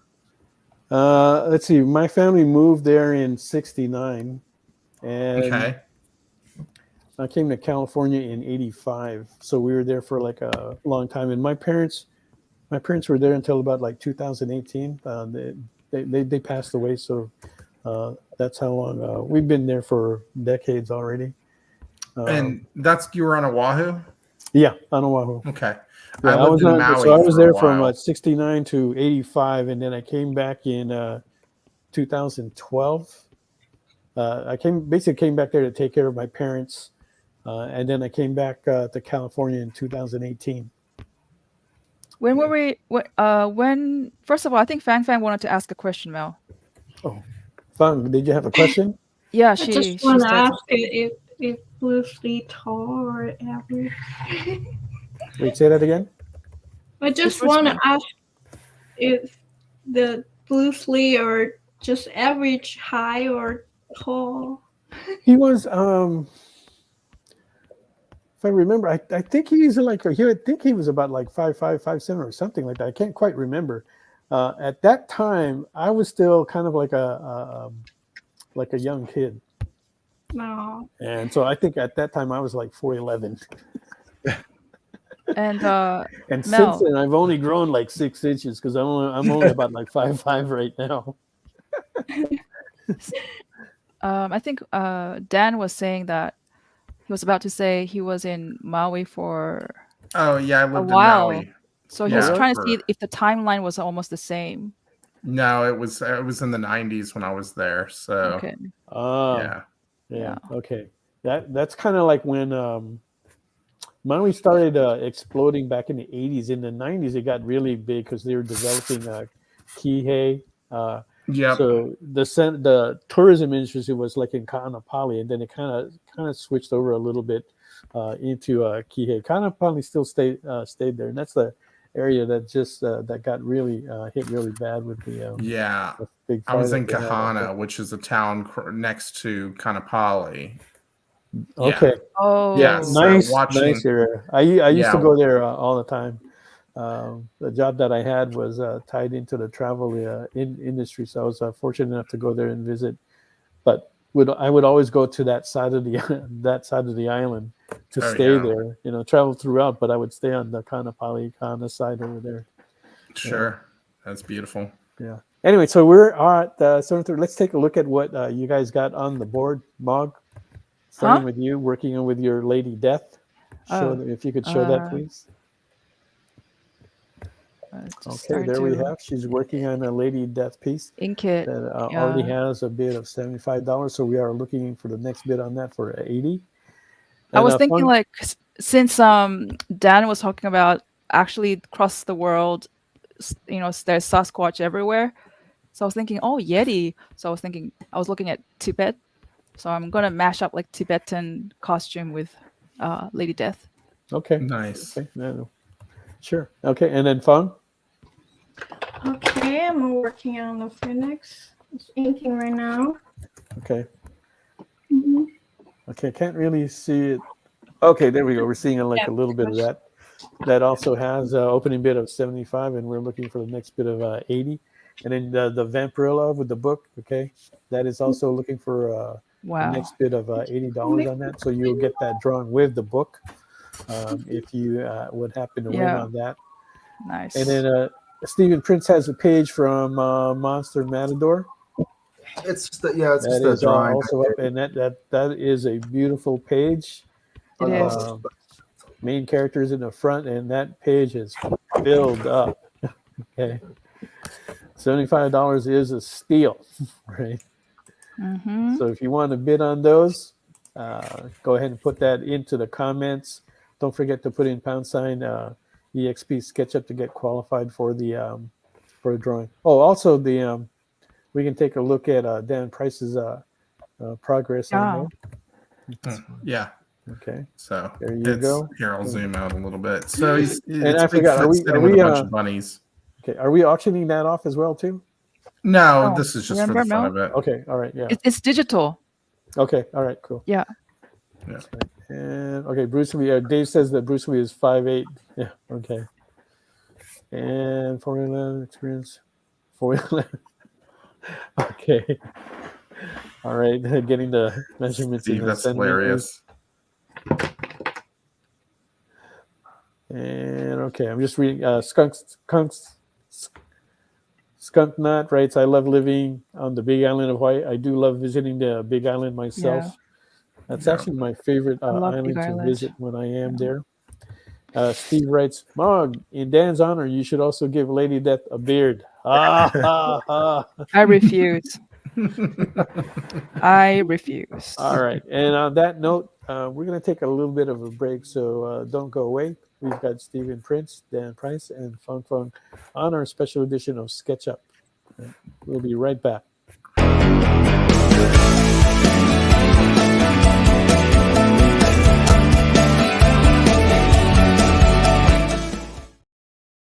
Symphonic verses, Nocturne's romance. A song of romanticized darkness, dreaming dead by sleep.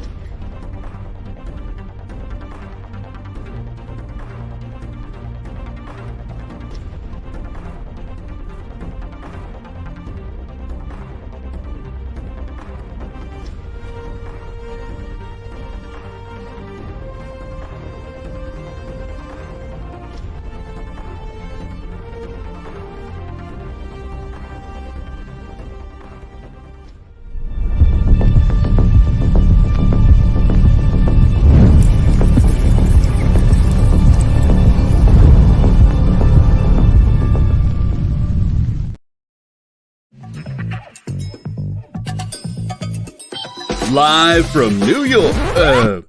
What? Oh, sorry. Live from Cleveland? It's Friday night? It's Friday Night Live!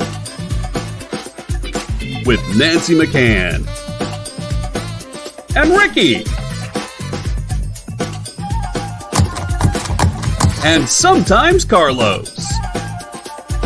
And featuring boxes and boxes of rare comics. Unique collectibles. Lots of smiles and conversations with new friends. Friday Night Live with Comics Unlimited. Friday night from 9 to 11 on The Experience.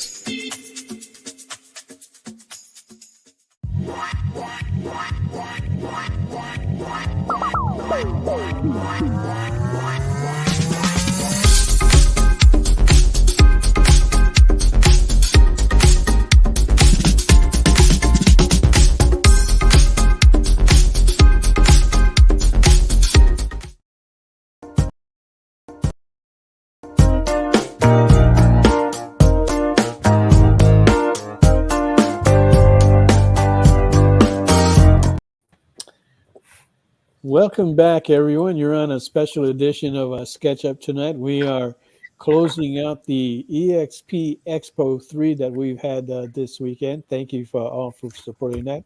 Yes, please thank you. continue to support us by hitting that follow button. We're very close to getting up to 2,500 followers, and we'll do something special for that.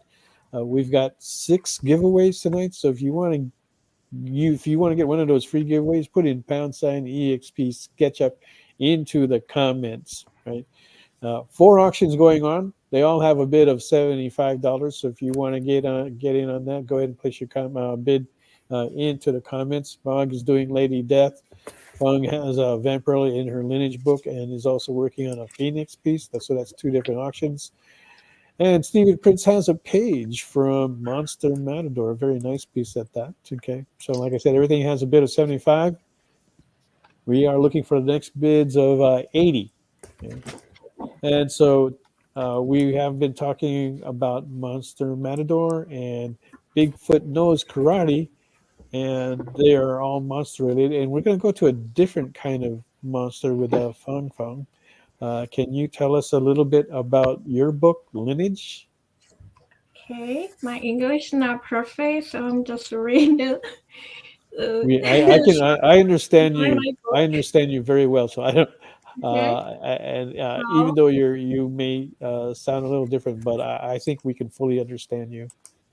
Okay, it's my original comic books, Lineage. It's a Chinatown horror story.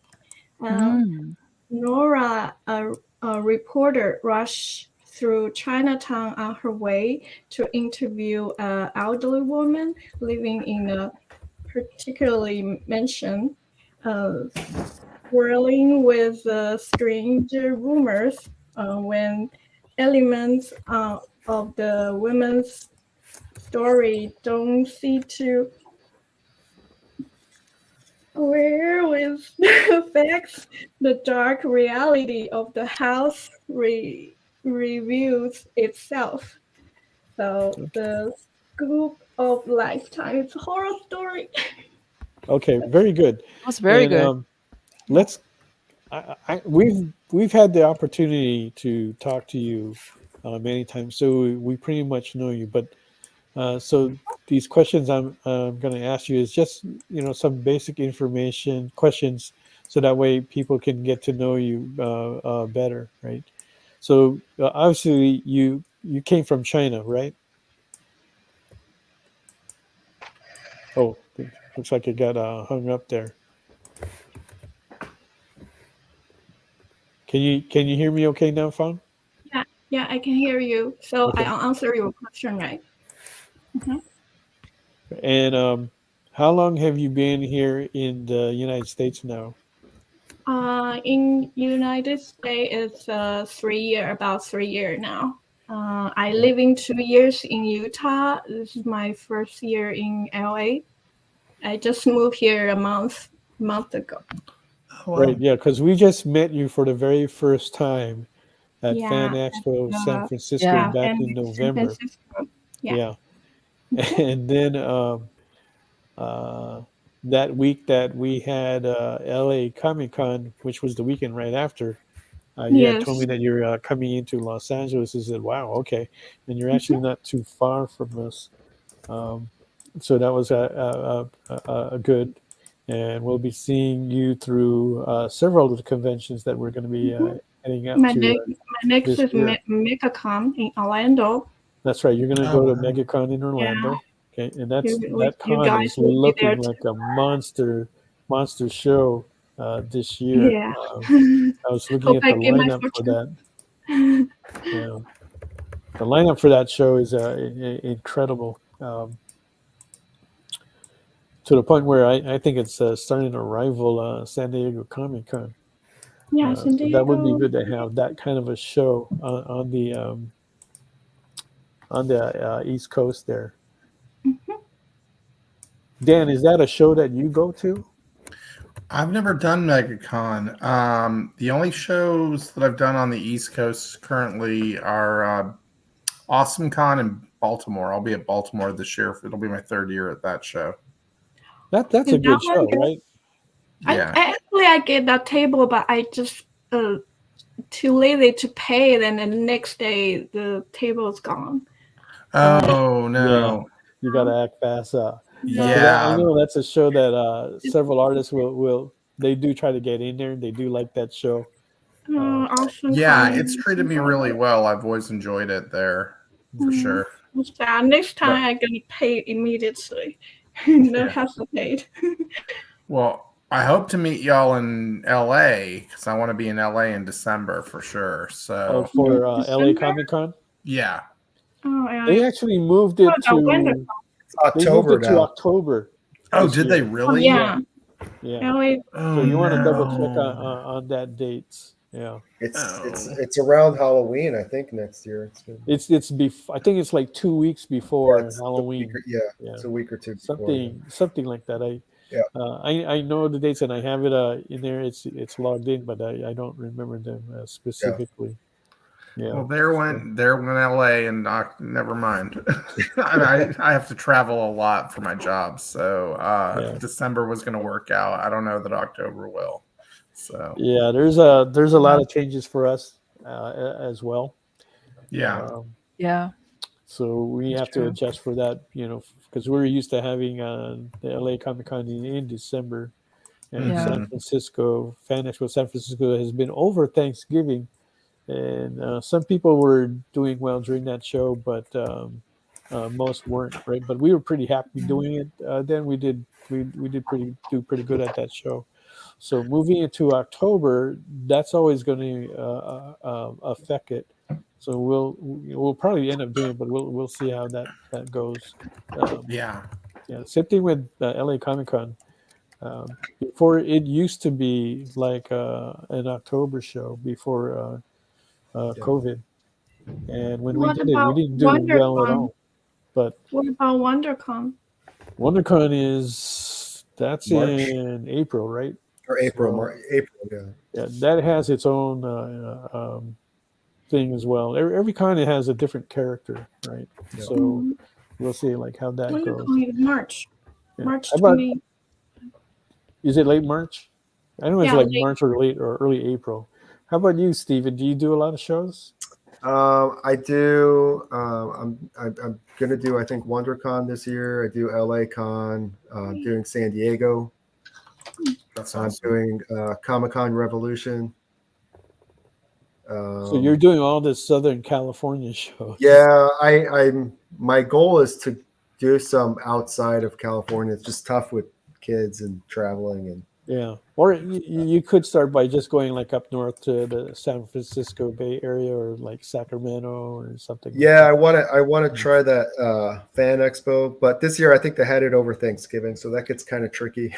Yeah, the last 2 years were over Thanksgiving. Yeah, but so it's this year they're actually having it after Thanksgiving. So yeah. But then this year for the month of November, it's one of those months that has like 5 weeks in it instead of right. the 4. Okay. So they're having it after, right? So we'll see. Some people didn't like it that it was over at Thanksgiving weekend. Nobody really likes it when it's over a major holiday anyway. Yeah. So we'll see if that has an effect on it, if it'll make it a better show. Yeah. And so, Fung, getting back to you, Fung, is there a monster in your book? I know your book deals with horror, but is there like a type of monster in your book? What? Is there is my internet bad or? Well, you're coming off across a little fuzzy, but right now it looks the best right now. But Okay. in your book, is there a monster in your book? You have to find out. Okay. Doesn't want to give away any secrets. Story has some monster. Yeah, you have to find out to read the book first. Okay, you heard that. All right, yes. but it is a horror book, correct? Yeah, horror. Okay, there you go. Okay, so there's a little bit of a clue, maybe not, but you can get that book lineage from Fung Fung. And if they do want to get that book, where can they get that from? They can check my Etsy shop. Yeah. My website is www.fang.art.net. fangart.net. My website. Yeah. Fanart.net. Yeah. Okay, once you open a website, you can see the first page is knowledge link to my Etsy shop. Right. Okay. And if you haven't already, you want to put in the #EXP SketchUp. We are giving away 2 sets of Bigfoot Nose Karate, a Monster Matador volume PDF file, an El Ramon variant cover, a Ghostbuster variant cover, and an Afropocalypse variant cover. Right, so we still got a lot of time. You can go ahead and do that. We have, I believe we still have a bid of 75 on all 4 auctions that we've got going on. We are looking for the next bid of $80 on any of that. And just trying to go through there. Okay. There we go.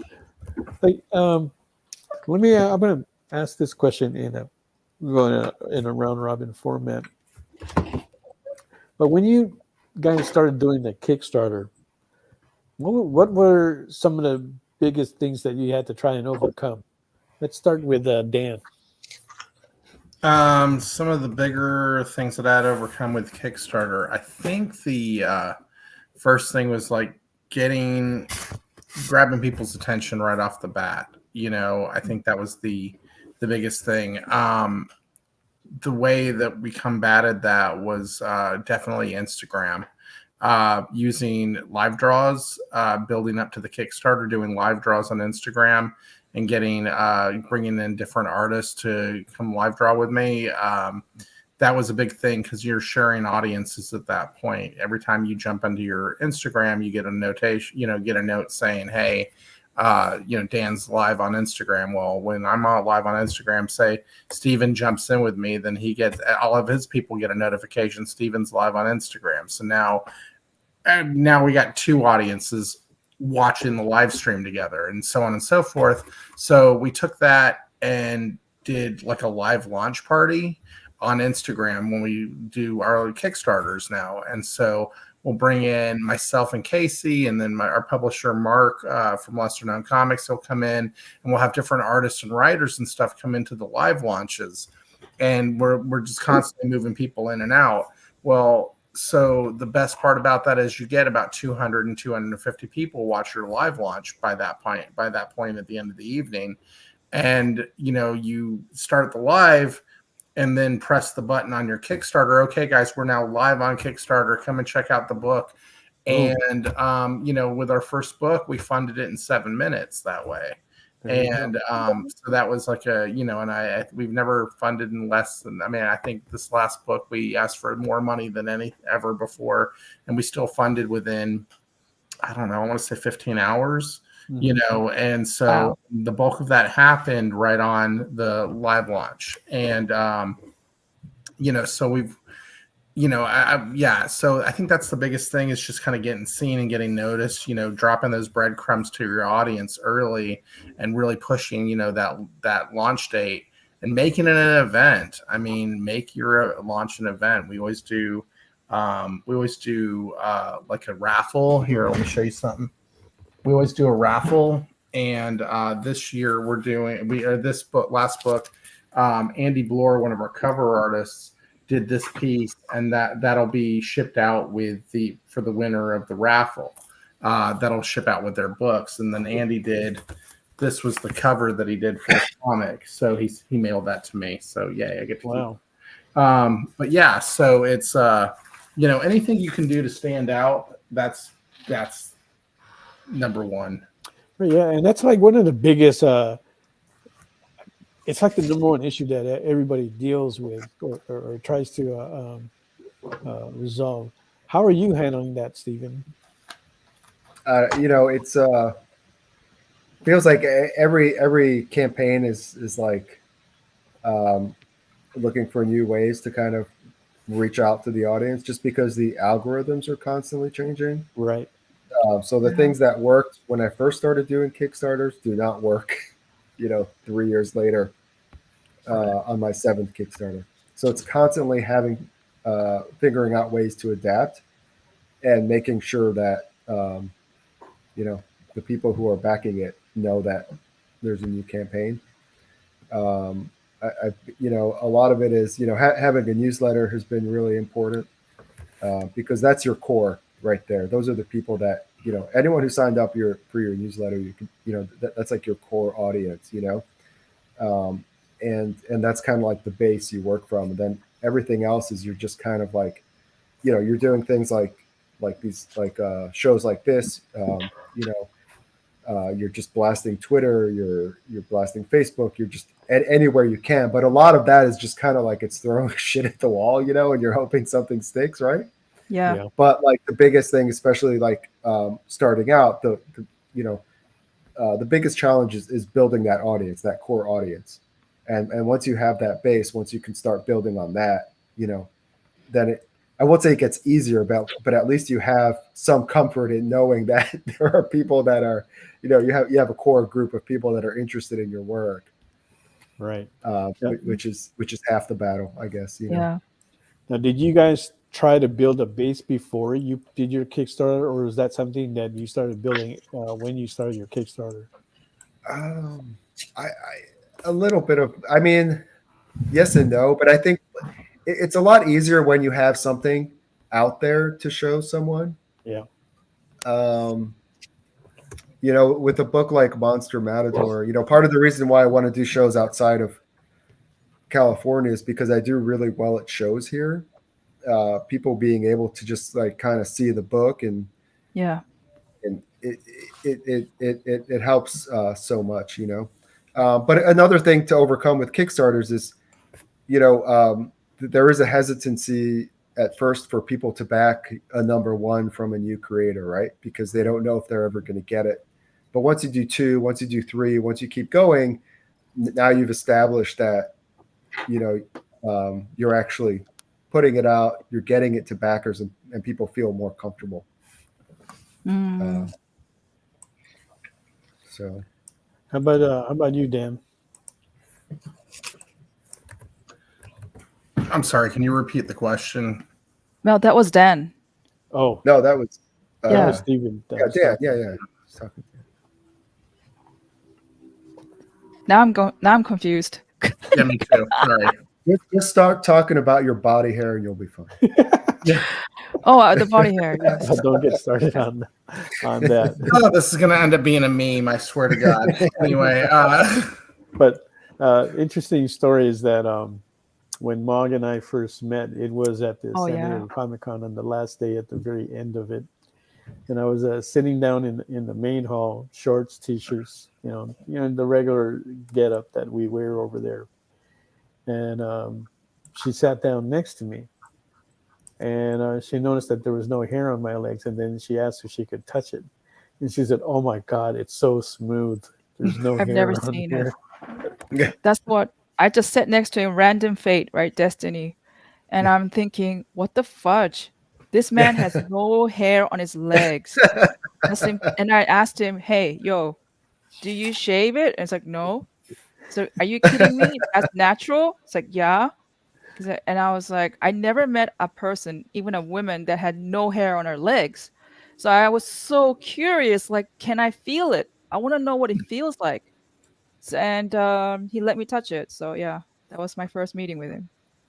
Yeah. And that was it. Anyway, and so we didn't have a one-nighter right away. No, we didn't. So yeah. Anyway, don't forget to put in # EXP SketchUp. When we come back, we will have those drawings for our free giveaways. So don't go away. We'll be right back after this commercial.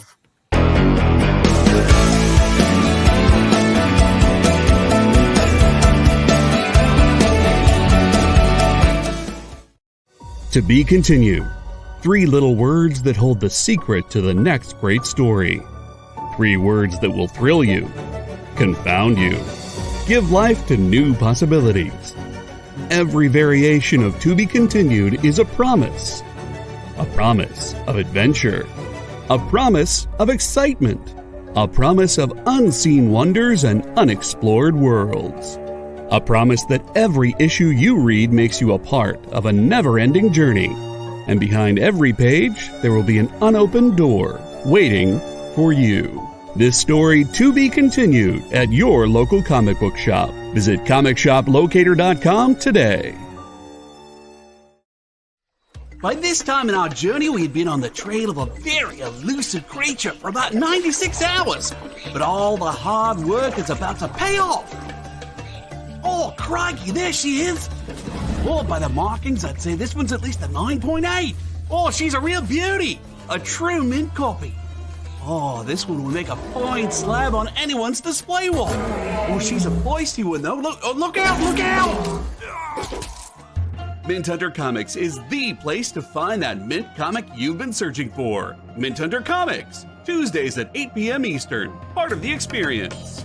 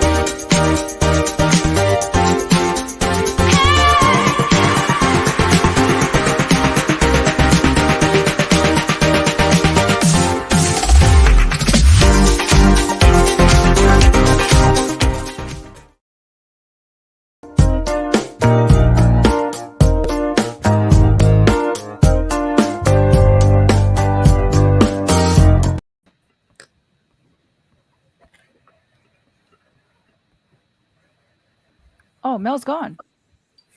Wow. Mel disappeared. I think he was thinking that commercial break was going to be longer than it was. So this is the time. Get out any insults. Anything you bad you want to say about Mel. This is the time. Okay. Just in case you guys are curious, that natural hairless skin. Okay. This is deadly serious. Okay. I'm telling you something that you'll never feel in your life. Okay. So unshaved, like just natural, just hairless skin, right?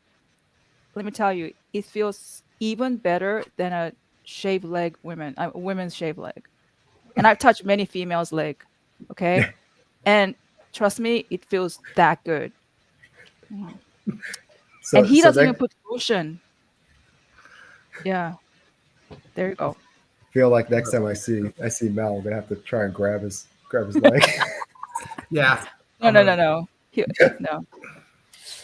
He doesn't like being touched. Okay. Not just joking, but that's inappropriate. Don't do that. I'll trip and just graze his calf. Graze. No. Only do it if you're really curious. Don't do it just for fun. Okay. So.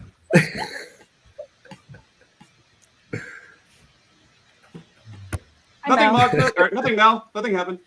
Yeah. Right. Hello. We missed you. Welcome back, everyone. Don't forget to hit that follow button. Help us increase our followers here. All right, so we've got 6 giveaways that we're doing tonight. So you still have some time to get in the # EXP SketchUp. That'll get you qualified for that.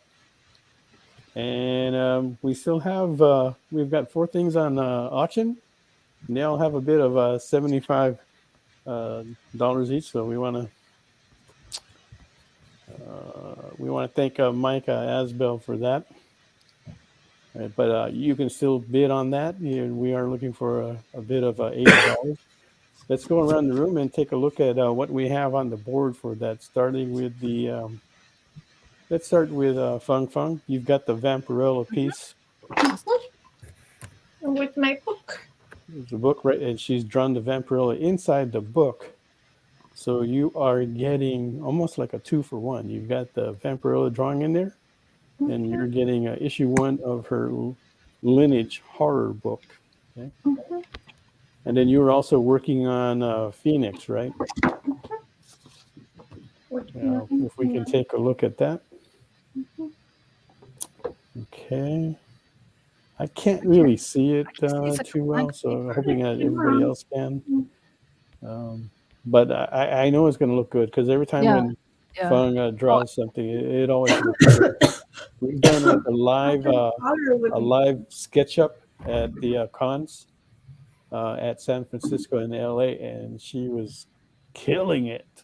Okay, killing it. So I'm pretty positive that she will kill this as well. So if you want to bid on those, $75 is already what we got. $80 is the next bid we're looking for. All right, let's take a look at Mog's Lady Death. Wow. Oh wow. Just brush. She's getting that brush work. Look at that there. Yeah. Wow, that's actually looking good. Okay. Thank you. So we are looking at the next bid for that of $80. If anybody wants to pick that up.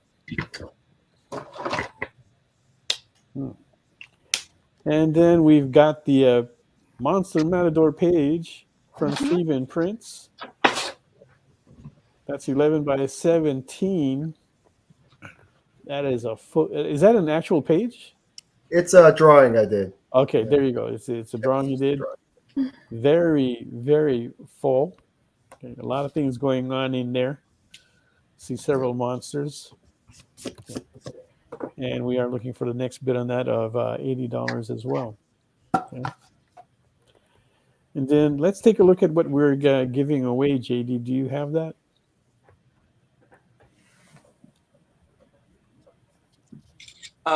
Unfortunately, no. I didn't get those pictures.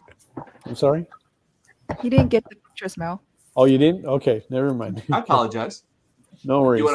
You want to flash them in front of people?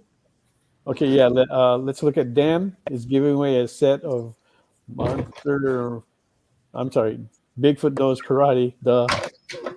Okay, issues 1 and 2. We're going to be giving away 2 sets of that tonight. Okay. All right, and then Steven I should go pull the books. Give me a minute. Okay, yeah, sure. okay. Sorry. Yeah, and while you Yeah, do that, I sorry. can go ahead and tell them what we're right. doing there. Okay, so he is giving away a PDF file of Monster Matador, the full volume, right? And then he's also going to have a 3 variant covers that he'll be putting up: an El Ramon variant cover, and this one is very sexy. And then there is a Ghostbuster homage variant cover. Oh, Mel. Yeah. Mel. Uh-huh. Speaking of Ghostbusters,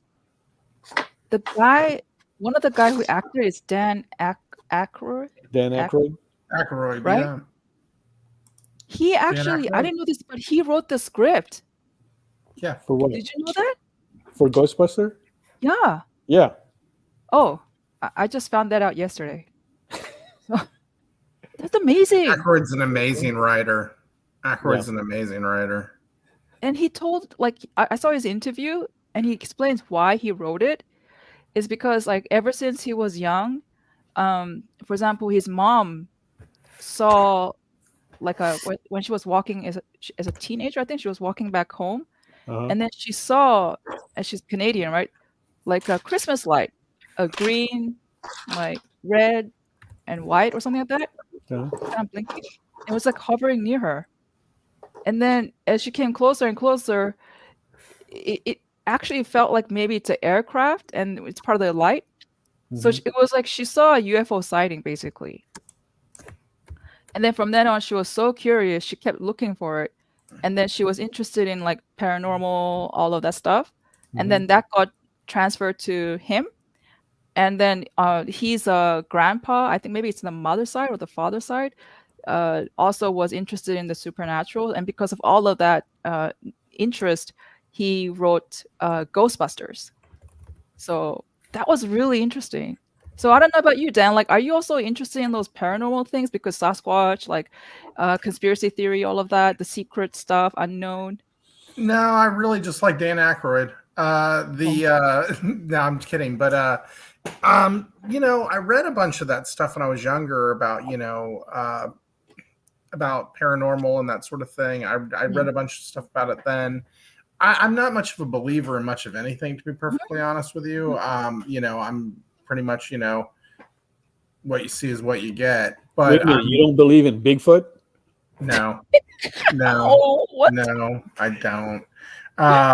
But I'm fascinated by the concept that, I'm fascinated by the mythology of the whole thing. You know what I mean? Like that's interesting to me. But if you want to, if you want to watch some Aykroyd movies together, I'm down. So that's for sure. What did he write other than Ghostbusters? He wrote the Blues Brothers as well. It was him?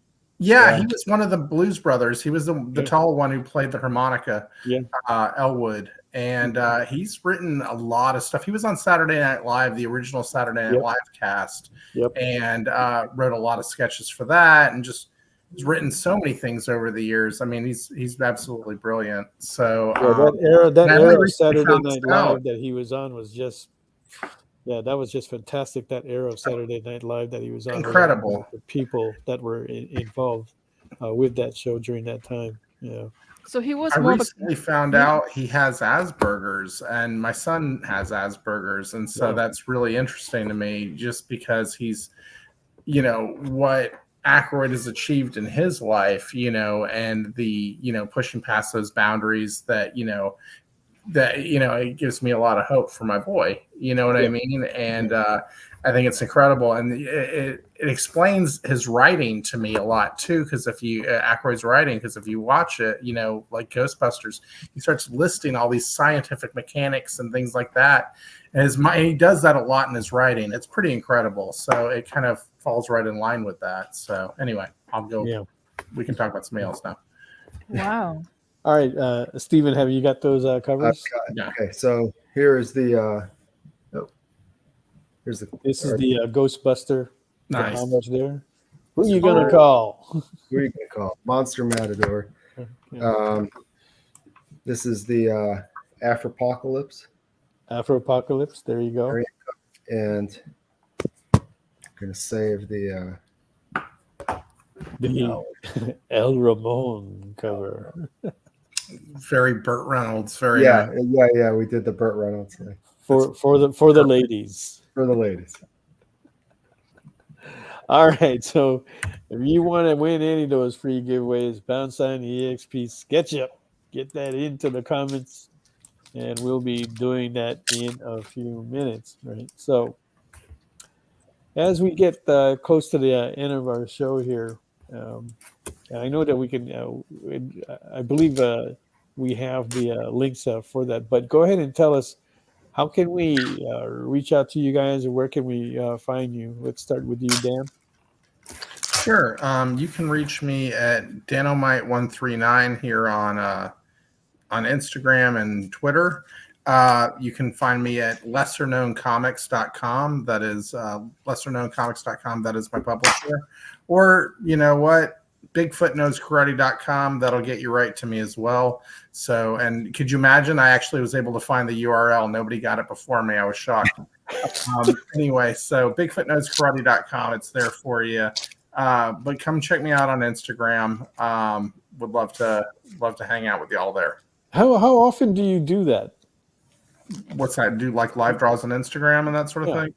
About once a week, maybe once every other week. I really am trying to get back to weekly doing that weekly, and get like one person, two person, three people, in there and just draw together, kind of like what we're doing here tonight. Yeah. And it's a lot of fun. If you're ever interested, any of y'all, please come and let's hang out and draw. It's always fun. Yeah, I could probably send some people your way too. So. Oh, I would love it. That'd be great. All right. How about you, Stephen? How do we get to you? I am Monster Matador everywhere: Facebook, Twitter, Instagram. Monster Matador, monstermatador.com, and you can find this on Kickstarter right now. So there you go. Okay, don't forget that Kickstarter. Back it up, share it, make comments, share some love on there. Okay. And Fung, what's the best way to get in touch with you, Fung? Google fan comic, Facebook, Instagram. Please both. I really use. That was very, very easy. And I rarely do this, but Mog. I mean, it's like I ask everybody else, but I rarely ask Mog. How do we get in touch with you? Yes. Do you want to let our viewers know? Okay. The best way that I would get, if you really want me to notice you, is on Facebook. So either Mog Park Facebook or Art de Mog Park, which is like you can see in the name here, Art de Mog Park. Okay. Yeah. Very good. Very good. Fantastic. Okay. So let's yeah. Did you want to say something, Fung? No, I said I passed. Oh, okay. All right. So it's quarter till before I let this get away from us. Let's start doing the giveaways. And we're going to start out with a set of Bigfoot Knows Karate. Drum roll, please. Let's bring that wheel up.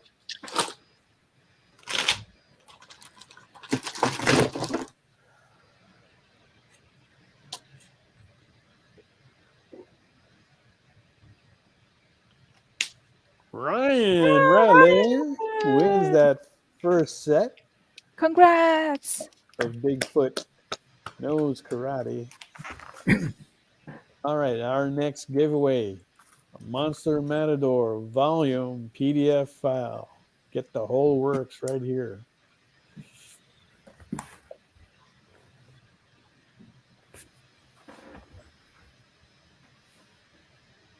Dun, dun, dun, dun, dun. Skunk Snot. Yay, Mr. Jason Monroe from the island of Hawaii. Congratulations, Jason. Congrats, brother. I'll be seeing you next month in Hawaii. All right, and now for the sexy El Ramon variant cover. Oh, yeah. Make me write bad checks. Yeah.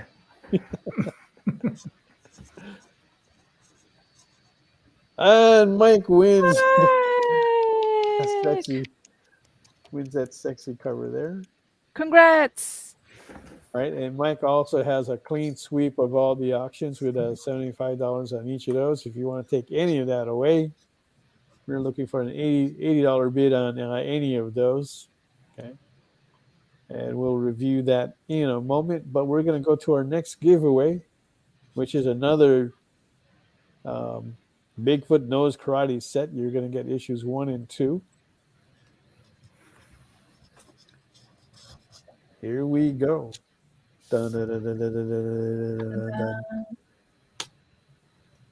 I feel like it's going to be Dave or Steve. Steve Vendetta gets that one. All right. You got it right. Steve. Steve seems to be a big winner all the time. All right. And now for the Ghostbuster variant cover. Congratulations on that win there, Steve. And we're going to roll for now for the Ghostbuster cover. Well, unfortunately, we have run out of entrants. So. Oh, we have. So what? By what do you call it?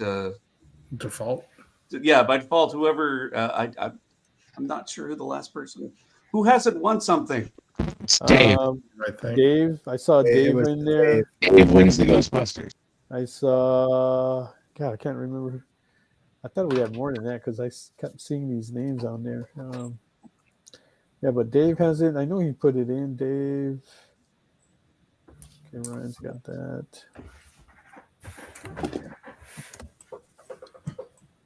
Did Jay put in? Dave and Jay. TJ James, I don't know if he put in. So the spinner won't let me spin again because it eliminated everyone but one. So okay, and so there's nobody else in there? Yeah, exactly. Really? Okay. I No, but Dave Cerrone is the only one who didn't win, so it's okay. We can give it to Dave Cerrone, right? Mel? Huh? Yeah, Dave is left, so Dave gets whatever's left. It's the only one who has. All right, Dave gets what's left there. Okay. All right, Dave. Dave is actually a good buddy of ours out in North Carolina. He's actually working on his own book, so hopefully we'll get him on the show as well. Okay. And so, what are you guys looking forward to this year, as far as like your projects go? What do you guys have as far as like a big plan or something big that you're working on for this year? Let's start with you, Dan. Excuse me. Yeah, no, I've got Bigfoot Nose Karate and Hinagon wrapping up right now. So that'll be, we did that Kickstarter, and that'll be, we're wrapping up the book right now and getting that shipped out. Then I'm working on Bigfoot Nose Karate Chapter 3, not Born Under Bad Sign, Hellhound on My Trail. I'm getting all my headlines confused. Yeah. I'm working on that one as we speak, so that's going great. And then just a lot of conventions this year. That really, I have a signing starting in February, cons starting in April. So I'm going to be in a lot of places in Texas, and then out on the East Coast, and hopefully I'll make it out on the West Coast, bumping y'all while I'm out there. So, is that where you're looking? Are you in Texas? Yeah, I'm in Austin. Okay. Oh, you're in Austin. All right. Yeah. And what shows in Texas are you going to be doing? So I've got Staple, the Independent Media Expo. It's all indie comic stuff here in Austin, April 13th and 14th. Central Texas Comic Con, I think it's 27th and 28th of April. Comic Palooza, Jay Burns will be there, so I'll look forward to seeing Jay at Comic Palooza. Yes, Jay, we will definitely go get tacos at the Taqueria del Sol, I promise you. And then Greater Austin Comic Con. We'll be doing that in July. And then I think that's what I've got on my plate so far and then I'm trying to work out my free comic book day location right now. So yeah. All right. And Stephen, what are your big plans for this year? We are moving full steam ahead with Once Upon Some Monsters in Mexico. We're actually Fabio's drawing the 4th issue right now, so we're looking to wrap that up this year. And conventions, San Diego is going to be a big one, I think, again, and hoping to do a few more anthology projects. And maybe get something else off the ground, but we'll see. Yeah. There's actually a question I wanted to ask Dan regarding your book. Any chance of a love interest coming into Bigfoot Knows Karate? You know what? I don't see it happening. I don't. I always, take the attitude with Bigfoot that if you were the only one of your kind and nobody knew you existed, how would that affect your psyche? And that's something that we play with a lot in the book.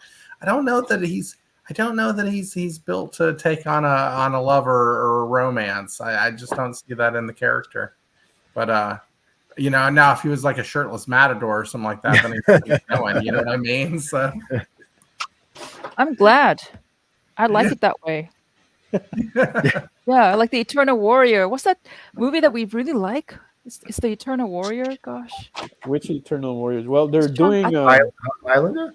Highlander, yes, that one. Year, yeah. Richard Gere and looking forward to that. I hope it gets done right. Yeah. Yeah. Right, and of course, Witcher is kind of a bit. I think you could look at him as kind of an eternal warrior as well. Yeah, and of course, one of my favorite eternal warriors is Wolverine. Yeah. Did y'all ever read the Eternal Warrior from Valiant back in the 90s? Yeah, that was a fun. That was a great book. Eternal Warrior from that Eternal Warrior. Another one of my favorites as an Eternal Warrior that I think that kind of started the concept out was Elric of Melniboné. You guys have read that? Yes. Yeah, from Michael Moorcock. Yeah, there were some cool the comics. I remember because the art was great. There was early Mike Mignola in there, P. Craig Russell. I love that series. Yeah. I love the look and the feel and the art and how they told the story in there in the different characters that he kind of was and stuff. I liked all that. Mog and I have had a discussion. She wasn't aware of like the comics, and when I told her about that, because in the comics they kind of expanded his world and his universe. So it was kind of nice to get more information about all that. How about you, Fung? What are your big plans for this year? This year, try to attend many Comic-Con I can and keep creating my project, and also maybe working with some writer friends. Yeah. Yes. How many cons are you planning to do this year? This year, I plan to do like around 10 or over 15. Maybe, yeah. It's not much. My friends are like, they're doing this for full-time job. Like they like attending like a 30 or 40. Yeah. They're like really business. I still need time to creating. So 10 is that's the balance that we have to try and find, right? I think the most we've done was like 16. I don't quite remember. I'm actually trying to bring the count down so that way we can like do more work, right? It's and that's another balance because you're trying to work out at least like for us with Mog at the artist that she is. We make more money off the commissions, but it's the work that you do commercially that has a longer standing that gives you a better leg to stand on, that longevity. So we're trying to do more of that. Yeah. But again, it's a balance, a hard balance that you got to do, and doing that kind of work for a publisher means that you're gonna not tend to do so many cons, right? Because that will interfere with that. But yeah. All right. I do want to thank everybody for coming on today, and appreciate you for coming on to this special edition of SketchUp. Next week, Thursday, on our regular schedule, we have Philip Ginn, who is coming in. I'll finish it, just one layer. It's beautiful. Yeah, I'll get around to. We'll show those pieces one more time. But yeah, next week Thursday we have Philip Ginn. He'll be coming in here with Dave Law, Christy Shin, and Corwin Travis, his writer on his book Finale. So we're going to be taking a look at that and see what these guys are doing. Right, so let's take we still have a bid of $75 on all the auctions. If you're looking to bid on that, we are looking for the next one of $80 on that. And let's go ahead and review that, starting with you, Mog. Huh? Your Lady Death. Oh. Okay. There you go. Yeah. There we go. There we go. And we are looking to see you there again, Jay, at Fan Expo Dallas. We are planning to go there. Okay. All right, fun. Let's take a look at your. Let's take a look at your Phoenix.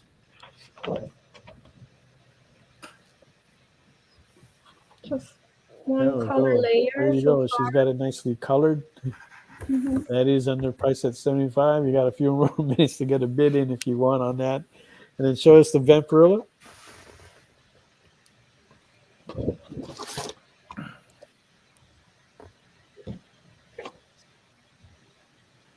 Vampirilla is sketched inside her lineage book. Yes. So you will be getting kind of like a 2-for-1 there for $75. Okay.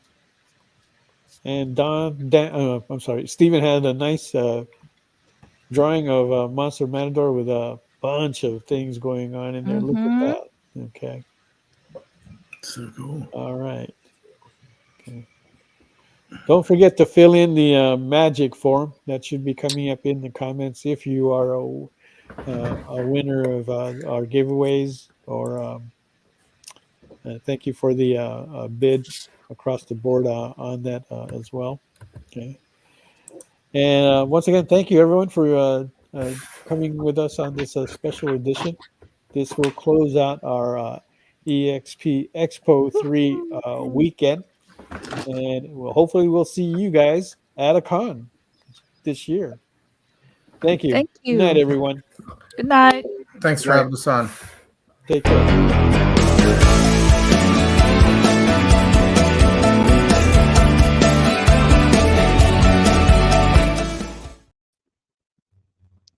What's up, the internet? It's producer Kyle. Well, with that, the EXP Expo draws to a close. The other two knuckleheads who are responsible for the way this thing runs should be joining me momentarily.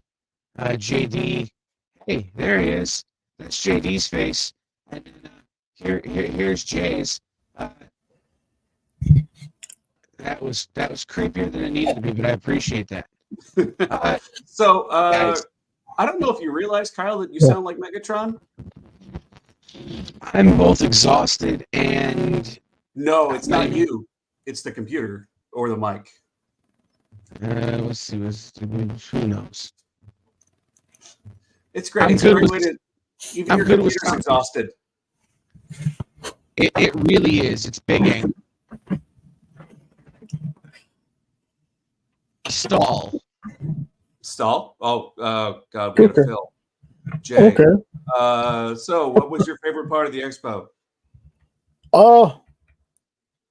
Dude, the whole thing was awesome. I think the part that I kind of selfishly enjoyed though was being able to do the interview with Bad Bug. Oh, nice. What did you like about the Bad Bug guys?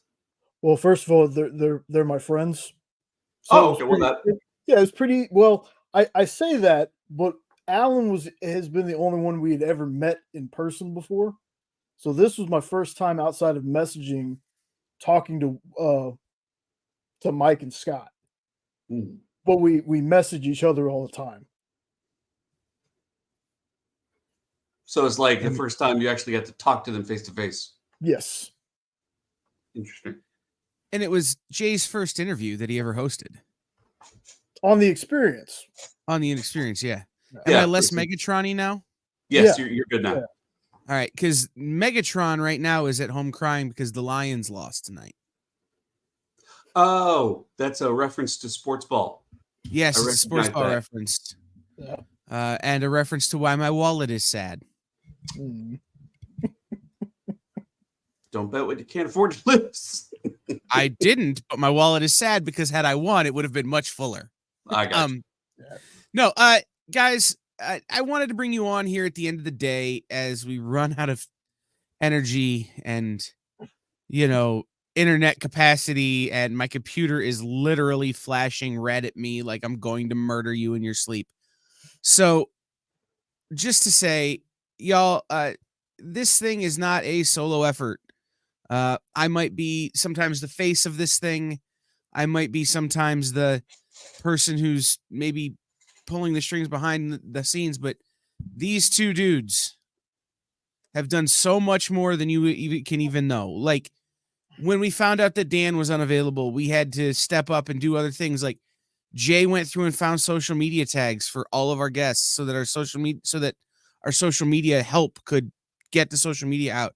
JD recorded shows that, I couldn't have done that I normally do because I had to be stepping up into other things. And nothing that we do here is a single person show, right? Even if you see one person on screen, there is always a producer. There's always a social media person. There's always a team behind them. So it's really important for me to give credit where credit is due. And that's these fellas and Nick and Jen and Dan and Amanda, who's not really part of the experience normally, but is my business partner in other things, who stepped up to do our social media this weekend. And Bronze Age Nerd for bringing us guests and keeping me sane. And there are so many people.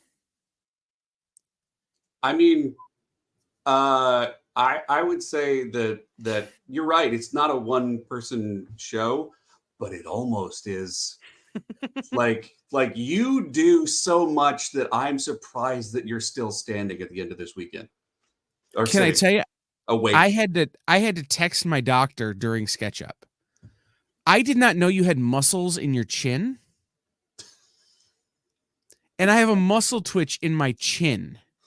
That's how tired I am. And I'm going, hey, I have a question.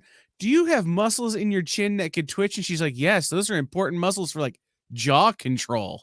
And I'm going, all right. And eating is a very important hobby of mine. I need to work on this.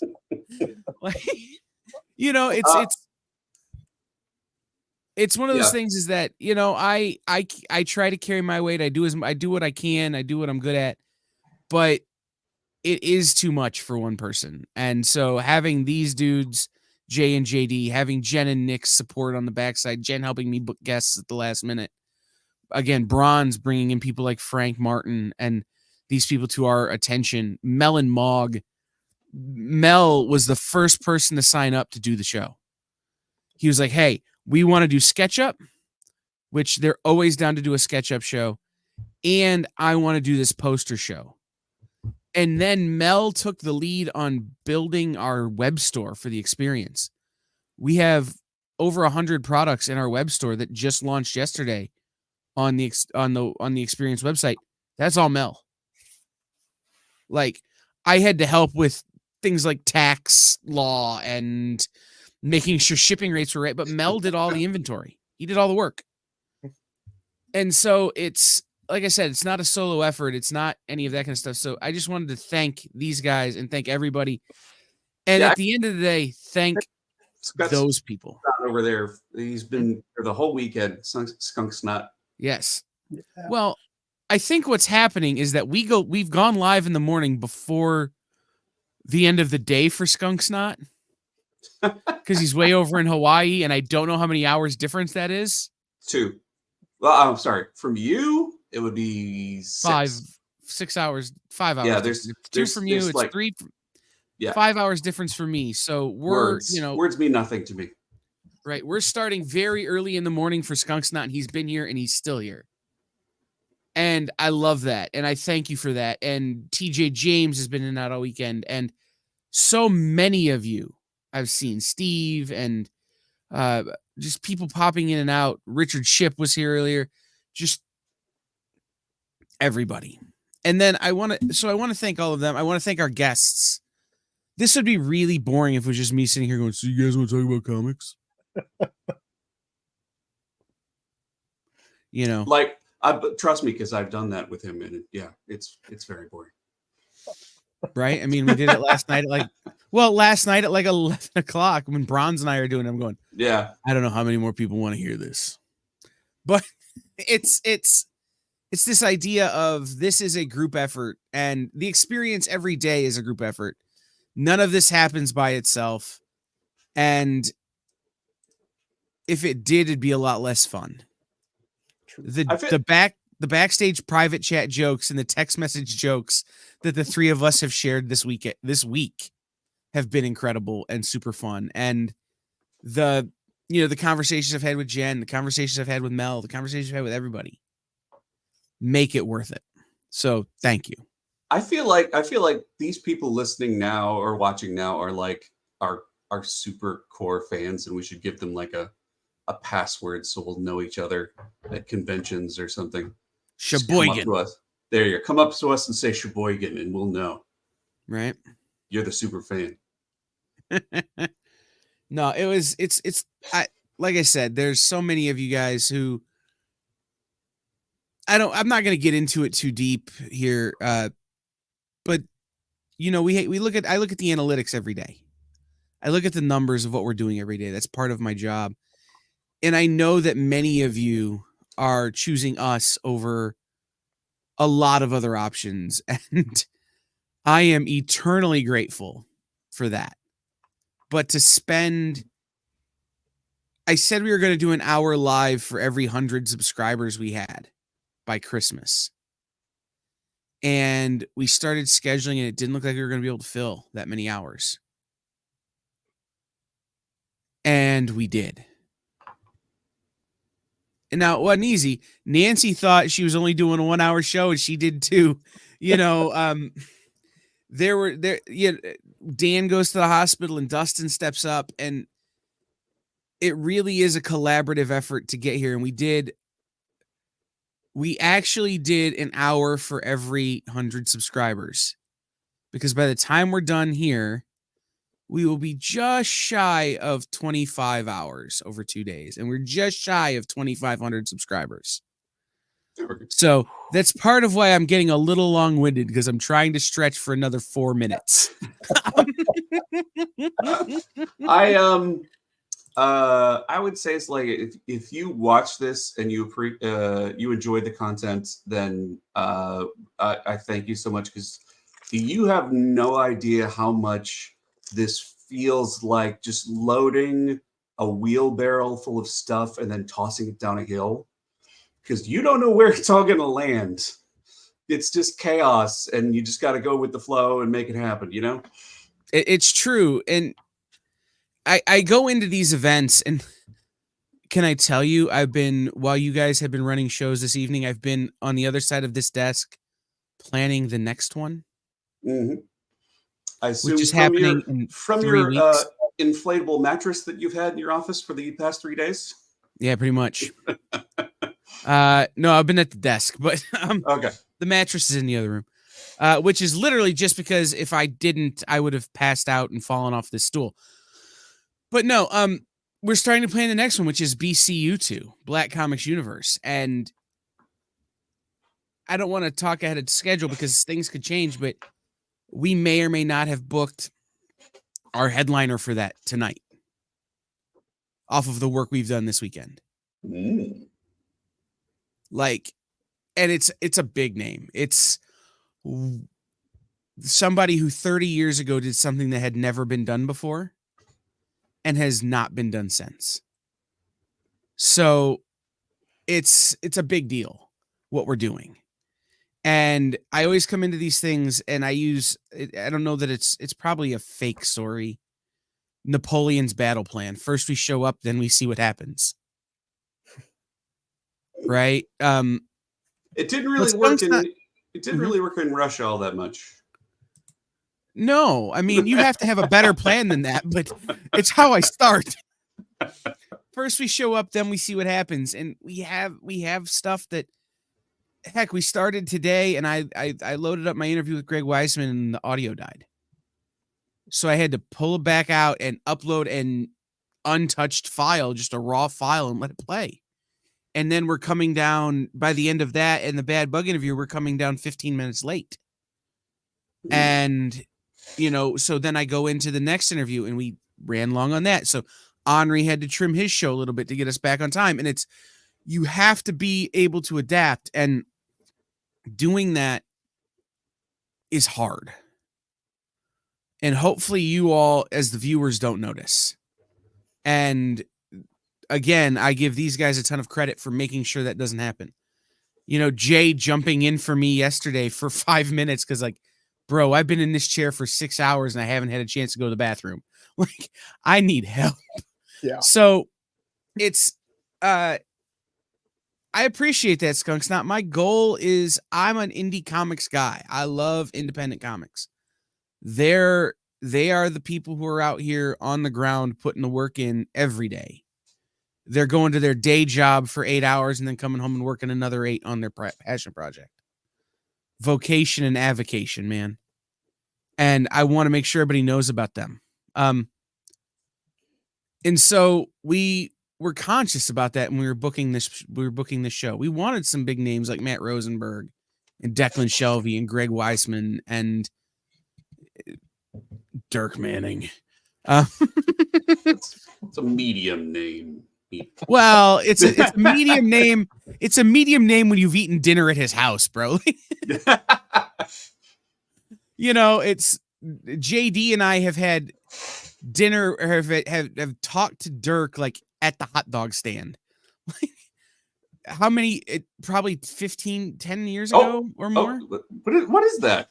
Is that one of his Kickstarter things? Yeah. Oh yeah, it's the little mini Dirk. Yes. Sits right up here on the desk. First time JD and I interviewed Dirk Manning was at a Tony Paco's Hot Dogs. Oh yeah, for a podcast right. we did for like 6 seconds a long time ago. We had like 15 episodes. It was definitely in double digits. Yeah, but we didn't do any. We didn't even make it. We didn't make it 6 months with 3 pasty nerds. Yeah, we just got really tired of like preparing. I think the last episode we did, we were just sitting there watching TV and commenting on it. Right. And we were all producing radio shows at that time, like that were full projects. Yeah. So no, it's this idea of, putting it together and putting it out there and hoping it works for y'all is a hard thing. And it's always great when it pays off. So I appreciate you all. And I wanted to just be public about thanking these guys, thanking Jen and Nick, thanking Dan, thanking Bronze, thanking everybody who does a show here on The Experience. Rex and John on Mondays. On Tuesdays you have Mint Hunter and Henri and, me, Jay, and Jen. And then on Wednesdays you have Chuck, who came in and did Triple T with Don Wen. Guys, I've made this joke a million times. The reason The Experience looks the way it does is because of Don Wen. When we did the first one of these, I had no help. I didn't have these guys. I didn't have Jerry, who was here before they were here. I didn't have anybody. And we weren't getting graphics turned out. And Don's like, I'll do them. Really? Please. And he set the tone. It's why we use the fonts we use. It's why we've made the choices we've made. And so for him to come back and keep supporting us over the years, helping us out, has been phenomenal. You have Joe from 360, who has been in and out and sharing our Instagram posts all weekend while he's at convention. Right? Like, that dude's working at a convention and still hitting Instagram and hitting share. You have everybody, Jen on Thursday and Mel and Mog on Thursday and the Beardies, Dez from the Comic Book Beardies was sharing stuff and has been, hitting me up on, through our private chats and stuff, just with tons of support. And Rich and Coog have been helping with that. And Nick brought us big guests and is going to bring us great content from OA Expo in Florida this weekend. And Fat Jacks did their show today as part of our program. Everyone contributed in their own way, and I appreciate them all for that. So, if you see one of these two guys somewhere in public, this one never leaves his cave. You will not see me in public. It's the fact that I'm showing my face right now is a rare treat for you all. If you see this one in public, it's probably because I've dragged him into it. But if you run into us or you see us or you're in the comments and you see us chatting, just give these guys a big round of applause. Give them big ups when you see them, because again, this would all fall apart without them. So here we go. Golf clap to Jay. Golf clap to everybody. So tomorrow we are back with our full slate of shows. Although I think I might have to cancel Talking Shop. Because we used up all our guests this weekend. Well, because our guest for Talking Shop is currently admitted to the LA County Hospital. Yeah. They brought him all the way into LA? He's out there in City of Industry, isn't he? We'll talk after we go off the air. Oh, I said that on the air, didn't I? Yeah. Hi. We'll talk after we get off the air about that thing. But I just, again, we'll be back tomorrow with our full slate of shows and our full slate of shows this week. And guys, we are 18 subscribers away from new content launching. 18. Hit share, hit like. This was my highlight, Skunk Snot, getting to talk to Tone and Trish. I said it during the show, and I don't think Tone got it, but Tone, Dan, and I are 3 different variants of the same comic. We're both 6'2" or better, 350 or better, beardy guys. It's just a fun group to be a part of. So I really do appreciate everybody. And now that we've hit my number, this is the number I wanted to get to time-wise. We have done exactly 1 hour for every subscriber, every 100 subscribers we have. Thank you. Tune in tomorrow for more stuff and hopefully an announcement. So we will see everybody tomorrow. I'll click the button, guys, to take us out, because if I don't, I won't sleep tonight. Of my own free will, at least. We'll see you guys later. Thank you. Good night. Keep circulating the links. Yes, share.